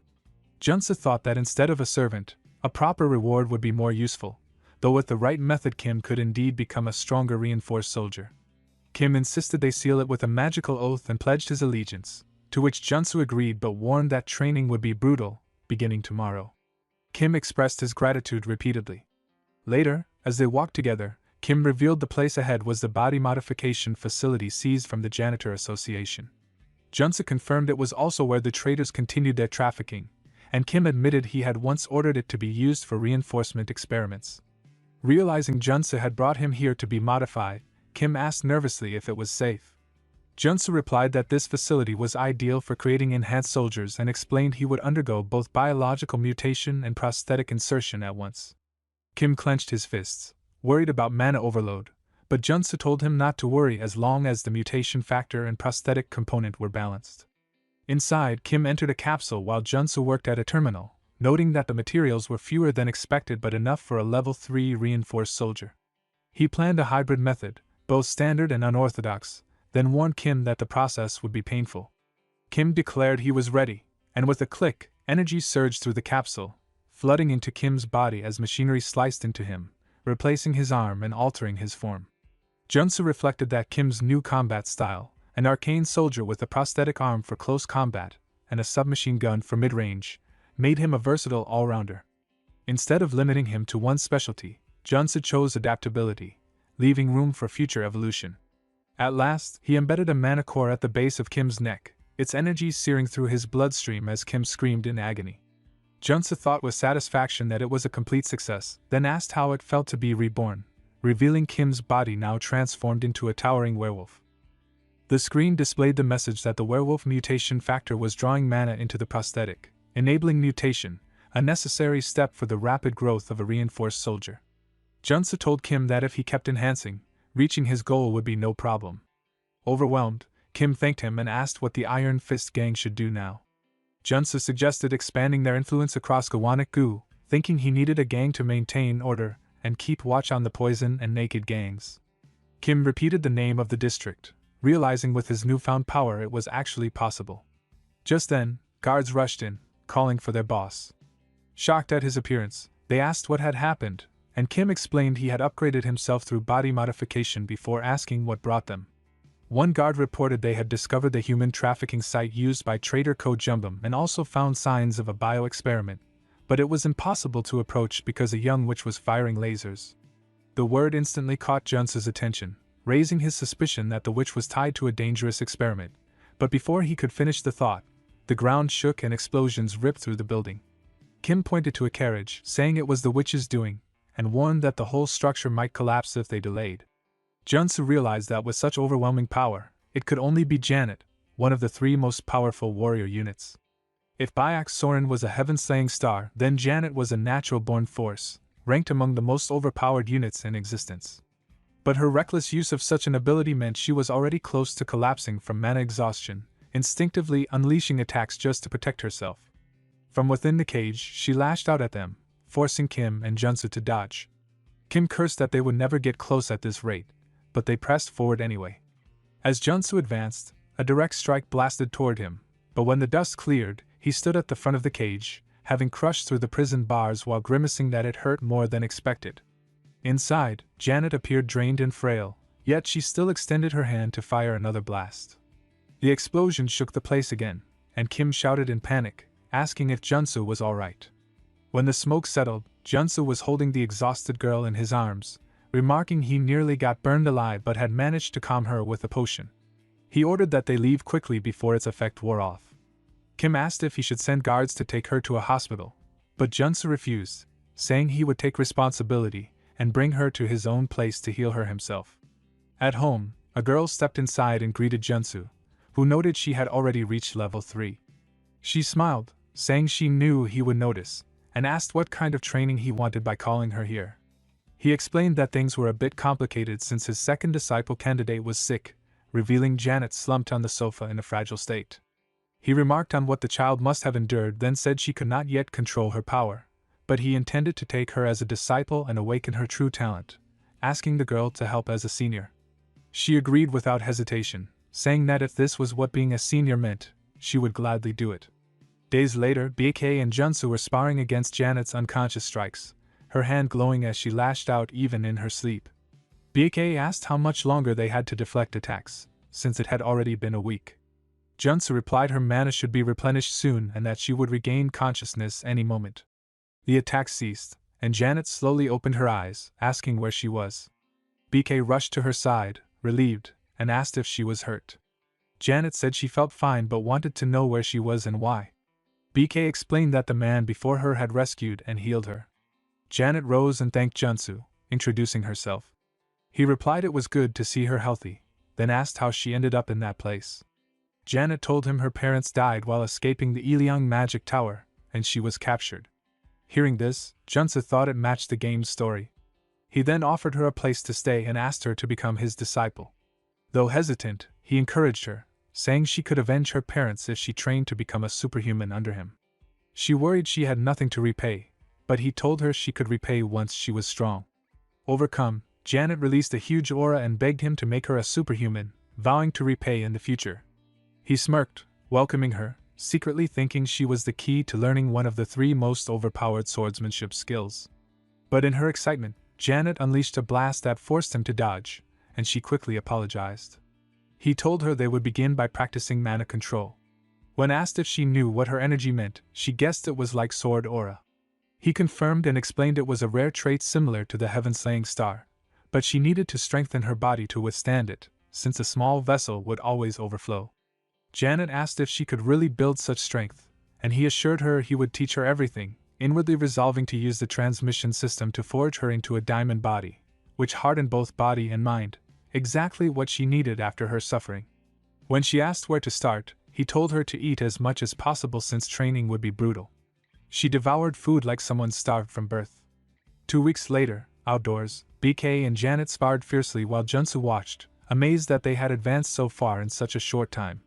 He thought both were true natural talents, noting BK had already awakened the swordsmanship trait. Stepping forward, he told Janet he would take over. She asked if he was sure, and he replied that this part was crucial, instructing her to block his attacks.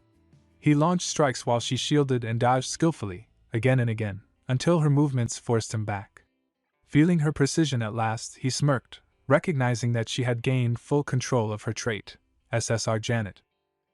Beck gives Janet a big hug, saying she did it, and Junsu tells her good job and congratulates her on awakening. Janet thanks them, adding that it is all because of their help. Junsu thinks to himself that an SS rank truly is different, to think she reached level 3 as soon as she awakened, though considering the others it should not be too surprising. Beck then says he cannot let his junior catch up to him and runs off to train again. From behind, Junsu thinks it is good and tells him to grow fast and master swordsmanship, adding that he himself cannot fall behind. Before his second disciple's personal quest begins, he decides to handle something else. He looks at his phone and travels to a beachside city, thinking it finally feels like being overseas. This is Ahin, the city where divine annihilation once happened. Beneath the ruined shell of a building lies an extra-dimensional space known as the Great Labyrinth, a dangerous place where phantoms of a forgotten god constantly attack. But humanity's strongest group, the Guardian League, protects the city. Junsu's true reason for coming here lies elsewhere, at a diner bar, because he can inherit the Einherjar cultivation technique in this place. Inside, a woman greets him and asks if he is here for a drink. He replies he seeks information instead. When she asks what kind, he says he is looking for a man named Sigurd Sigurdsson and will pay well for the information. She tells him money is not enough, as Sigurd's wife is gravely ill. Junsu recalls reading that Sigurd once lost his wife and asks if he may see her. The woman leads him to a room but warns that Sigurd will be sensitive. Inside, Sigurd's wife is being treated by an archbishop using holy light, but Junsu rushes forward and grabs the man's hand, telling him the treatment is meaningless and will only worsen her wounds. The man demands to know who he is and how he knows this. Sigmund, another man in the room, angrily tells Junsu to leave, claiming a mere superhuman cannot understand her condition. The woman insists they listen, but Sigmund snaps that every second matters and she must receive holy light. Just then, Sigurd's wife begins seizing, her body lifting into the air as purple energy erupts from her. Sigmund shouts to resume treatment, but the priest admits it is too late. Holy light can no longer stop it. Junsu declares she is still treatable, revealing her illness comes from the demon god's stigma inflicted by the pitch-black chimera. Shocked, Sigmund asks how he knows this and if he can really cure her. Junsu replies that he has spoken only the truth since entering. Desperate, Sigmund kneels and begs him to save her. Junsu agrees but says they must keep their promises. He explains that stigma is a disease contracted from the demon of the labyrinth, one of the worst curses, where decayed divinity scars the soul and gradually drains life force. The man notices her seizures stop as Junsu puts her to sleep with mana. Assistants bring materials, and as candles are lit around the bed, Junsu begins creating a potion using his creation trait.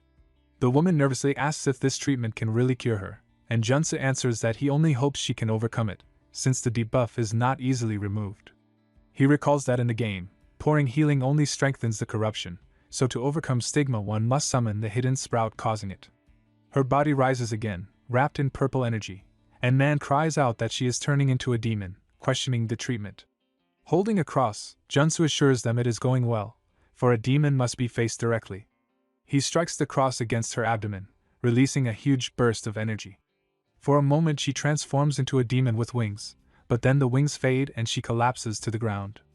Opening her eyes, she calls for Sigurd, who rushes to her side and takes her hand, telling her she had been unconscious for half an hour and would have died if not for Junsu. Later, Junsu and Sigmund sit sipping tea. Junsu thanks him and asks why he came all the way here, to which Sigmund replies it was to meet him.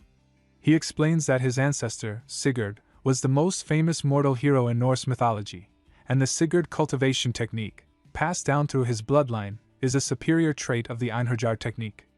As Sigmund teaches him, Junsu feels every cell awaken, his mana attribute strengthening, becoming tougher and sturdier, until he gains the Sigurd cultivation trait.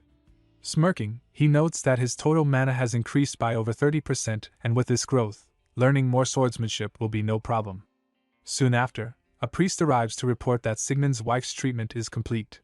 Overjoyed, Sigmund rises, while the priest turns to Junsu and praises him for curing the stigma, asking if he knows how to treat others as well.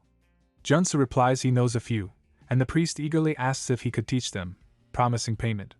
Junsu considers using this chance to grow closer with the two orders and then agrees, saying he will teach both them and the Guardian League, since they work hard to contain the Great Labyrinth. Shocked, the woman exclaims in disbelief, but Junsu continues, adding that unlike in the game where only two choices existed, he knows another path, and refuses any payment, offering the method for free. Both orders are struck by his words, but Junsu knows the truth. This is the beginning of a hidden quest.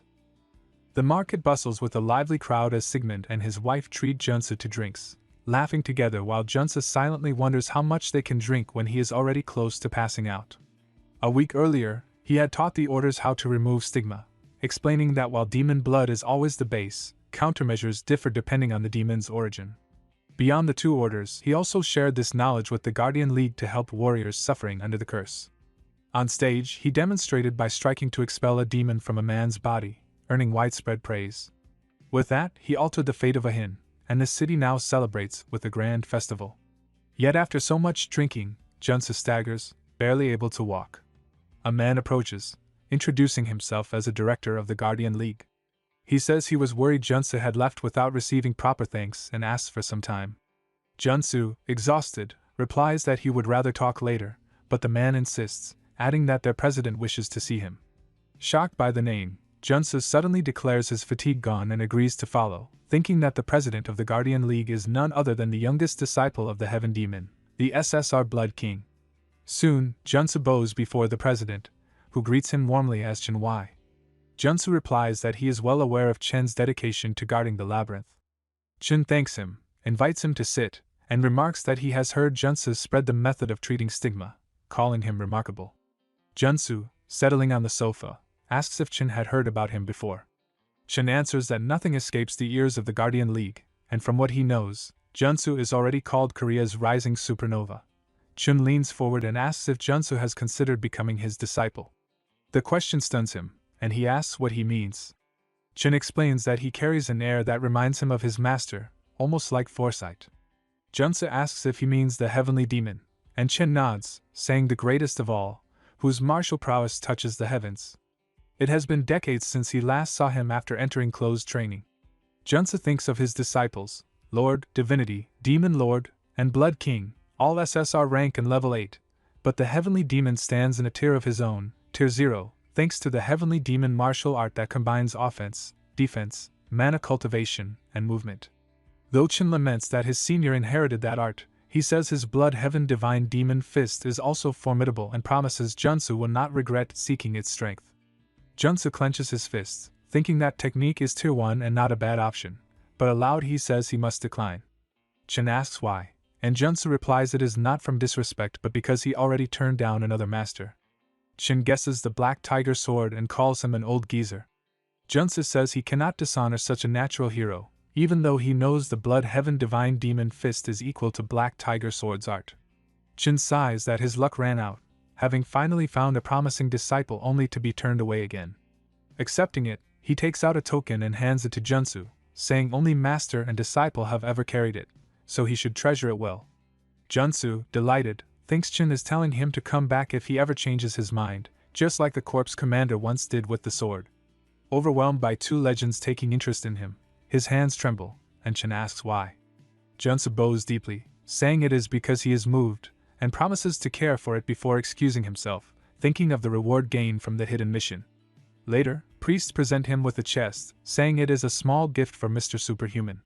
He tries to decline, but when he opens it, his eyes widen at the sight of Mjolnir, an SS-rank weapon that excels against dark monsters. They also gift him a shield from the GIA Order, nectar, diamonds, and the tear of the angel. But what shocks him most is a bottled demon heart, which they explain should be consumed with nectar.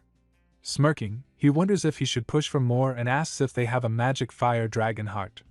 At first they say it is for fire attribute mages, but when he insists he can wield black flame, they agree and bring it forth as their final gift. Holding it, he thanks them warmly, and they add that the Pope himself has declared him an honorary paladin of the Thor Order. The GIA representative echoes the sentiment, asking him not to feel pressured. Smiling, Junsa thinks of how important it is to keep growing stronger, then rises and accepts, saying he would like to take the honor. Internally, he knows he may need the power of both orders in the fight against the Old Father's order. At the market, people bustle with cheer while Junsa thinks it is time to head home, but a familiar voice stops him. He turns to see a tense man in clogs and blurts out Saga Kim, yet Sage quickly covers his mouth, whispering that the Old Father's order is on his trail and they must move. In a narrow alley, Sage exhales in relief, saying he truly thought he would die this time. Junsa asks what happened, since he expected him to be in Levant.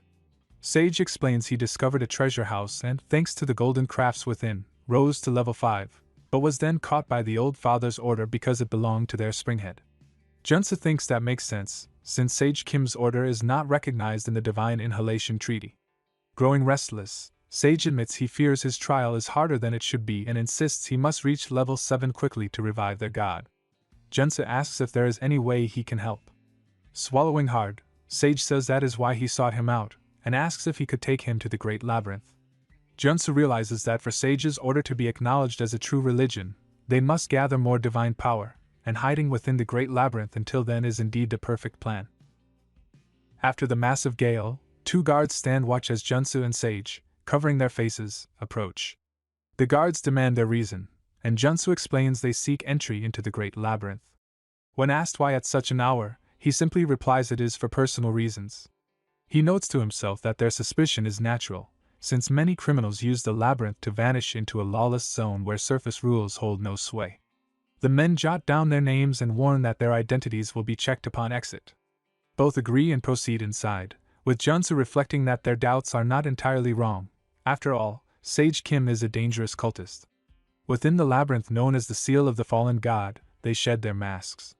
Sage teases that Junsa claimed fame here, yet the guard failed to recognize him. Junsa dryly replies it would have been worse if he had. Sage remarks that the place seems quieter than expected, less perilous than rumored, but Junsa's senses flare as he mutters that he smells brimstone. Demons are near, no, running straight toward them. He draws Mjolnir and tells Sage to bless it, which Sage quickly does. Junsa thinks it is the perfect chance to test his new weapon, and with a light toss, the hammer unleashes a sky-splitting burst of golden energy, erasing the horde of demons in an instant. Later, they arrive before a towering gate. Junsa praises both the weapon and Sage's blessing, while Sage admits he feared the Old Father's order would follow, but with the 9th floor beyond the door, he feels relief at last. Yet Junsa hears a voice and stiffens. Things will not go smoothly from here. The gate bursts open, and members of the Old Father's order emerge, mocking that he took longer than expected. Sage hides behind him while Junsa wonders how they tracked them, realizing the woman leading them shares his traceability. She declares the chase over and insists they will join her order. Junsa scoffs at the nonsense, but she insists the Saintess has decreed it. He will be treated as her equal, but both body and soul will belong to the Old Father. Junsa thinks grimly that they are openly declaring their intent to consume him, and snaps back that such madness will never happen. She only smiles, saying the process of ascension will begin here, clearly intending to subdue and sacrifice him. He challenges them, warning that acting so recklessly will bring the wrath of Westphalia, but she reminds him this is the Great Labyrinth, bound by the law of sacrifice, where outside constraints hold no weight. With a chilling command, she orders the paladins to slay the false god's follower, and deliver the savior to their hands. Junsa declares that since this place is free from the law of sacrifice, tearing them apart will not be an issue. Sage worries if he can handle it, pointing out 2 enemies at level 5 and the rest no lower than level 3.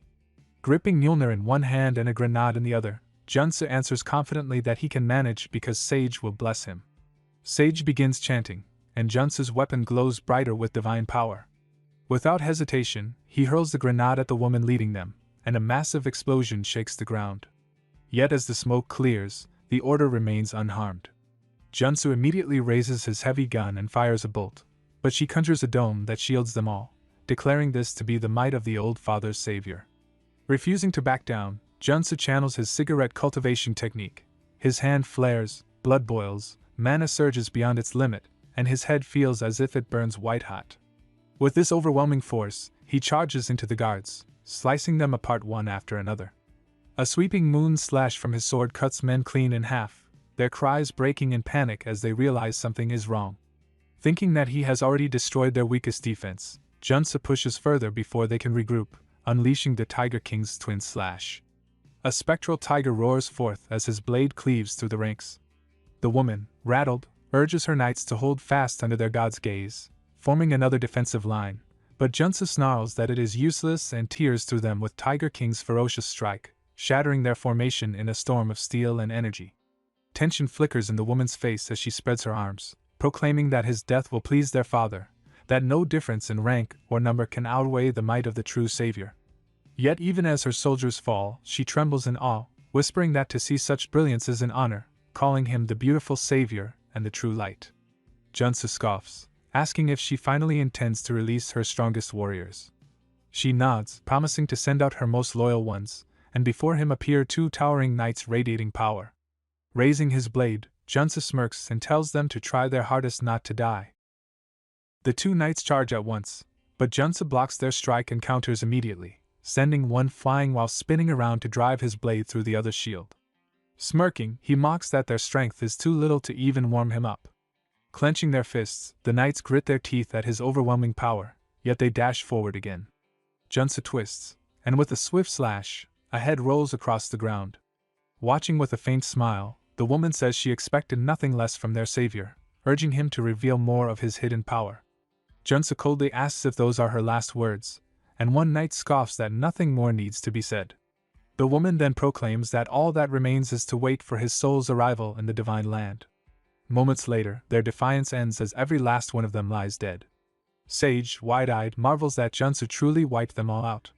Junsa brushes it off, crediting Sage's blessing for the victory and calling it good work, though he notes how unsettling it was that the woman kept chanting until the end, proof of the danger of zealots. He admits he went too hard, leaving nothing salvageable, which he finds a shame, but from the battle he at least gains a material needed to craft a higher trait for facing the 1,000. Soon after, they arrive at the fortress on the 10th floor of the beginner Great Labyrinth.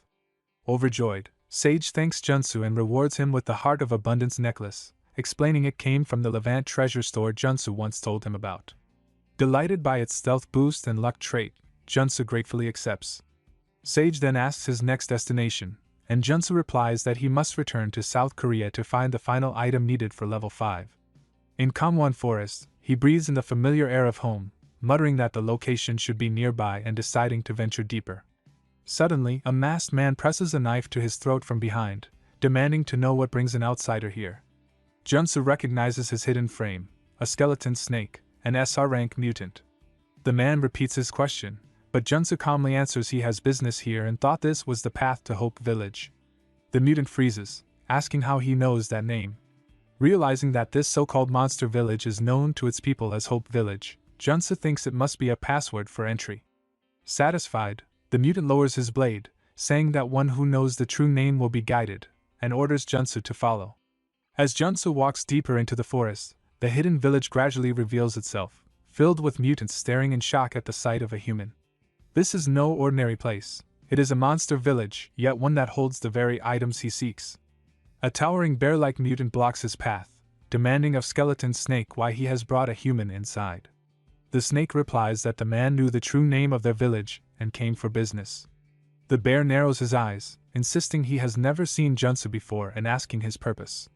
Hostility lingers in the air, for most mutants, cast out by society, have learned to despise humans. Junsu answers steadily that he came with a request and seeks a mutant mana core. At once the bear swings a strike at him.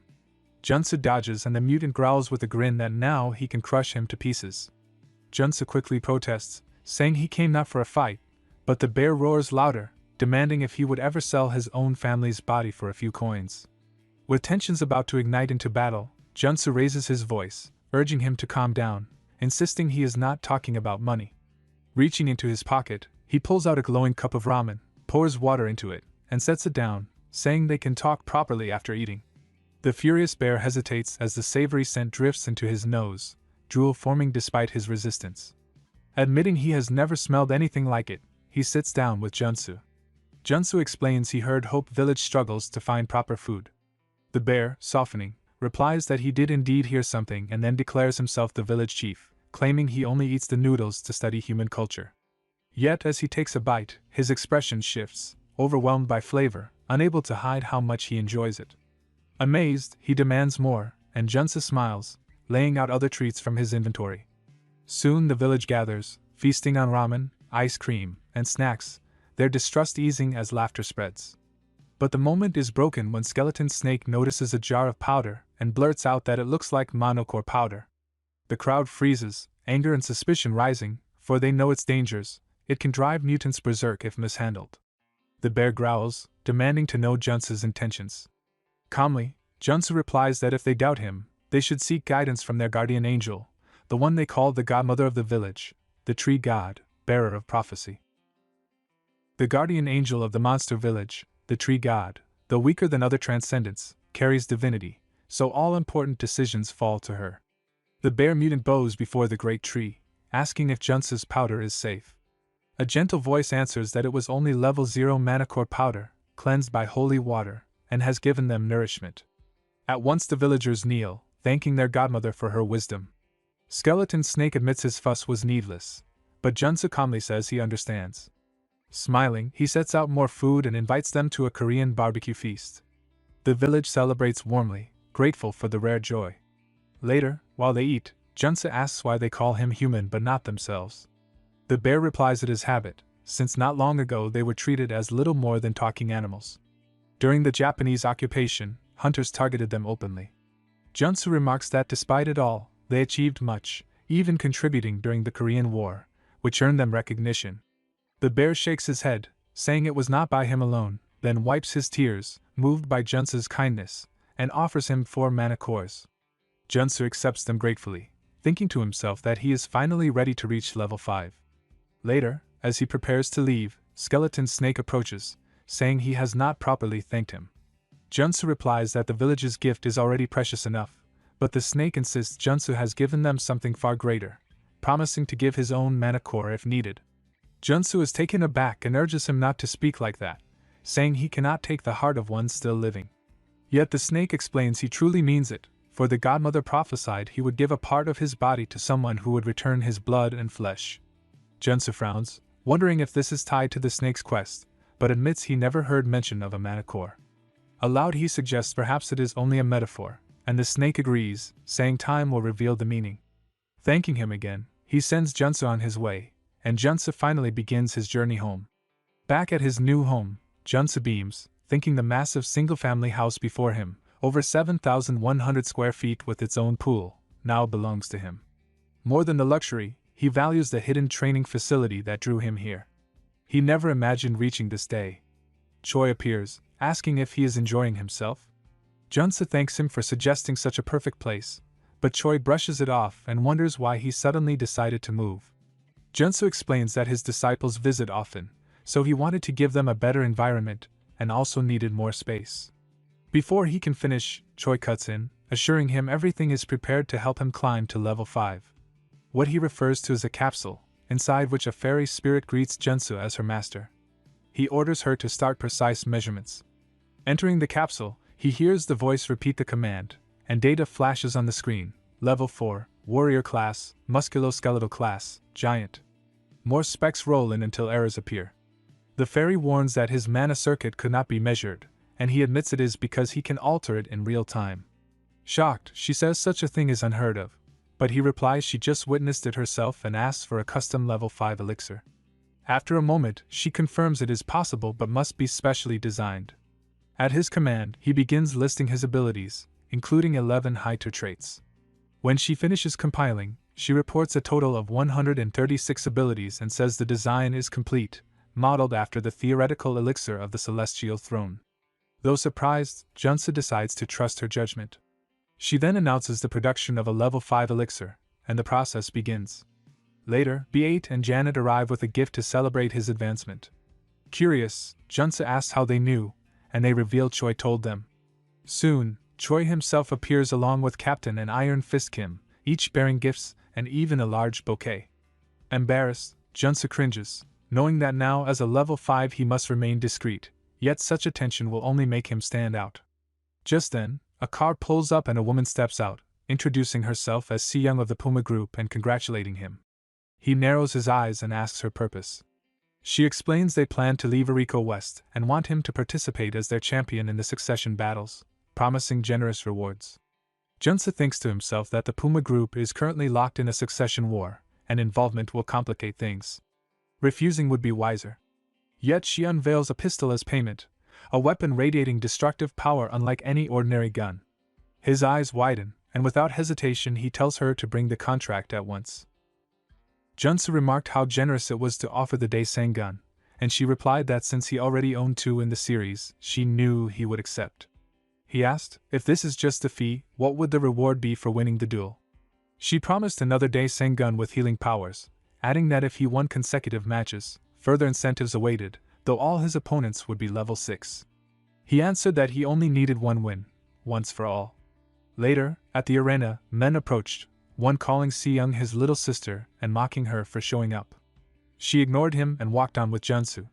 Annoyed, the man, eldest son of the Puma Group Seong Hijuin, muttered about her rudeness, but the second son told him to let it go since the real match was between them.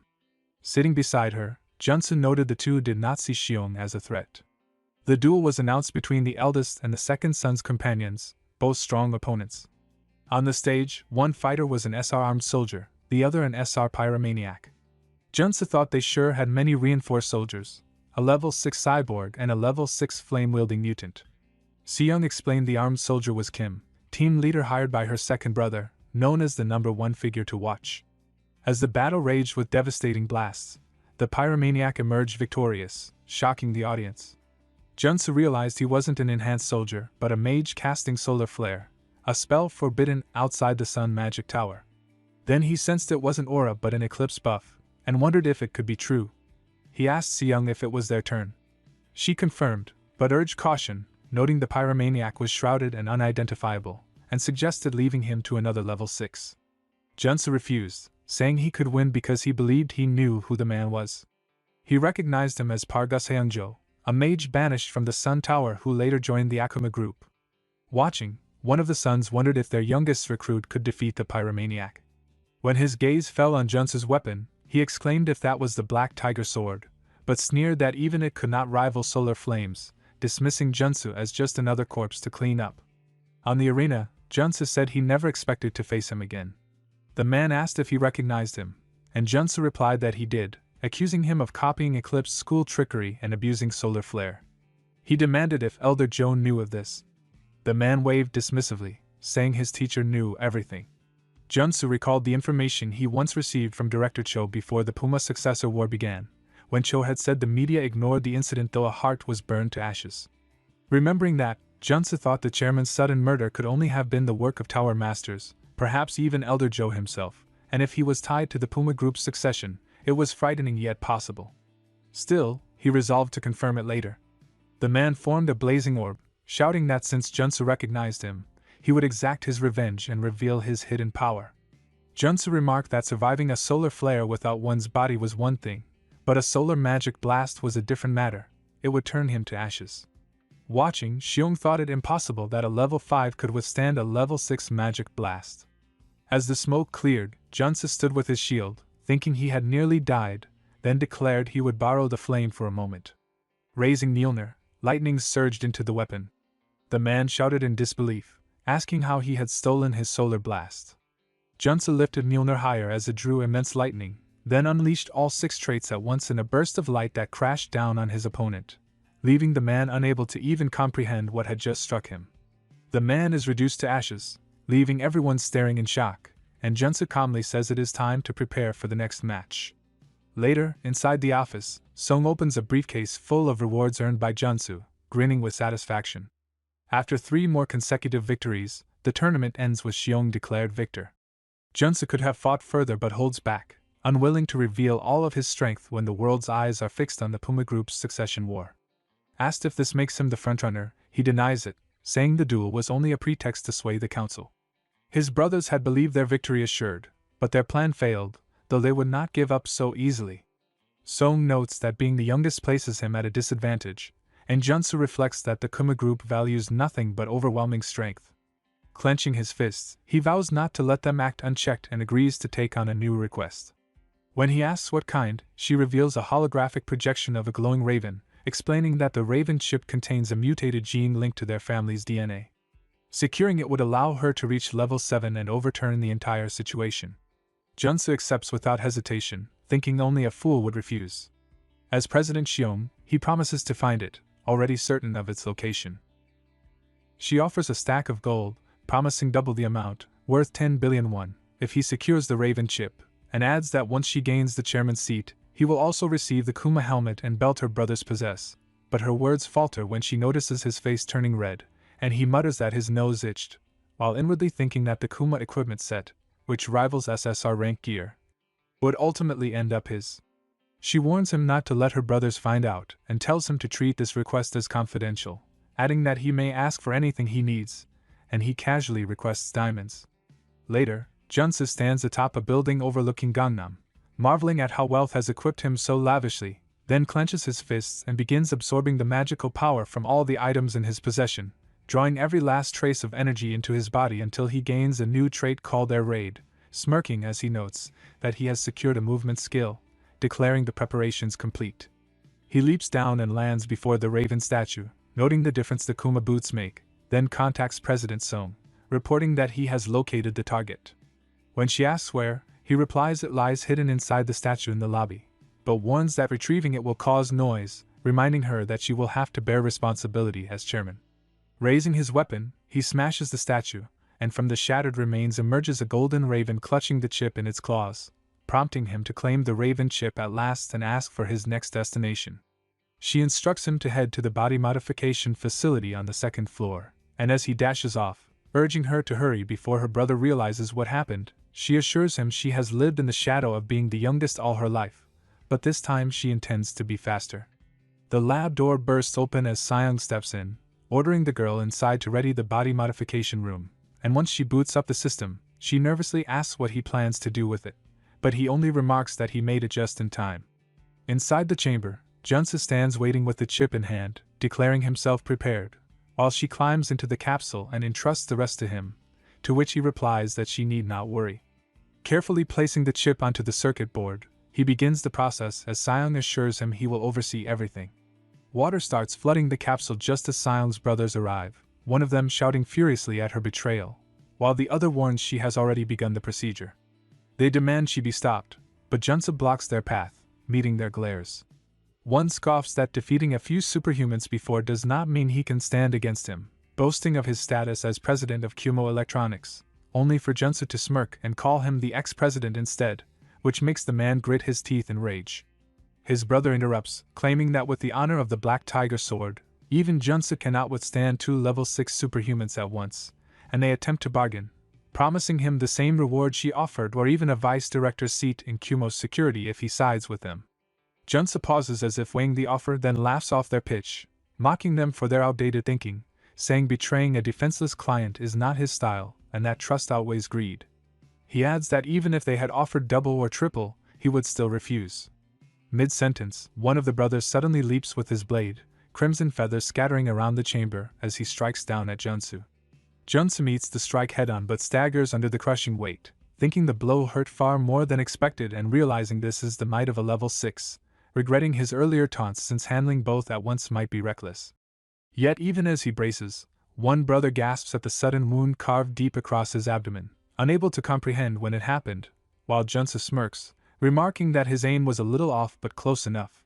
With a swift moon slash, he presses the attack, relying on his experience to outmaneuver opponents lacking real combat practice. The other brother, enraged, draws twin pistols and unleashes a barrage, shouting furiously, but Junsu grits his teeth and smirks, saying his shield feels sturdier than usual and no amount of bullets will force him back. The brothers falter, one urging the other to act quickly, but before they can react, Junsu fires a stolen Daisen gun of Helting, striking one of them cleanly. Shocked, the man demands to know where he acquired such a weapon, only to realize Junsu has already vanished. In truth, he has invoked the air raid trait, exploiting their opening and descending upon them like a sudden strike from above, asking coolly if they are ready to give up. But Heejun only laughs at the idea, calling Junsu's power insignificant, and the atmosphere shifts as his body twists grotesquely, sprouting raven-like feathers while his hands warp into claws, proclaiming himself the Raven of Pitch Darkness. Junsu finds himself encircled by countless subordinates as Hee-jun vows to end his insolence, forcing him to admit even survival is uncertain. At that instant, however, the capsule flares with radiant light, silencing the room. While the enemies tense, Junsu's eyes brighten with hope as the chamber bursts open, revealing a golden figure, Song Hyung, the third child of Kuma and a level 7 superhuman. She steps forth, declaring her brother's delay, and unleashes Solar Raven. Shaun rises reborn as the Solar Raven, her brilliance forcing the brothers back in shock as they shout in defiance, demanding to know who she thinks she is to intimidate them and challenging her to fight. But before chaos erupts, an older man lays a steady hand on Hee-jun's shoulder, urging restraint, warning that if the youngest president fought seriously, the entire building would collapse in moments. He identifies himself as Jang Gun-jun, founding contributor of the Kuma Group, and calmly rebukes them for disregarding the procedures established by the shareholders. When Hee-jun stammers that it isn't his intention, Jang presses further, asking if he is scheming beyond even the chairman's death. Turning away from the brothers, Jang congratulates Song and promises to see her at the shareholders' meeting for the election of the next chairperson. Days later, Song and Junsu share drinks at a gallery. She explains that by tradition her brothers have retired from their businesses and moved to the United States. He congratulates her on becoming the next chairperson, and she thanks him, asking if he received the promised rewards. He nods, confirming he now possesses the Kuma belt, helmet, and boots, completing the set, and tells her to call on him anytime she needs help. She hesitates before producing an SSR rank ring box, kneeling as she proposes marriage. Startled, he declines, apologizing. She cries out in disbelief, insisting she lacks nothing as a partner, and though he silently admits she holds wealth and beauty, he tells her she is simply not his type. Outraged, she demands why such a trivial matter should count, but he insists it matters deeply, that he seeks genuine affection, not a union built on power. Resigned, she calls him unpredictable but suggests forming a corporate alliance instead, offering to support each other when needed, to which he agrees, and they toast together. On his way home, Junsu broods that perhaps he wasted a chance to live a life of luxury, the thought leaving him with a bitter taste. Being still in his 20s, he feels marriage may be too much, though dating might have been different, but when his imagination drifts toward Shaun in questionable scenarios, he slaps himself back to focus. He reminds himself the situation is already diverging from the game he knows, and his priority must be Elder Joe of the Sun Magic Tower. Just then, his phone rings, the caller ID flashing Magic Kim, and he thinks how convenient the timing is. At Phoenix Valley, Junsu enters only to find the place devoid of phoenixes, and from ahead approaches an elder who greets him warmly, noting it has been some time since they met, calling him either Superhuman Kim or the wielder of the Black Tiger Sword. Junsu returns the greeting, addressing him as Tower Master, while the man remarks that Junsu has grown impressively and laments that his own grandson lacks such maturity. Irritated, Magic Kim cuts in, urging his grandfather to skip the formalities and get to the point, then faces Junsu to explain they summoned him with a request. Junsu guesses it concerns the disappearance of the phoenixes, and Kim confirms, admitting he has no idea where they vanished and suspects a mythical beast may have taken them. Junsu agrees the theory is possible but asks if unauthorized poaching has been considered, yet the elder insists their security is flawless. Junsu then suggests that if someone at elder level made a move, that would change things, and Kim grudgingly admits it could be possible, though wonders who would dare. The Tower Master declares that misusing phoenixes is a grave violation of their rules and formally asks the wielder of the Black Tiger Sword to uncover the culprit. Junsu clenches his fist and accepts, vowing to find both the missing phoenixes and those responsible, while privately adding that a bonus fee must be promised. Later, he rides with Kim in a blazing fast car that speeds across even water, the sheer velocity pushing Junsu's face back until he can hardly breathe. Kim boasts about the vehicle, asking his thoughts on this red cooker, then casually mentions his surprise that Junsu managed to secure it as advance payment, since he never imagined driving it himself because his grandfather cherished it dearly. Junsu replies that he needed it to fulfill this request, and as the car roars on, their true pursuit becomes clear, a massive blue bird soaring high above them. Moments earlier, Junsu had crouched on the ground, carefully shaping steel wire into something unrecognizable until Kim asked what he was making. Junsu teased him to guess, and when Kim hesitantly called it a phoenix but doubted its resemblance, Junsu smirked, saying the quality didn't need compliments just yet. Once Kim held the wire figure, Junsu requested a drop of his blood, and with his hand armor coated in it, the sculpture transformed into an artificial phoenix. Now, riding in the car, Kim marvels at how just a trace of his blood awakened the wire construct, amazed by the outcome. Junsu explains that his blood carries the essence of the phoenix, so by using its homing instinct, they can track the real flock. Their search leads them to a field where countless phoenixes lie grounded in weakness. Landing, Kim frowns at their condition, noting they should have lived for decades but instead appear drained. At Junsu's request, he channels energy through his hand to probe their mana, then grimly reveals that their life force was stolen straight from heart to vessels, leaving them scorched dry. Junsu silently confirms that Kim must now know the culprit, and Kim declares that the traces and patterns belong to the School of Eclipse. Junsu grips his shoulder, urging they contact the Tower Master at once, naming Elder Joe as the one responsible. When they report this, the Tower Master explodes with fury, his power surging violently as he vows vengeance on the traitor who tried to seize all phoenixes for herself. Kim tries to calm him, but he rages further, saying he already found only a clone left in her office and wonders if she is mocking him. Kim explains that body clone magic creates a temporary duplicate identical to the caster, one that eventually dies, meaning she is merely buying time. Junsu narrows his eyes, asking why she needs that time, then strings the hints together: the burned heart of the Kumo chairman, the return of exiled mages as enhanced soldiers, phoenixes harvested for power, and Elder Joe disappearing into hiding, and challenges the Tower Master to see the truth. The Elder's face stiffens as he mutters in disbelief, realizing that Elder Joe may have resorted to the forbidden ritual of the School of Eclipse. Junsu thought that the forbidden ritual was happening, and it shocked him because it blocked the sunlight by using mana. He remembered that this event appeared only in the future during the polarization quest of the Sun Magic Tower. Kim asked what it meant. The Tower Master explained that Elder Joe was using the Phoenix power to erode solar magic, and she was also absorbing mana from every living thing across the sky, land, and sea. Kim felt afraid and said she was doing something evil in this era and worried their tower might fall because of it. Junsu said they needed to find Elder Joe quickly because if she reached level 8 with that power, no one could guess what she would do. Kim said he sensed a huge pool of mana from afar and told them to follow him because he thought he knew where she was hiding. Junsu looked at the portal and said she must be inside while the ritual continued. Kim nodded and said the labyrinth around her was too strong to break because it was made to endure a solar flare. The Tower Master said he would go inside and take care of everything. Kim grabbed his shoulder and shouted that he could not go because Elder Joe must have prepared traps against him. Junsu agreed and said it was too dangerous and that it would be better for an outsider like him to enter and catch her off guard. The Tower Master handed Junsu a magic dice and a magic ring and told him he owed him again, so he gave him the Ring of Great Escape to use if he ever faced danger. Junsu thanked him and felt excited because he knew the ring meant an extra life. He thought he could now risk himself without fear since Elder Joe held one of the 8 treasures of the Magic Tower.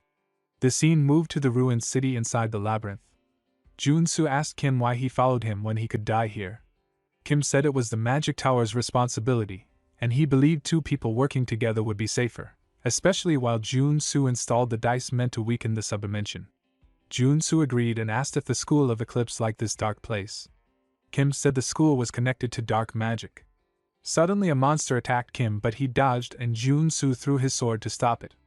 Junsu told him he would have been bitten if he was a second late, and said the monsters had sensed them. He held his sword and told Kim to stay behind him because many monsters would rush at them. Soon dozens charged and Junsu cut through them with fast strikes. A blast then shook the ground. Kim stared in shock as a man appeared and shouted for them to stop. The man gathered mana in his hands and declared that entering this place was a crime, and would not be forgiven. Junsu thought that Elder Joe was a hard opponent, but he refused to die in a small challenge like this. He grabbed Kim and ran with great speed while dodging every attack. When they reached a calm spot, he asked Kim if he was alright. Kim nodded and wondered where they were. Junsu told him this was the place where the flow of mana gathered and asked him to install the neutralizer. Kim agreed and started working. An old woman appeared with a cold look and called them rats.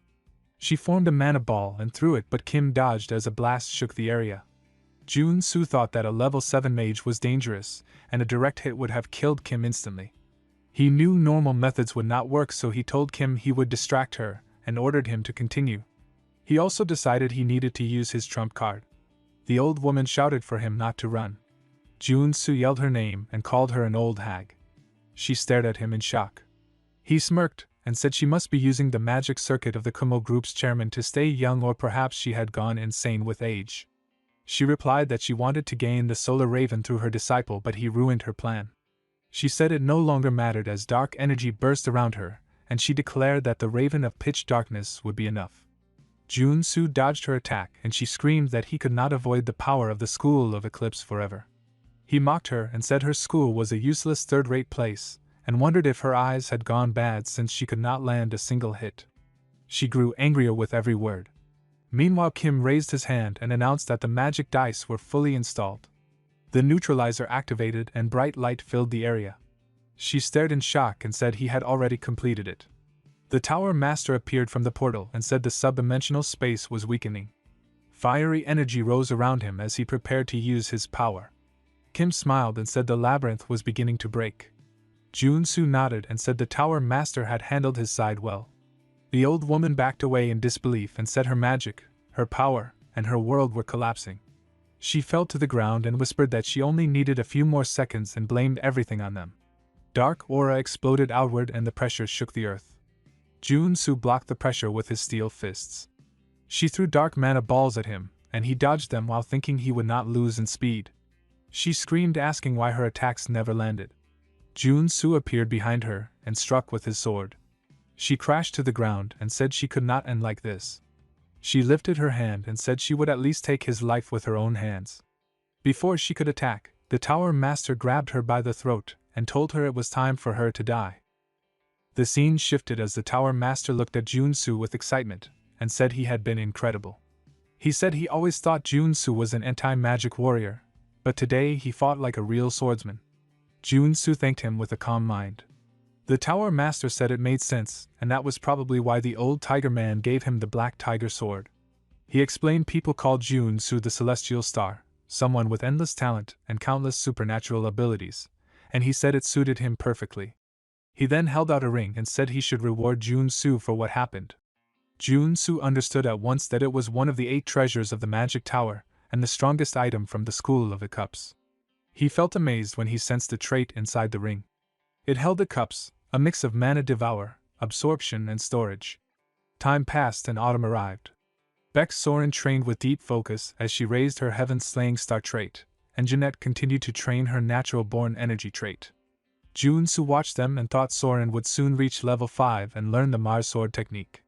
He knew Iron Fist Kim had already grown far past level 4 and had begun expanding his territory across the nation. Days moved forward and Arcane Soul reached December 24.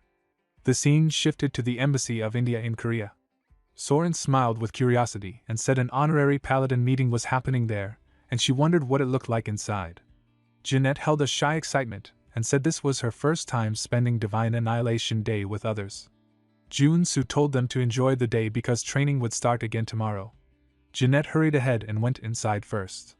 Jun-soo looked at the place and remembered that December 24 was Divine Annihilation Day, the day the old father officially died and the day the Treaty of Westphalia was celebrated. It was treated like Christmas in this world because Christmas did not exist here. Every year paladin meetings were held in different countries. Jun-soo had been invited as an honorary paladin of the Thor and Gaia orders, but he knew that was not the true reason he had come. An old man approached with a warm smile and said it was the owner of the Black Sword Tiger. He introduced himself as Asim Kurat, the Indian ambassador. Jun-soo shook his hand and introduced himself as Warrior Kim, a level 5 superhuman, and thanked him for the invitation. Asim pointed beside him and said the woman and girl there were his wife and daughter. The daughter named Callie greeted Jun-soo politely. Jun-soo recognized her at once in his thoughts. She was Kai, one of the 3 strongest warrior units from the game and the future owner of the Kalaratri. He planned to use his disciples as a reason to start a conversation with her and introduce Soren and Jeanette. He was just about to mention something important when a boy suddenly called out loudly and asked if he was the owner of the Black Tiger Sword. The crowd reacted with excitement and surrounded him. Jun-soo felt annoyed as he was pushed around. In his mind he shouted that it had been the perfect chance to befriend Callie. He trusted the girls to handle the rest and managed to escape. Later he stood outside in the cold air and murmured that he had survived the crowd. He felt frustrated that he could not talk to Callie even for a moment, but he felt relieved that his disciples had become close to her. The falling snow gave him a peaceful end-of-the-year feeling, and he wished life could stay calm like that. A girl suddenly called out to him and asked if he would be willing to talk. He recognized her at once as the saintess of the Old Father's order. He asked why she had come when she must be busy on Divine Annihilation Day. She corrected him and said it was Revival Day. She said he should understand the great consideration she was showing him. She asked if he had never wondered why he was still alive after killing one of their inquisitors. His eyes widened in shock because that incident happened inside the labyrinth, yet she knew. She told him that if she had not intervened, his life would have already ended. She said everything had been handled from the shadows thanks to her, and she asked if he understood. Jun-soo clenched his teeth and asked why she had done all that when he never asked for it. She answered calmly that she had to act for the sake of his great soul, because it would one day become the light and savior of their order. Her words confused him deeply. He wondered if she meant the real-world version of him. In the real world he had been a nobody who failed in love and in life. He could not understand why someone like her would put hopes on a person like him. He wondered if she meant his ability to switch traits, something that could be considered part of his soul. If that was the case, he guessed someone might call him a great soul, but the idea still felt absurd. She continued and said she wanted him to grow stronger than ever so his body could become a vessel worthy of that soul. He rejected her coldly and told her to take that nonsense for herself because he would never allow it. She ignored his anger and said everything began today. She claimed it was thanks to him, and that while he ran around causing chaos, they had achieved many things in the background. Jun-soo stared at her with disbelief and asked what nonsense she was talking about. She only smiled and said he would understand soon, and then she disappeared. He cursed under his breath and thought she was insane. She vanished after dropping frightening hints and left him wondering what she was planning. Her final words echoed in his head, and he remembered she said everything started today. He looked at the date and felt a chill. It was December 24, Divine Annihilation Day, the same day when Episode 1 began in the game.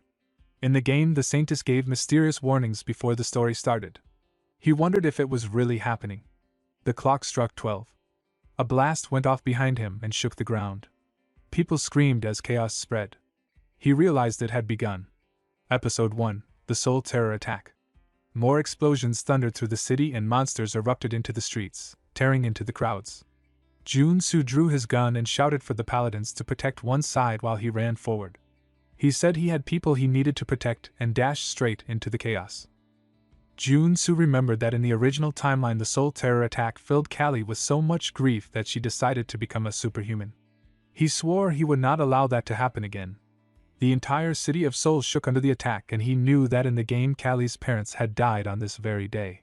He sat inside a flying car when the commander called. The man apologized and said he was too busy handling the terrorist attack to talk. Jun-soo insisted and said the president was in danger. The commander was shocked because he had received a report saying the Blue House was safe. Jun-soo explained that the president was not at the Blue House and said he would send the real location. He said he would meet him there. The car system announced that they had arrived and asked if they should land on the roof. Jun-soo stood up and said there was no time. He thought about the tight security around the president and knew he had to bypass procedures and get inside as fast as possible. He jumped out of the car and aimed straight for the specially made glass that protected the area. He landed hard and broke through. He appeared in front of a couple who looked startled. The man recognized him as the owner of the Black Tiger sword. Jun-soo asked if they were safe. Before they could answer, a girl attacked him, but he slashed through her attack. A violent blast then shook the ground. He recognized it at once. It was the final boss of Episode 1, the Soul Terror Attack, the Level 7 Slaughter Empress. The Empress looked at him with interest and called him a big catch.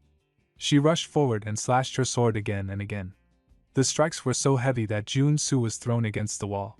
He grit his teeth and thought he could not withstand her attacks much longer. The Slaughter Empress valued pure offense and barely defended herself. If he wanted to survive even a second more, he needed to close the distance and fight her head-on. The Slaughter Empress took a deadly stance and raised her sword.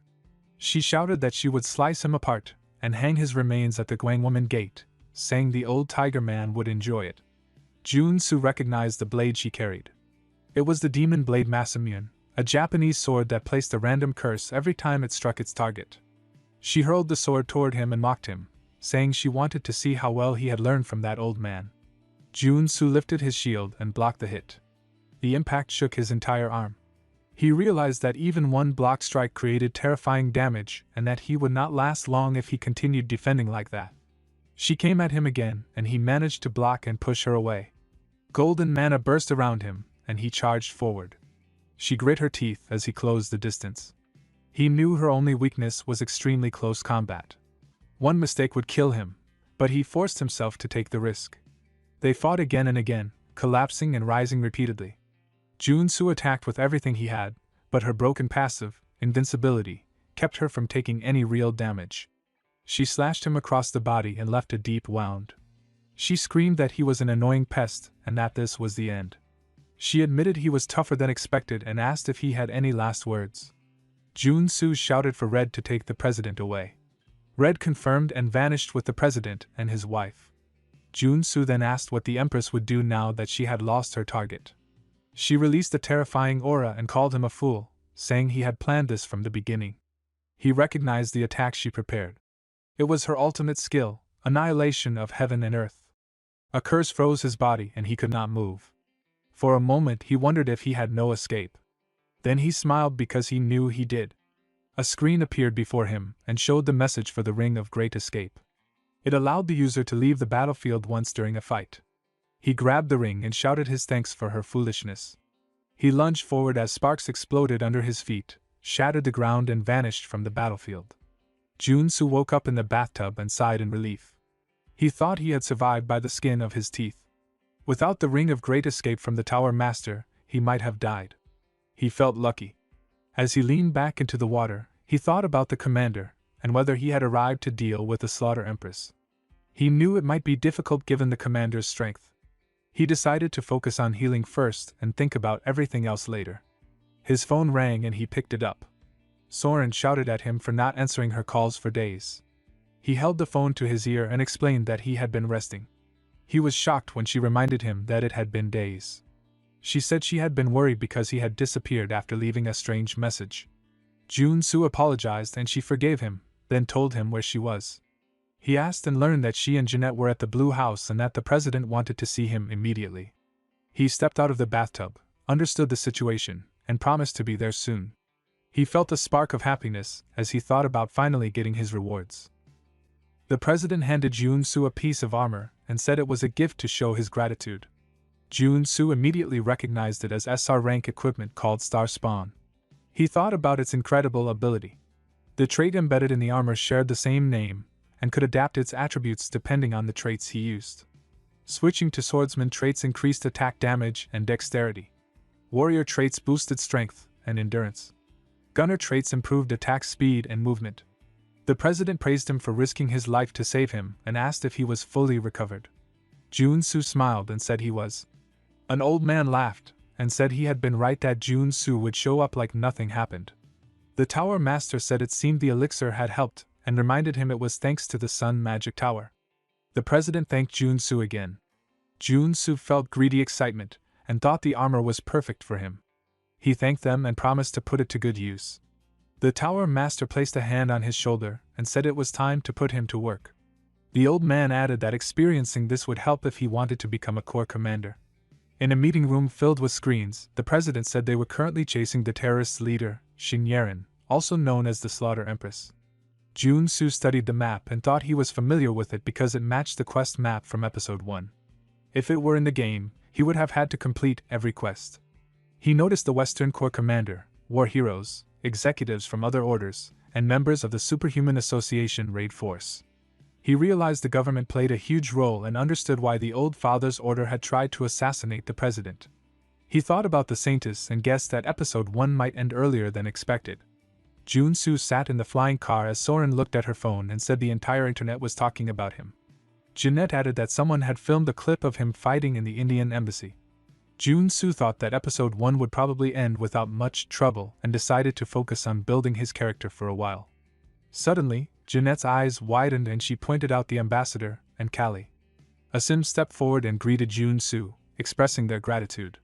Junsu realized it was the perfect chance to win Callie's favor. Callie then spoke up and told Junsu that she wanted to become his student. He asked what she meant, and she explained that she wanted to grow strong like his other students and earn lessons from him. Her parents looked shocked. Asim asked her if she was sure and suggested they could think about it slowly later. Jun-soo understood their worry. He knew that Kali's grandmother, the previous owner of the Kalaratri, had mutated into an otherworldly being during the Rift expedition. The ambassador's family, upon reaching adulthood, manifested the fate of the goddess Kali, and rejecting it would mean death. Jun-soo thought he was well aware of her family's devotion to protecting humanity, and the weight of the fate handed down through generations. Asim shouted in shock, asking how Jun-soo could possibly know all this. Jun-soo calmly said he understood their concern but that Kali had the talent to protect herself. Her mother asked if that meant he knew a way for Kali to escape her suffering. Jun-soo said yes and explained that Kali had to become a superhuman, and if they left it to him, he would make it happen. Asim held his head in disbelief and said Kali had never wielded a sword in her life, yet she needed to become a superhuman. Asim asked Kali if she was sure. She promised her father that she would do well and asked him to trust her. Asim placed his hand on her shoulder and told her it would not be an easy path, but if she was prepared, she must do what she had to do. Kali smiled and said she would. Jun-soo then told her she would begin an infernal training starting that very night, which made her eyes widen. A few days later, Jun-soo watched Kali train. He thought about her dual nature as an assassin and a dancer. She had unlocked the stealth trait some time ago, and now it was time for her to unlock the dance trait. Kali's body glowed golden as she demonstrated her talent.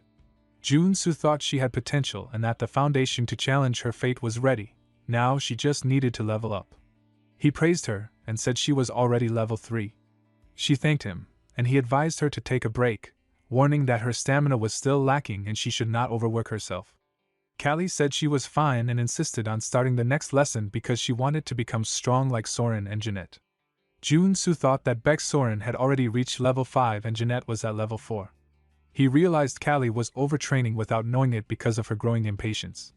He placed a hand on her shoulder and told her that she had God-given talent like the other two. He advised her to train consistently at her own pace and not to be too impatient because overworking could slow her progress. She nodded in understanding. Jun-soo turned when he received a call. Chunbok greeted him and Jun-soo responded, asking what was the matter. Chunbok told him that he had another challenge at the Colosseum from the Destroyer King.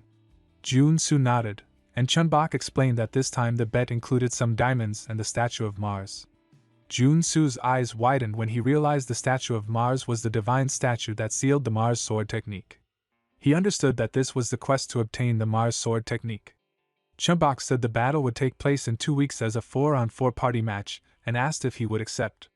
Jun-soo nodded and ended the call. He thought he had 2 weeks to form a party. The Destroyer King would be fully prepared, so he needed a team that could guarantee a win. He knew some strong people but felt a bit anxious since he had never used them in a real multi-battle. He smiled, confident that he had the right party in mind. The crowd became loud when the announcer held the mic and shouted that the big match was starting. He introduced the fighters as they entered the arena. The Destroyer King walked in first, followed by the Wyvern King, the Dark Demon King, and the Angel King. One of the older men stepped forward with a smile and said he might look old, but he was still young enough to take them on, and they should try their best. Another man answered with a cold smile, and said that age did not matter because everyone was equal before violence. Jun-soo watched them enter and thought that he had expected strong fighters, but he did not expect the top veteran level 6 fighters. He reminded himself that there was nothing to worry about. The announcer then introduced the opposite corner where Warrior Kim, also known as Iron Fist Kim, stood as the leader of the Warrior King team. Iron Fist Kim bowed his head and said he would try his best with the power Jun-soo had given him. Priest Kim raised his hands and said their god would welcome their call. Magic Kim clenched his fists and said he would give everything for the honor of his grandfather and the magic tower. Jun-soo felt confident. He thought this was the party he used the most in the game, and people knew them as the Kim family party. The scene shifted to a few days earlier. Jun-soo had gathered them for a meeting and thanked them for coming when he called. Priest Kim answered that he would come right away if it was Jun-soo who called. Magic Kim wiped his mouth and said it was an honor to repay Superhuman Kim, and he would have rushed to the meeting even if he had been in the middle of a meal. Jun-soo looked around and thought about their formation. It was a classic party built with a warrior, a reinforced soldier, a mage, and a healer. He then explained to them that their biggest weakness was defense. Priest stepped forward with confidence and said he had a supporting ability, so his brother should not worry. Magic raised his hand with guilt, and said it felt like the fault was his. Junsu placed a hand on his shoulder, and said it was fine, and he should not blame himself. He reminded them they were fighting the veteran fighters of the Colosseum, so winning head-on would never be easy. Iron Fist looked at him, and asked what plan he intended to use. Junsu smiled and told them to remember only 2 things. The first was to charge. The second was to brawl. The match began with chaos when the announcer shouted that they were fighting like dogs. Junsu stayed calm and thought the plan was working. He wanted to disrupt the opponents and break their formation, and they had already underestimated his team. One of the enemy fighters raised a gun and ordered his men to fire. Junsu watched the Wyvern Rider lift into the air and thought that aerial combat was the Wyvern King's specialty, but he had a way to deal with it. Small blasts shook the ground. Iron Fist charged at the Destroyer King and struck him with a strong punch that threw him onto the ground. The Destroyer King stared up in shock and shouted that the power was monstrous. Junsu smiled to himself and thought that an all-round attacker like Iron Fist Kim would never struggle against someone like the Destroyer King. He looked ahead and knew the next enemies were waiting. The fight grew louder as the teams clashed again. Junsu felt happy as he watched them and thought they were fighting exactly as he had taught them. The scene shifted back to the earlier meeting. Junsu had looked at Magic Kim and Priest Kim and told them not to use any magic at the start of the match. He ordered them to stick close to their opponents and brawl until an opening appeared. Only then were they allowed to use magic. Back in the present, one man gathered mana in his hand until a bright beam covered the area. Another man formed a dark mana ball above his head and threw it toward Junsu's team. Junsu reacted quickly. He raised a barrier and shouted for Priest Kim to use his blessings now. A message appeared on the screen that showed Junsu had gained a trait called Wall of Shields. The enemy laughed and asked if the youngsters planned to keep blocking his attack. Magic Kim looked at Junsu and asked if he should finish it. Junsu gave a silent nod. Magic Kim opened golden wings behind him, while Junsu jumped high into the air. Junsu looked down with a smirk and told the enemy it was time to end everything because this was a win for the Kim family party.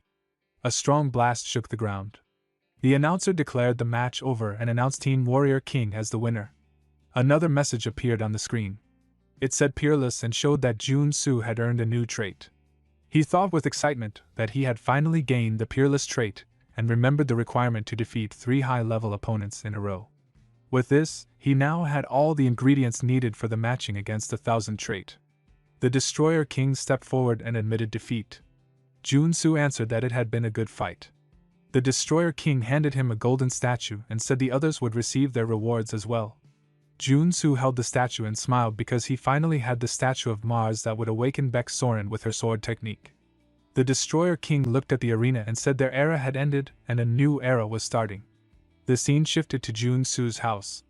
He clashed swords with Soren in a bright training room. She drifted back and told him she hoped he was not tired yet. A red aura flared around her as she rushed in again and told him she was coming one more time. Junsu watched her speed and thought with awe that this was the power of the heaven-slaying star. The scene shifted to a few hours earlier. Soren stared at the statue in surprise and asked if he was really giving it to her. Junsu nodded and told her the statue of Mars was useless to him because it only responded to the heaven-slaying star. She looked at it with confusion and said it felt strange to even hold it.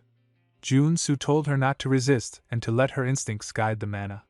She sat with her legs crossed and placed the statue in front of her. A red aura burst out from it. Junsu watched her and thought about the top sword techniques. They were not only martial arts but also mana cultivation methods. Her eyes opened wide and she pulled out her sword. Junsu felt the intensity rising and thought he was finally seeing the true power of the heaven-slaying star. The power of Mars, the god of war, awakened inside her, and she unlocked the Mars sword technique. Soren stood up with excitement and said the feeling was incredible, but bad images kept forming in her mind. Junsu gave her a gentle smile and told her it was natural because the power belonged to the heaven-slaying star. He told her to accept it and focus only on the fight, because that would make her even stronger. She thanked him and said she did not know how she could repay him. He lifted his sword and told her she could start right away by teaching him the Mars sword technique.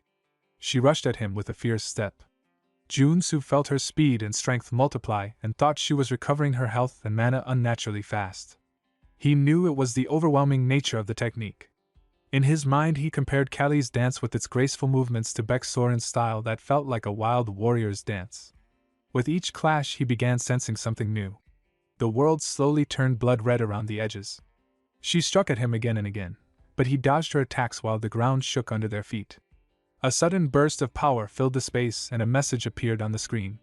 It showed the trait called Mars Sword Technique and declared that he had obtained it. Jun-Soo stared at his hands and felt the power rushing through him. He thought this must be the true form of the heaven-slaying star. His excitement faded when he saw Soren collapsed on the ground. He ran to her with panic and asked if she was all right.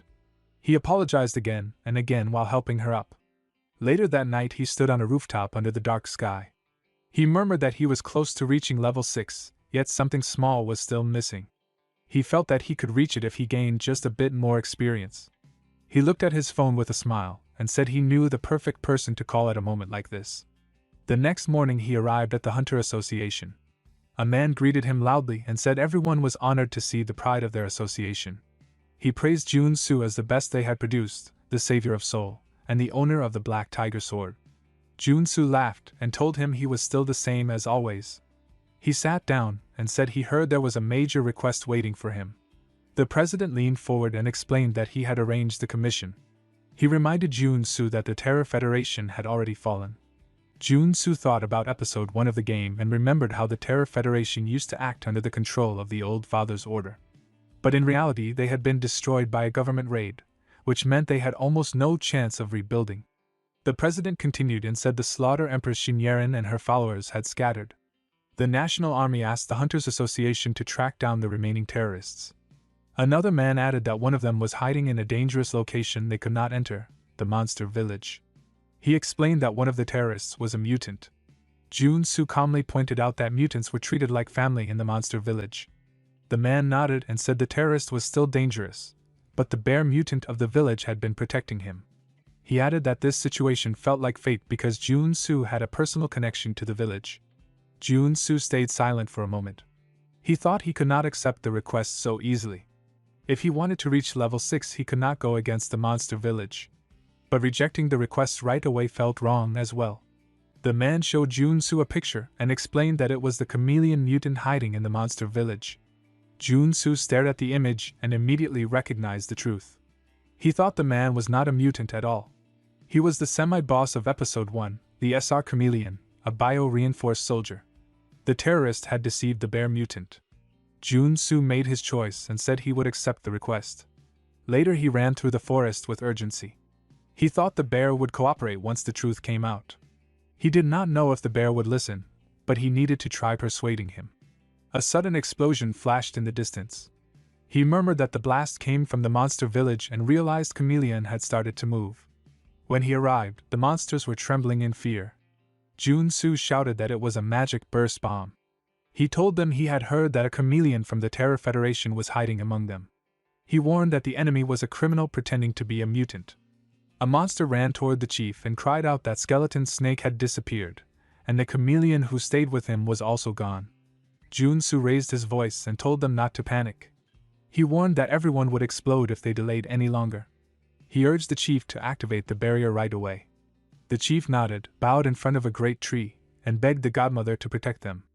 The tree glowed gold and released energy that wrapped around the monsters and formed a barrier. Jun-Soo told them to maintain the shield. He promised he would find the terrorist and Skeleton Snake and return quickly. Later, he entered a cave and walked through the dim passage. He murmured that they had to be somewhere inside. Suddenly, Soren's voice called for him. She stepped forward and he asked why she had come. She told him he had called her and said he needed her help. He nodded and accepted it, saying he was glad she had arrived. She looked at him closely and asked if he was all right. He held his head and said he should be fine, yet something felt wrong because his body felt strangely tired. She told him he needed to rest and that she would continue the search. He asked if she could handle it alone. She nodded with confidence and told him to leave everything to her. She stepped into the shadows with a dagger in her hand and told him to take a break. Jun-Soo held the golden injection as Soren's eyes widened when he said he would not fall for a hallucination. He injected the holy water and the ground shook with a sudden blast. Jun-Soo looked at the monster with shock and shouted that he had used a mutant body as a bomb. The monster stepped forward with pride and admitted that mutants were easy to use and that the Empress would be pleased now that he had trapped the owner of the Black Tiger sword. Jun-Soo unsheathed his sword and said that it would not be enough to defeat him. He thought it was the perfect time to test his completed set of rage, fighting spirit, fierce assault, destruction, peerless, and massacre. A message appeared that showed Mars' sword technique matching against 1,000. Jun-Soo felt the power rise as red aura spread across the area. The monster's eyes widened at the sight. Jun-Soo smiled and said they had chosen the wrong person to fight. He dashed forward with his weapon and soon every enemy lay defeated on the ground. He stood among the fallen and thought about the Mars sword technique. He felt its overwhelming power and understood how fearsome it truly was. The scene shifted to the holy tree where the chief asked about the skeleton snake and what had happened to him. Jun-Soo explained that the skeleton snake had been exposed to mana for too long and would soon lose control. He begged the chief to ask the godmother tree for help. The chief knelt and prayed for the godmother to save the skeleton snake, but the tree answered that it was already too late and nothing could be done. The chief began sweating when the skeleton snake raised his trembling hand. The chief held it and asked if he was waking up. The skeleton snake begged him to kill him. The chief stared with shock and asked how he could say such a thing. Jun-Soo thought that it might truly be the better choice, because if the mana core exploded, it could destroy the entire monster village. The chief cried that he could not kill him, even if it meant his own death. Jun-Soo said he had an idea, though there was over a 90% chance it would fail. He thought about how dangerous it could be. A memory surfaced of the skeleton snake saying he had received a prophecy that he would give part of his body to someone who would return his blood and flesh. Jun-Soo felt that the skeleton snake had helped him so much already and that risking his life was worth it. The chief shouted that he did not care about the odds as long as it could save the skeleton snake. He begged Jun-Soo to try. Jun-Soo nodded and asked for a bathtub to be prepared. He also said the Hunter Association should be waiting outside the forest and needed permission to enter. Soon the hunters rushed in and the president handed Jun-Soo the items he requested. He asked if anything else was needed as they prepared for the desperate attempt to save the skeleton snake. Jun-Soo told the president and every reinforced soldier to remove the mana cores and lubricants from their prosthetic arms. When the president asked how much he needed, Jun-Soo said he needed all of it and thought that the only way to save the skeleton snake was to give him a human body. He planned to mutate the mutant, a method that only appeared later in the story, but he was willing to try. He asked the godmother tree for a portion of her blood, knowing it required the sacrifice of one who had ascended to godhood. The chief shouted in shock, but the tree agreed and gave Jun-Soo a bottle. Jun-Soo planned to give one sip of the godmother's blood to the skeleton snake and one to himself. Messages appeared that he had gained divine power and received the traits Holy Light, Radiance, and another trait that allowed him to match godhood briefly. Golden mana flared around him as he entered the godmother's space. Inside, he saw two glowing beings, deities who had been invited by the tree. He felt insignificant before them, but the blessings of Thor, Gaia, and the tree godmother answered him. With their help, he believed he could break through the probability system and ascend. Outside the tree the sky darkened as black clouds gathered. Mana of many colors poured into the skeleton snake's body. Everyone watched in shock as a golden aura burst from him. Jun-Soo returned and told the skeleton snake to wake up. A girl rose from the bathtub and he realized the process had worked. The skeleton snake had taken a human form, or more accurately, an android form. She stepped out of the tub and Jun-Soo covered her while congratulating her on her new body.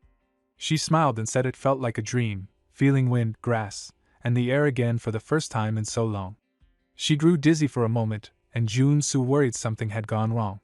She spat something into her hand and he recognized it as the SSR ring of the prophet, the reward from her personal quest. She said this was the meaning of the godmother's prophecy. The chief asked about the prophecy, and she explained that she had been destined to give part of her body to the one who would return her blood and flesh. Jun-Soo observed the ring of the prophet and thought with surprise that it truly lived up to its name since it showed all game information in advance such as treasure rewards and dungeon maps. He felt he never expected a reward like this. The skeleton snake handed him a mana core and she said she wanted him to take it. Jun-Soo replied that even if she was no longer a mutant she would still need it. She insisted it was fine and said he needed her mana core to reach level 6 because that was what she had been told. She held a paper and explained that the godmother had given them a level 6 blueprint, and according to it he needed mana cores from other mutants too. The chief stepped forward and said he would give all the mana cores he had stored because Jun-Soo was the benefactor of their village. Other mutants also offered mana cores from their species. Jun-Soo felt moved as he thought with a smile that these must be keepsakes of their teachers or parents, or friends, yet they offered them so willingly. He thanked everyone sincerely. The scene moved to the building where Soren asked in surprise if the building really belonged to him. Jun-Soo nodded with a smile. The director greeted him warmly as he waved his hand. Jun-Soo asked why he was there so early and Choi answered that he was now the manager of the building. Jun-Soo reminded him they were business partners now. Choi nodded and said he would give him a full tour of the building. The girls mentioned they could start things after they ate. Jun-Soo pointed ahead and said they should go to the training room so he could see how strong his disciples had become. In the training room they all practiced together. Kali Kurat reached level 3. Jeanette reached level 4. Baek Soren stood at level 5. Warrior Kim stood at level 6. Jun-Soo watched them and thought that everyone was making steady progress, which meant he could finally focus only on his own training. He felt grateful because the Ring of the Prophet had helped him get the artifact he needed to reach level 6. He had also learned the ultimate technique of the Eastern Army known as the Black Tiger swordsmanship. He clenched his fist with excitement, as he thought that with so many traits gathered the high-tier trait called Master of Swords was getting close. But he also knew his current mana cultivation technique was not enough. He already struggled to control the Mars sword technique with it. He decided it was time to go to the place where the god lived. The scene moved to the Stockholm Grand Palace in Sweden. An angel stopped him and said he could not enter. Jun-Soo told her he was an honorary paladin of the place. She answered that even then he was only level 6 and it was dangerous. She wrote on a paper asking him to return when he reached level 7. Jun-Soo expected this. He understood since it was said that anyone below level 6 would die instantly if they saw a god. But he knew there was another way. He gave her a flower which was the mythical item called Regret of Mistiltine. She widened her eyes and said he had truly brought it. She agreed to guide him and even said he would witness the greatest lightning. Jun-Soo felt relieved because he had prepared this in advance. The scene shifted to earlier in Sweden Plaza. Jun-Soo walked through the market and thought that before he met Thor he needed to prepare something. There was a quest that rewarded the Regret of Mistiltine. He had to complete it first. From what he remembered, he needed to find the distinguished individuals hidden among the crowds in the marketplace. Sigmund placed his hand on Jun-Soo's shoulder and greeted him with excitement. He said it had been a long time, and he never expected to meet him there. Jun-Soo returned the greeting and said it was quite a coincidence. Sigmund explained that it happened because of their new family member, and he pointed proudly at his wife. They now had a child and had come to receive blessings. Jun-Soo smiled as he remembered that this place was the Holy Land of the Norse. He wondered which god blessed babies and asked if they had come for the blessing of Frigg, even though he had heard she was already gone. Sigmund's wife smiled and said there was a prophecy. Jun-Soo recalled the words that spoke of a castle in the sky, a lowest place, a rune of twilight, and the need to bring order to the world so the goddess would smile. He understood that the sky castle was the grand palace, and the lowest place was where they stood. Sigmund then said they had even found the rune and asked if he wanted to see it. Jun-Soo stared at it with wide eyes. He knew runes also meant secrets or knowledge. This one held the birth story of Mistiltine, the purest god. He realized that the distinguished people he was meant to find were Sigmund and his family. He needed to help them receive Frigg's blessing to finish the quest, and he asked if he could join their journey. Later they sat in the flying car. Jun-Soo looked at the wide field and asked if this was the place mentioned in the prophecy. Sigmund confirmed it and pointed to the skyship which was built by the ancient dwarven king. Jun-Soo felt excited as he thought about how it was a portable fortress that could fold into a pocket. It was a flying aircraft carrier, and he wanted it badly since he never managed to get it in the game. He said that according to the prophecy they needed to take control of Skidbladner and defeat the Titans. Sigmund warned him that many people had died trying to claim that ship and it would not be easy. Jun-Soo smirked and thought that it might be difficult for others, but for him it would be very easy. Jun-Soo smiled and felt the rush inside him as he decided it was time to go all out. He lifted the flying car and dodged the small blasts and shells chasing him. The system warned him that too many shells were incoming and dodging them all might be difficult. Jun-Soo shouted accelerate, and the car obeyed, speeding forward as it slipped past every explosion. The screen flashed a message that said one with the vehicle, and he realized he had gained a new trait. He thought with excitement that this trait would let him merge with his vehicle fully, and he claimed it as his own. The knights on the road stared in shock. Jun-soo ordered a bomb drop and the blast sent the knights flying across the ground. One knight stepped out and demanded to know why a paladin of Thor would do something like this. Jun-soo gripped his hammer and said he did not believe in gods. He rushed forward and shouted that calling their god was useless now because Skidbladner belonged to him. Another explosion shook the earth as he advanced. The scene shifted to the flying ship where Sigmund praised the fight and said only calming the area remained. Jun-soo nodded and asked how to control the ship. The car system responded that it could take over and connected itself while increasing the power output. Sigmund studied the digital map and explained that to receive the blessing of Frigg they needed to find Fenrir in the area. Jun-soo agreed eagerly and pushed forward. Soon many bodies lay on the ground and Jun-soo folded his arms, asking if they could fulfill the prophecy now. Sigmund thanked him with deep emotion and said he would never forget this debt. He opened a rune and a girl appeared before them. Sigmund called her goddess Frigg, and she granted her blessing to his wife. Sigmund expressed his eternal gratitude for the blessing. Jun-soo smiled softly and thought that this marked the end of the quest. As he held flowers in his hands, a new screen appeared with a message that said regret of Mistiltine and God's Lang Mistiltine. Jun-soo felt proud as he thought about the rare consumables he had gained. They had only a small chance of dropping, and with them he finally felt prepared to face a god. The scene shifted to the Stockholm Grand Palace where he walked forward under a heavy pressure that made it hard to breathe. He reminded himself that he had brought a one-use item that would let him withstand the pressure of a god even without the proper class. At last he was going to meet Thor, the god of thunder. Thor greeted him and called him someone from a different world. Jun-soo widened his eyes and wondered how the god knew that. Thor explained with a calm smile that his eyes could see through everything. He asked why Jun-soo had come. Jun-soo gathered his thoughts and asked if Thor knew who had summoned him into this world.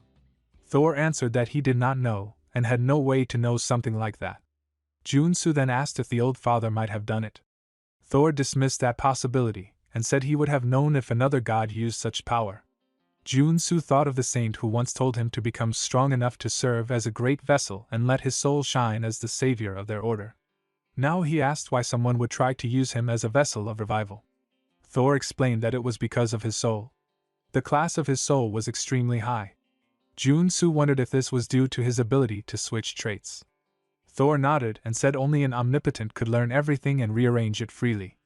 He added that people in the Orient called it the Celestial Star. Jun-soo felt surprised because he had heard that name before.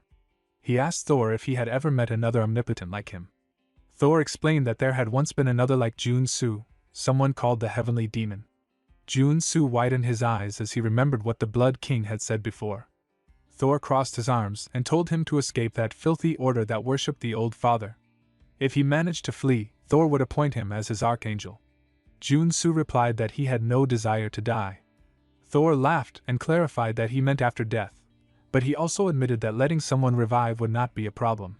Jun-soo felt uneasy and said he did not want to be trapped in the palace forever, drinking nectar without end.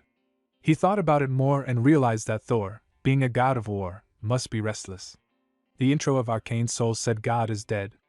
In the Divine Annihilation War, the old father died and the defeated gods were erased while the victorious ones were imprisoned. Thor had been locked away with no battles to fight and longed for action. Thor went on to say that the treaty from that war had been created for humans. He lifted his massive hand and said that Jun-soo was searching for power to escape the old father. That power would be granted. A golden aura burst from his hand and surged into Jun-soo. The pain stabbed through him, and he screamed as the power filled his body. Thor told Jun-soo to use the power well. A screen appeared showing that he had obtained the Thor cultivation technique, the lightning trait, and a new trait. Thor then announced that their task was done, and called Jun-soo Baby Mjolnir. Jun-soo knelt and thanked the god of thunder.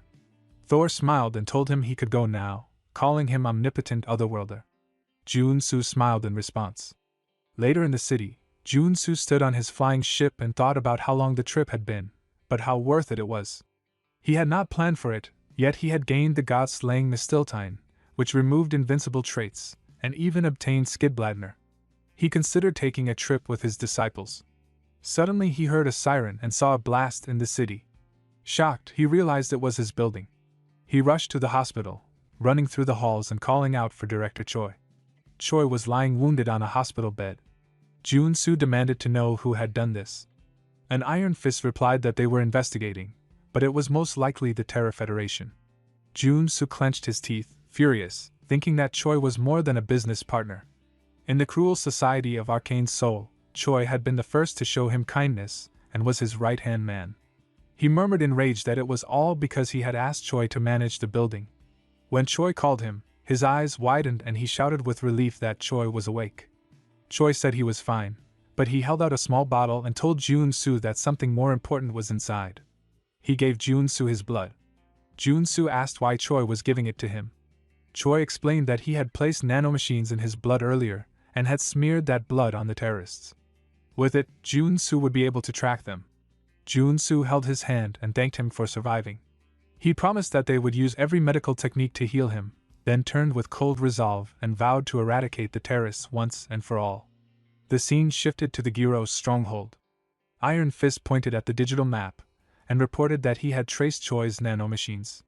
He said the signals led to a hiding place.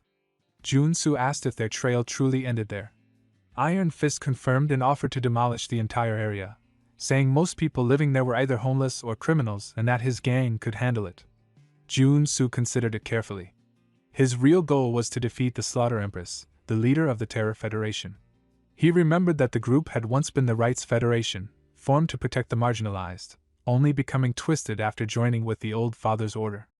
If he destroyed the area without thinking, he might strengthen their sense of righteousness and harm innocent lives.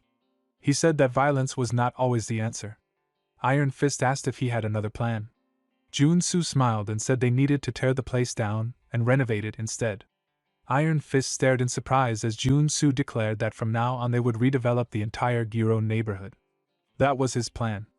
Jun-soo later thought that the redevelopment moved smoothly thanks to the president's quick approval of rebuilding a lawless district, along with strong investments from influential figures. With that work done, he finally located the main base of the terrorists on the outskirts of Daerim. Woo-jin unlocked the chains on the door and told Jun-soo that it was open. Jun-soo praised him as the #1 security. Woo-jin warned that it might be too dangerous since they were facing the infamous Slaughter Empress. Jun-soo admitted it would be dangerous and that the task would not be easy. He turned to his companions and said that was exactly why he had requested their help. Iron Fist agreed that he had made the right choice. Jun-soo looked at his companions and noted their levels. Iron Fist Kim, Magic Kim, and Priest Kim were all level 5, Baek Soren was level 5, Callie was level 3, and Jeanette was level 4. He thought that they had all grown very well, faster than normal thanks to their extraordinary talents. He noticed that Woo-jin was already at his level, and told them that they should be more than strong enough, so there was no need to worry. The girls responded excitedly that they would do their best. Woo-jin also promised to give his all as a level 6 superhuman like Jun-soo. Jun-soo opened the door, revealing a sub-dimension inside. Soren asked if they would be alright. Jun-soo confidently asked if he had ever been wrong before and led them inside to end the Slaughter Empress. Meanwhile, Empress Yeren flared with red aura and thought that those intruders had walked into their own grave. She decided she should help them find the right burial site. Woo-jin looked at the 3 castles and said with surprise that he thought the underground place would be dark. Jun-soo remembered how players once called this area the minigame hell because they had to clear 3 types of minigames to remove the buff on the Slaughter Empress. He knew it was not hard in the old side-scroller game, but in reality it felt much harder. He felt confident because he had brought his disciples. He told them to split into 3 groups. Seo Woo-jin would lead Mage Kim, Priest Kim, and Iron Fist Kim. Baek Soren would lead Jeanette and Callie. He kept himself alone because he believed he was a pro who once had his name on the leaderboard. Seo Woo-jin and his team took the first minigame where they had to destroy falling blocks and run to the finish line. Thanks to Mage Kim who could sense mana, they found the right block easily. Baek Soren and her team took the second minigame where they had to find a solid cloud platform and follow a simple rule to cross the sky. Callie, who loved board games, helped quickly. Jun-soo prepared for the last minigame alone and told everyone not to open the final door until he arrived. Priest Kim reached a door first and said he thought they were the first to arrive. Iron Fist Kim pointed at Mage Kim and said it was all thanks to him because he found the right block so well. Magic Kim said he was glad he could help and that Priest Kim's dispel had also been important. The girls soon arrived and celebrated that they cleared their part. Soren happily said Callie was very smart, and Callie blushed while saying the others were incredible because they handled all the flying traps. Woojin watched them with sadness. He wanted to show his teacher how much he had grown and felt disappointed in himself. He walked toward the door with a firm thought that he was the only level 6 warrior there, and he would face the Slaughter Empress alone.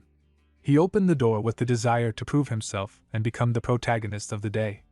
Everyone looked shocked, and Priest Kim shouted for him to come back because Warrior Kim had not arrived yet. Wu Jin held his sword and said it was fine because he was a level 6 superhuman and could fight her. But the moment the dark aura spread, they all fell to the ground. Wu Jin felt crushed by the pressure and struggled to move. He realized this was the true gap between him and a level 7. The girls rushed toward the Empress, and Wu Jin wondered how they were enduring the curse. Empress Yeren smirked and moved to attack. Her red aura threw all the girls to the ground. Wu Jin gritted his teeth because enduring the curse was not enough to beat her. He knew they should never have faced her, and he shouted for Baek Soren to run. Empress Yeren moved to finish Soren, but Jun Su appeared and blocked the attack. The Empress widened her eyes while Jun Su greeted her with a confident smirk. She shouted that she would kill them all and rushed forward. Jun Su blocked again and told her that the one dying today would be her. A blast followed and the ground shook beneath them. The Empress dodged the blast and said it would never stop her no matter how many times he fired it. Jun Su already knew this. He remembered the Soul Terror incident where he had painfully learned the power of her invincibility passive. Back then he could not inflict any damage because her skill was completely broken. The Empress clenched her teeth as she realized how much he had grown in such a short time. She knew she had to be careful against a sword master who had completed the title swordsmanship. She attacked him again, but he formed a golden shield around himself and blocked her strike. Jun Su watched her movement with a smirk and thought it was terrifying no matter how many times he saw it. She suddenly stepped in close with a smirk and said it was time to end everything for the owner of the Black Tiger sword. But Jun Su thrust a glowing stick into her body before she could finish. She froze in shock. A screen appeared and displayed the effect of God-slaying Mistiltine, which nullified the opponent's invincibility. Jun Su smirked and thought that with this item active she was finished. Jun Su faced the Empress as she looked at the strange energy around her and asked with confusion what was this. He already knew the answer and thought that the god-slaying Mistiltine could cancel her invincibility, and that was why he had been fighting defensively until now. He moved in and slashed his sword, cutting her arm before lifting his hand and releasing the magic technique Inferno. Red aura exploded around her, and she screamed in pain. She tried to stay strong and said with a trembling voice that this was nothing and that even if she died she would take him with her. Jun Su did not stop. He struck again and cut her other arm. Wu Jin and Soren watched with wide eyes. Jun Su kept moving and slashed his sword many times, cutting the Empress into pieces. He asked if she could feel it, and said this was a battle that went beyond levels. He told her she deserved this as she fell to the ground. He raised his sword and finished the fight. The blast shook the ground and the Slaughter Empress was completely dead. His companions rushed over and cheered with excitement, saying this was a great achievement and that he would make it into the history books. Jun Su smiled and said he was glad everyone was safe. Wu Jin apologized, saying he almost ruined the plan, but Jun Su said it was fine since they defeated her. He then picked up the sword from the ground and thought about Masamune, the ghost blade of the Slaughter Empress, a strong weapon that never missed and inflicted a random curse. Soren looked at it and said it truly looked like an amazing sword, fitting for something the Empress once used. Jun Su told Soren she could have the sword because he suited straight blade styles more than sabers. He said it would be perfect for her. Soren nodded, thanked him and blushed softly. Jun Su then walked toward the door and said he wanted to see what the Empress had been protecting. With a smirk he opened the door and said they should go collect the rewards. Inside they found piles of gold coins and many treasure chests. Jeanette looked around with excitement, and said there were so many coins and that they sparkled. Soren said the treasury was filled with money. Iron Fist commented that the Empress must have taken all this during her terrorist attacks. The priest asked what Jun Su planned to do with the jewels and gold. Jun Su said they would use it for terror damage recovery. While picking up a gun from the coins he thought happily about finding the last weapon of the Daisen series and finally completing his set. The scene shifted to a bright day. Wu Jin bowed his head and begged Jun Su to accept him as an official disciple. He admitted that during the recent operation he had been full of confidence because he thought he was a genius, but in reality he could not even swing his sword once. Jun-soo realized this was why Woojin had looked gloomy earlier. Woojin said his clan had great teachers but they lacked something important. He raised his voice and said he wanted to become a true warrior. Jun-soo smiled to himself at the determination he saw, the instinct of someone who survived by struggling. If that was what Woojin wanted to learn, then he would guide him. Jun-soo agreed to take him in but warned there would be no quitting. Woojin looked shocked and grateful at the same time. Woojin bowed his head and promised that he would never quit. He thanked Jun-soo with all his heart. Soren suddenly smacked him lightly and welcomed him with a grin, calling him a rookie and saying she looked forward to working with him. Their moment was interrupted when Jeanette froze. A cloaked man appeared and called her name. He said he had gone through a lot of trouble to find her and grabbed her hand, telling her to come with him. Jun-soo caught the man's wrist and asked coldly why he was there. The man replied that he had come to reclaim their property. Jun-soo questioned him and asked if he meant Jeanette. The man confirmed it and showed a document, claiming the contract proved that Jeanette belonged to them. Jun-soo recognized who they were. They were from the Ilyang Magic Tower, the same people who killed Jeanette's parents and sold her into trafficking. He realized this was the beginning of Jeanette's personal quest. He told the man that Jeanette was his disciple and they could not take her. The man insisted she was their asset and pointed at the contract again. Jun-soo sliced the document apart with his sword. He asked where Jeanette's consent was on that paper. He said if they truly wanted her at the tower, he would allow it, but he would be going with her. He thought to himself that this quest would finally lead to Jeanette inheriting the Sword of Nephilim. The scene shifted to the Gwacheon Ilyang Magic Tower. Woojin stared at the massive glass tubes and asked what they were. Jun-soo told him this place was a Magitech biological experimentation site, a place showing the ugly greed of humans. Inside the tubes were many creatures and monsters. Jeanette looked at them and asked if she could become strong enough to stop all these terrible experiments someday. Jun-soo nodded and said she could, but only if she acquired the Sword of Nephilim. Jeanette immediately said they should go, but Jun-soo stopped her and said she had something important to do first. She needed to avenge her parents. She paused as the memory hit her and said she had almost forgotten something she should never forget. With renewed resolve, she told him to lead the way. The Tower Master begged Jeanette to spare him. Jeanette held her sword with shaking hands and said she did not even want to speak to him. His eyes widened when she told him to die. She thrust her sword into him and blood sprayed through the air. He collapsed to the floor. Her hands trembled as she released the sword and she broke down crying. Soren rushed to her and held her, asking if she was all right. Jun-soo praised her and said she had done well even though it must have been hard. He knew her quest did not end with revenge. Secret Magitech biological experiments were happening all over Arcane Seoul. Among those experiments was the most dangerous result. He found a document and confirmed it. The hybrid of human and angel, the Nephilim. They needed to kill him, and to do that they needed his true name. Jun-soo told Jeanette they would head underground to obtain the Sword of Nephilim. Later underground, they all stood before the sealed chamber. Soren stared and said this was a Nephilim, and questioned how anyone could research something like this. Jun-soo told everyone they had done well but they could not defeat this creature, so they needed to stay back.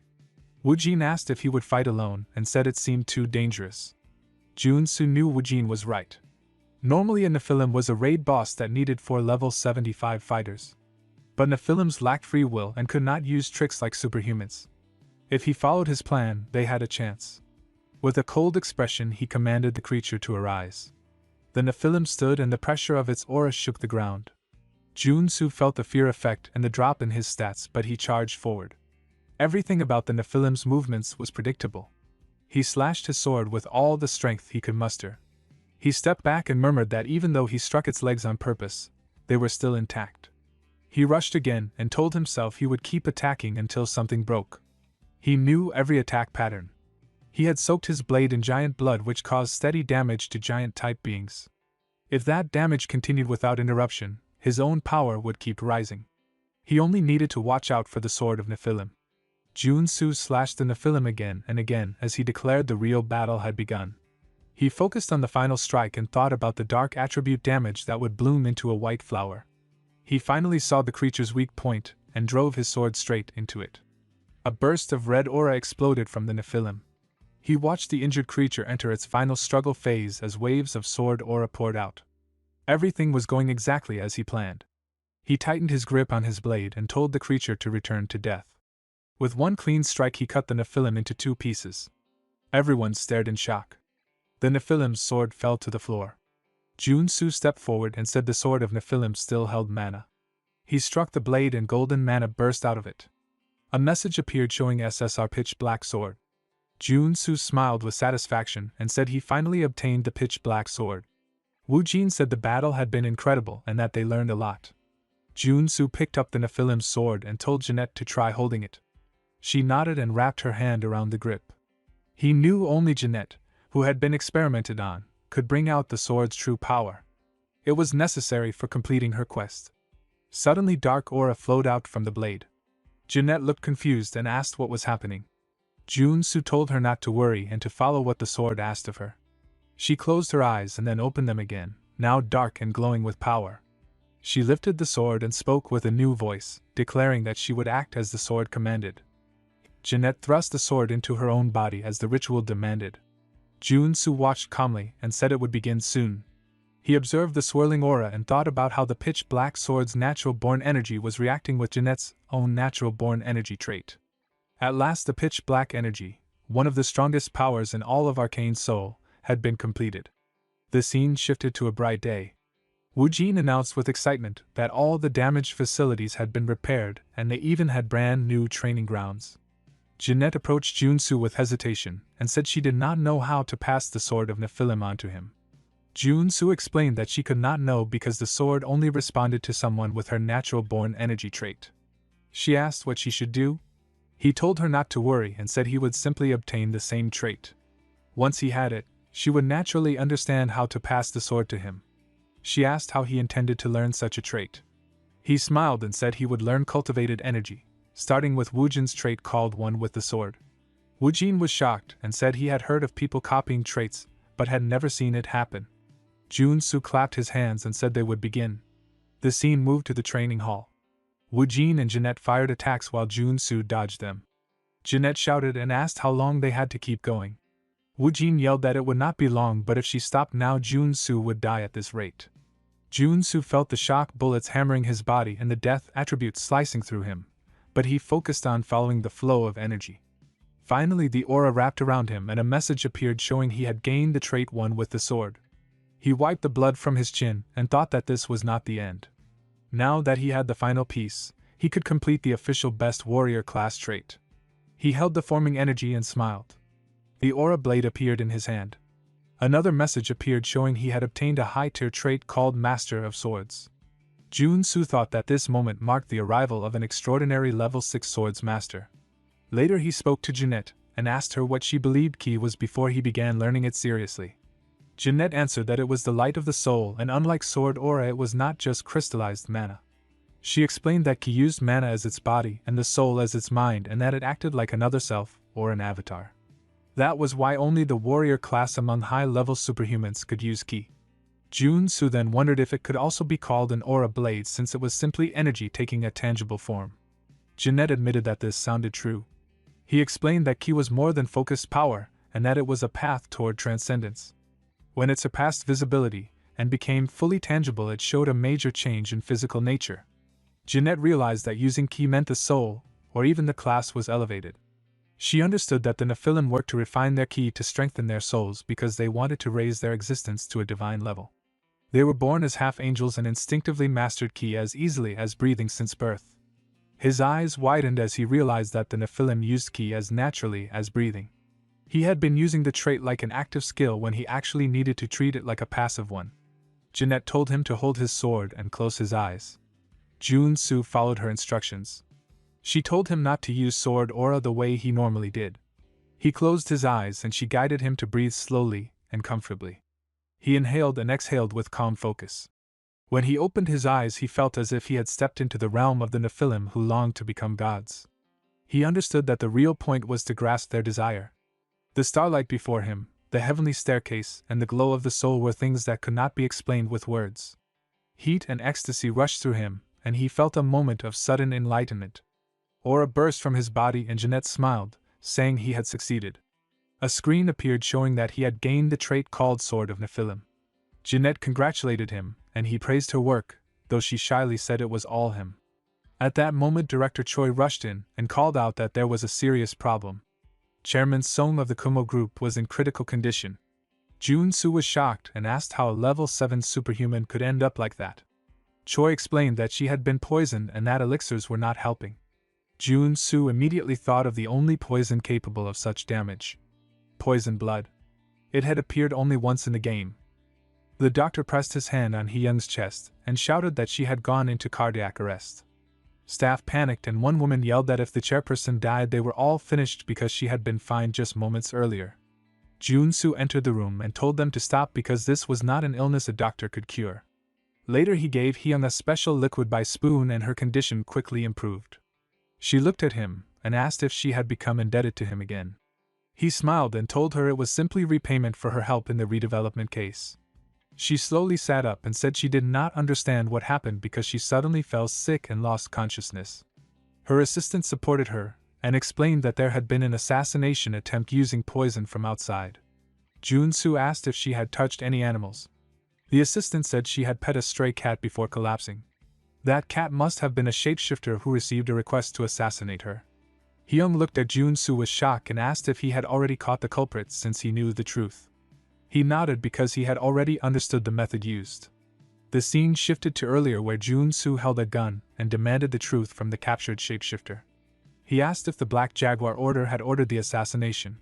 The shapeshifter denied it, but Jun-soo stepped closer and told him to repeat a line about the Dark Jaguar. The shapeshifter turned his head away, which told Jun-soo everything. He warned that if the shapeshifter wanted to live he must hand over the heart blood.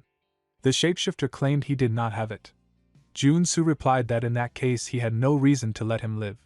The shapeshifter panicked and begged for his life.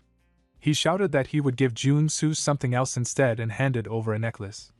Jun-soo accepted it, and the shapeshifter asked if he could leave, promising never to return to Korea. Jun-soo agreed, but the shapeshifter tried to escape. Jun-soo leaped high with his sword and chased him down. In the present, Jun-soo explained that he had also taken the antidote from the shapeshifter. Hee-young asked who had ordered her assassination. He told her it was the Black Jaguar Order and thought silently that the real group behind it was the Old Father's Order. They wanted to weaken the government using the Terror Association, and now they had moved on to targeting a corporate leader.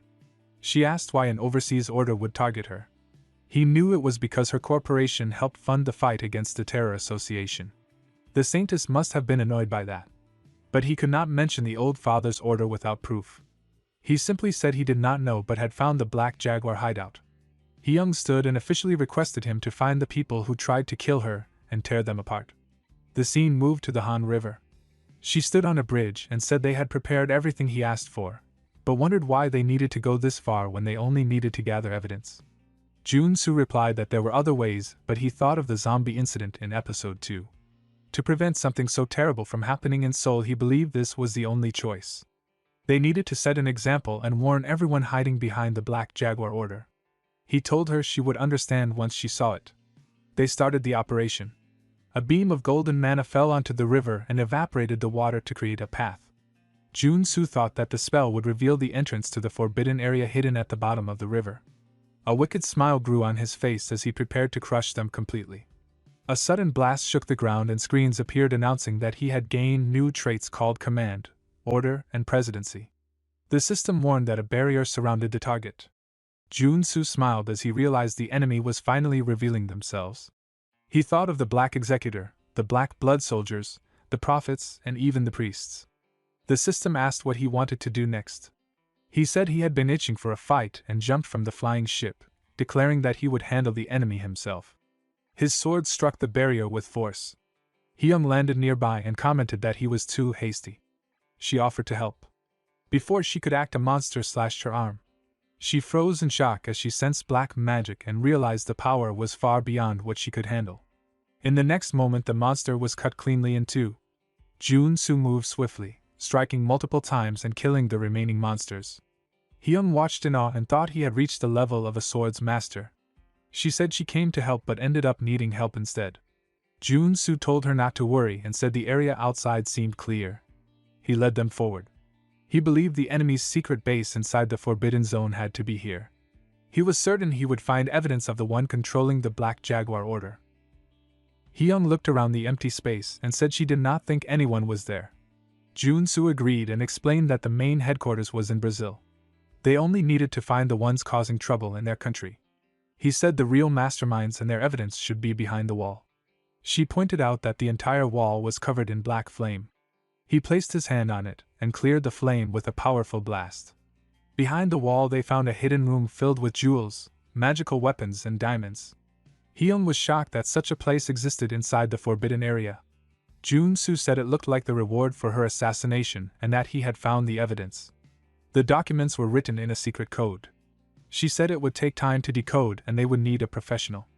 Jun-soo thought that the old father's order had worked hard to hide their tracks. She said the Kumo's security team would handle it and tried to decode it quickly. He agreed and thought at least he had gained the Kumo group as an ally. Later at the building, Hyung thanked him again and called him Mr. Sword's Master. He looked confused.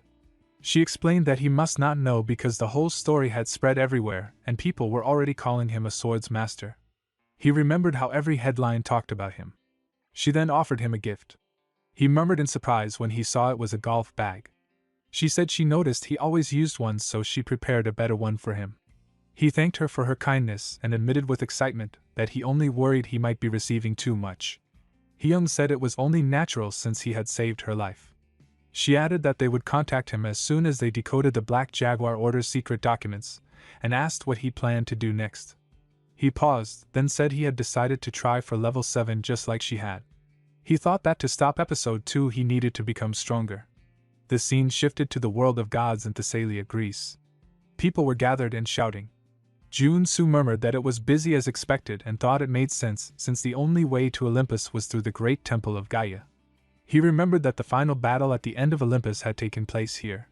He was here to meet one of the gods, the ancestor of gods and titans, goddess Gaia, who had called for him.